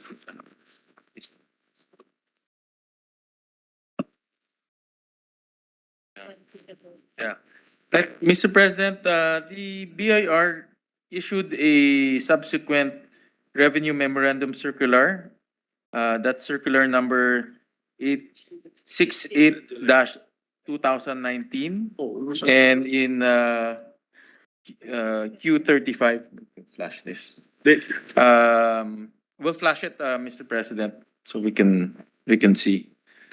But let me just put on record, in page 9 of this document, the certificate of no record of debt from PSA and any valid secondary evidence, including but not limited to those issued by any government agency, office sufficient to establish the fact of death of the decedent may be submitted, Mr. President. Well, I'll just flash it on the, so that, Yes, Mr. President. So maybe that was a summary. So yeah, Mr. President, it's a summary. Correct, Mr. President. they did not, that was the category of the document required, but then there is an alternative or secondary evidence allowed, Mr. President.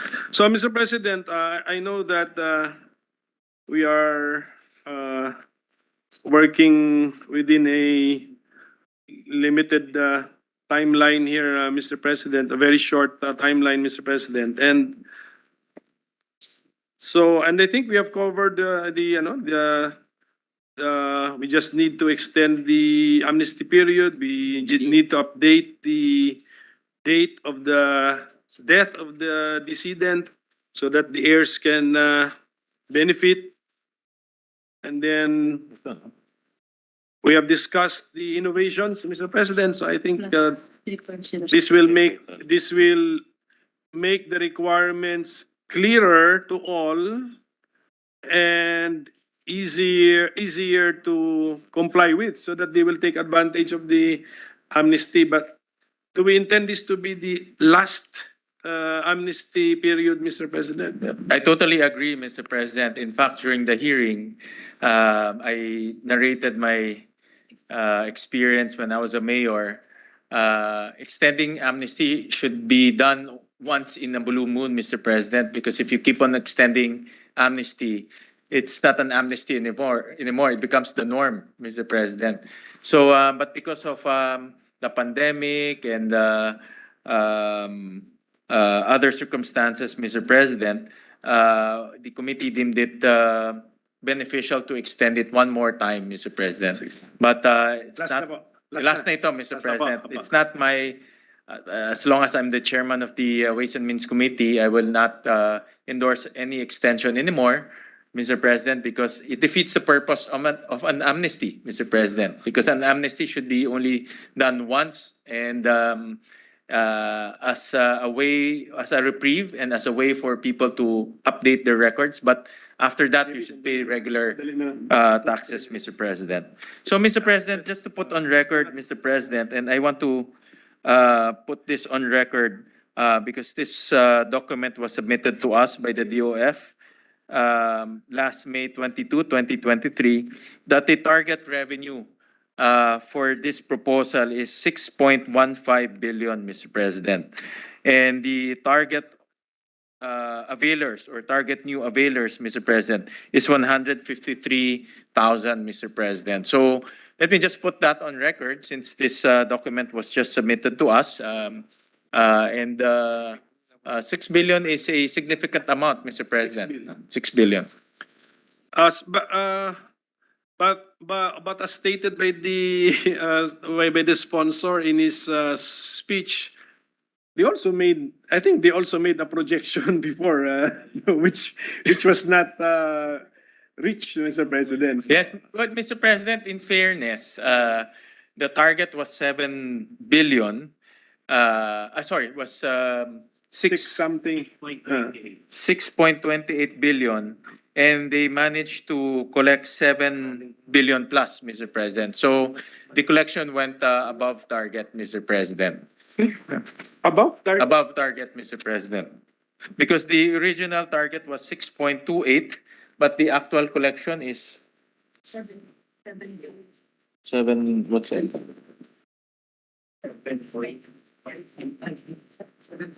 7.5 billion, Mr. President.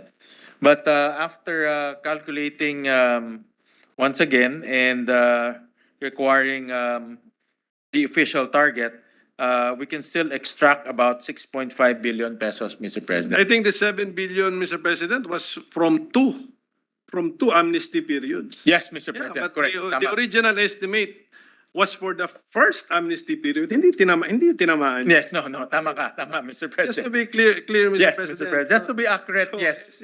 So The first amnesty never hit the target, Mr. we President. allow them to come up with another estimate, but with caution, Mr. President. Yes, Mr. President. Mr. President. So, Mr. President, on the payment by installment, section 4, page 6, line 4.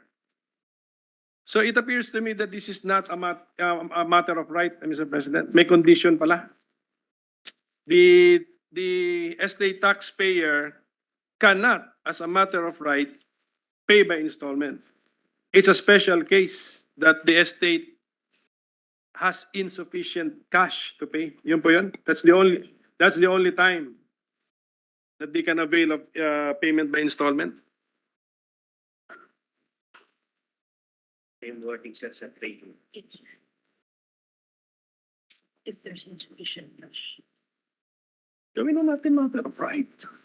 Sabi mo kay Pierre, gawin natin matter of right. Mr. President, we lifted this from the train law, Mr. President, so that the application will be equal, Mr. President. What may we know, Mr. President? Train law section. What section of what law, Mr. President? 26 laws. I think section. 26 of 3 law and section 3. Yeah. This is RA. RA and then RA ito. Ito. Mr. President, it's lifted out of RE 10963 or the train law. And it's in section 26, amending section 91, letter C, Mr. President. Ano sa section?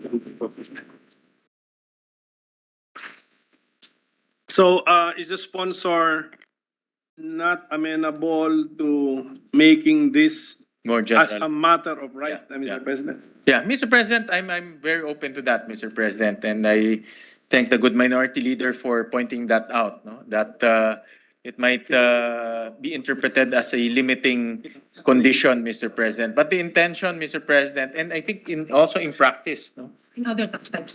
So, yes, Mr. President, we're very open to that.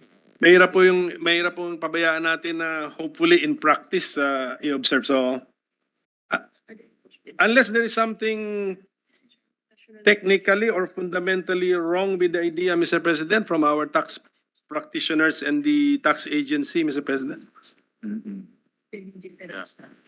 I'm willing to be educated, Mr. President.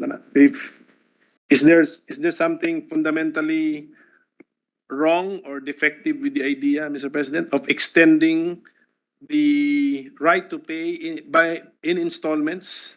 I think, Mr. President, for this particular case, I would agree with the minority leader that let's not limit it to specific conditions, no, Mr. President. And it's very and number two, Mr. President, it's very difficult to determine whether the taxpayers will have fulfilled those conditions or not. Yeah. Administratively, it's very difficult, Mr. President. It's not practical. So let's just extend it to everyone, Mr. President. So, thank you for that openness, Mr. President. Kasi, as currently stated, di ba? Yeah, Mr. Through President. administrative issuance, you need to prove Mr. President, that you have insufficient cash. But So- after proving, Mr. President, how will the BIR validate whether the proof is? But you need to prove kasi the BIR will be afraid of granting you that option to pay by installment if they don't have the proof that you have insufficient cash as stated. Yes, So, Mr. Mr. President, I President, agree. with the openness of our sponsor, and then if we can amend it, so ang dami na natin binibigay, Mr. President. Diba? Ang dami na nating concessions, no interest, no penalty, pay by installment, so marami, and pay anywhere, marami-rami na po tayong Yes, innovation. binigay po na, Yeah. and then the documentary requirements, His Honor lessened it by one. We lessened it by one. one We made it document. standard because And it's then standard para wala na pong paiba-ibang standard. So, nalungkot lang ako doon na paiba-ibang standards which should not have happened because, yeah, it's the burden. but let me just to be fair, Mr. President, those are anecdotal feedbacks from us. Why anecdotal, Mr. President? Didn't the BIR appear before the committee, Mr. President? They did, Mr. President. but- Didn't we confront the BIR with this? We did, Mr. President. information? But of course, just to be fair, no, I did my own inquiry informally with people who want to avail the amnesty, and this is the feedback that we gathered. And I actually flashed a screenshot of a requirement from a particular RDO, Mr. President. And in that requirement, there are prerequisites that are not in the mandatory requirement. That's why we deemed it necessary to standardize it, Mr. President. Dapat po hindi po maulit yan, Yes, Mr. President. Ngayon, Mr. President, di ba medyo kapos na to sa oras, and then pero sa IRR we're giving it 60 days to write it. Sanay na sila rito. Can we not shorten the period, Mr. President? We can, Mr. President. I think this is a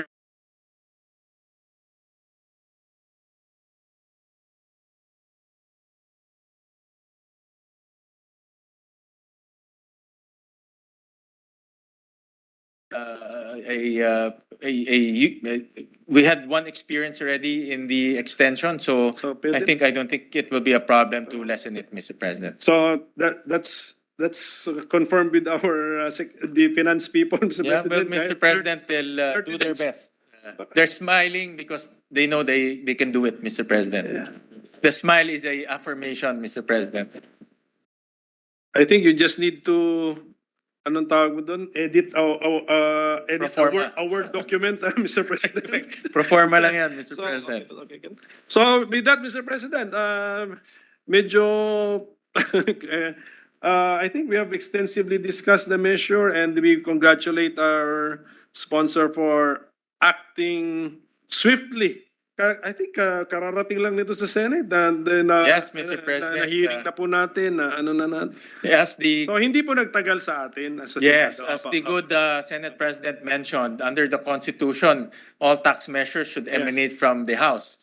And as soon as we receive the version of the House, even on a Friday, which is no work in the Senate, we requested the Secretariat to come in so we can hear this as soon as possible. Our members signed it over the weekend. They studied it, they signed it, they made comments, and then now we're debating on it, Mr. President, so that we can pass this and ratify this before the Sine Die break, Mr. President. Yes, the minority, Mr. President, hindi naman magiging hadlang, sagabal sa mga Thank you. sa mga panukalang konkreto ang benepisyo sa taong bayan. So ito kaya nga with our intended amendments, Mr. President, baka dumami pa ang Yes, pagbenepisyo po rito. I think so, Mr. President. We'd like to put on record that we appreciate the efforts of the minority to be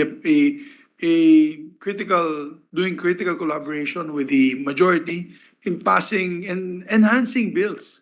So we thank the minority leader for that. Maraming salamat po, minority. So thank you to our sponsor, Mr. President. Thank you for your patience. Thank you, Minority Leader, and thank you for continuing enhancing our bill, and thank you for the excellent suggestion to sharpen the bill, Mr. President. Bukas pwede pa. Yeah. Yes, lang natin.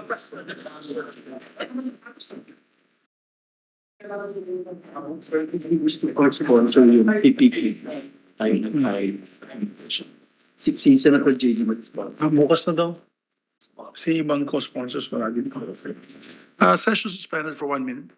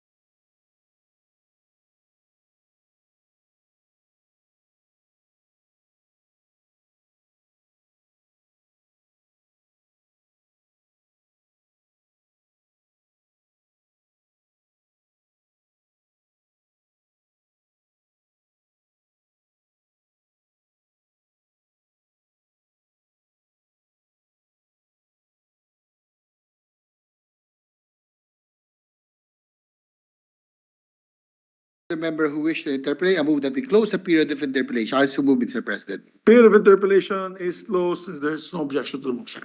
Mr. President, with the consent of the body, I move to open the period of amendments. To there being no objection, period of amendments is open. Mr. President, I move to that we recognize the sponsor, Senator Will Gatchalian, for the individual amendments. Yes, I distinguished sponsor is recognized. Thank you, Mr. President. Thank you, Majority Leader. On section 1, page 1, line 6, change the date, December 31, 2021 to May 31, 2022. I so move, Mr. President. There being no objection to the motion, motion is approved. On the same section, line 8, change the date December 31, 2021 to May 31, 2022. I so move, Mr. President. There being no objection to the motion, the amendment is approved. On page 5, section 3, amending section 8, line 28, after the words estate tax, 4, delete the words taxable year 2021, and in lieu thereof, insert the words the period May 31, 2022. I so move, Mr. President. There being no objection, the amendment is approved. On page 6, section 4. Section 4, lines 4 to 5, delete the words in case the available cash of the estate is insufficient to pay the total estate tax due and the comma. And ano ito? And just restart the section. Start the section, yung capital. Can you repeat And that? start the section Capital payment. capital P for the payment. I so move, Mr. President. Can you repeat that again? Yeah, Mr. President, I'm sorry. Because the handwriting is so I can't read the handwriting, Mr. Of your President, staff, okay. because they were crafting the language real time, Mr. President. So let me just repeat it. On page 6, section 4, lines 4 to 5, delete the words in case the available cash of the estate is insufficient to pay the total estate due. Until the comma, up to the comma, yeah, take it out. To pay total estate tax due, comma, delete that and replace small p with capital P. So then the in the word sentence, in payment. other words, the section 4, payment by installment, we'll start with that word, payment by installment shall be allowed within 2 years. Yes, Yun na correct. po yan. Yes, correct, Mr. President. So it starts that way. Okay, subject to style, there be no objection, motion, the amendment's approved. And lastly, Mr. President, on section 5, line 8, change the days, 60 days to 30 days. So move, Mr. President. That's a good move by the minority leader, and there being no objection to the amendment, amendment's approved. That's it, Mr. President. Thank you very much, Mr. President. Thank you very much, Your Honor. Mr. President, with no other Subject to individual, style, subject to style. Mr. President, with no other individual amendments, I move to close the period of individual amendments. There being no objection, period of individual amendments is closed. Mr. President, with the consent of the body, I move that we approve on second reading Senate Bill number 2219. I so move, Mr. President. There being no objection, Senate Bill number 2219 is approved on second reading. Congratulations to the sponsor and the members, and thank you to the minority leader. Yes, for the Mr. amendment. President, before we suspend the measure, Senators Robin Hood Padilla and Senator Cynthia, we would like to be made co-authors of this measure. Yes, we take note of that. Mr. President, I move No, that co-sponsor. Co- Get co-author, it's co-sponsor. co-author, co-sponsor. Bill. Co-sponsor. Mr. President, I move that we suspend consideration of Senate Bill number 2219. The consideration is suspended. Mr. President, I move that we adjourn the session until 3 o'clock in the afternoon of Wednesday, May 24, 2023. There be no objection to the motion of the majority leader. I move that we adjourn session until 3 o'clock in the afternoon, Wednesday, May 24, 2023. Magandang gabi po sa inyo lahat. Have a good evening and have a safe evening.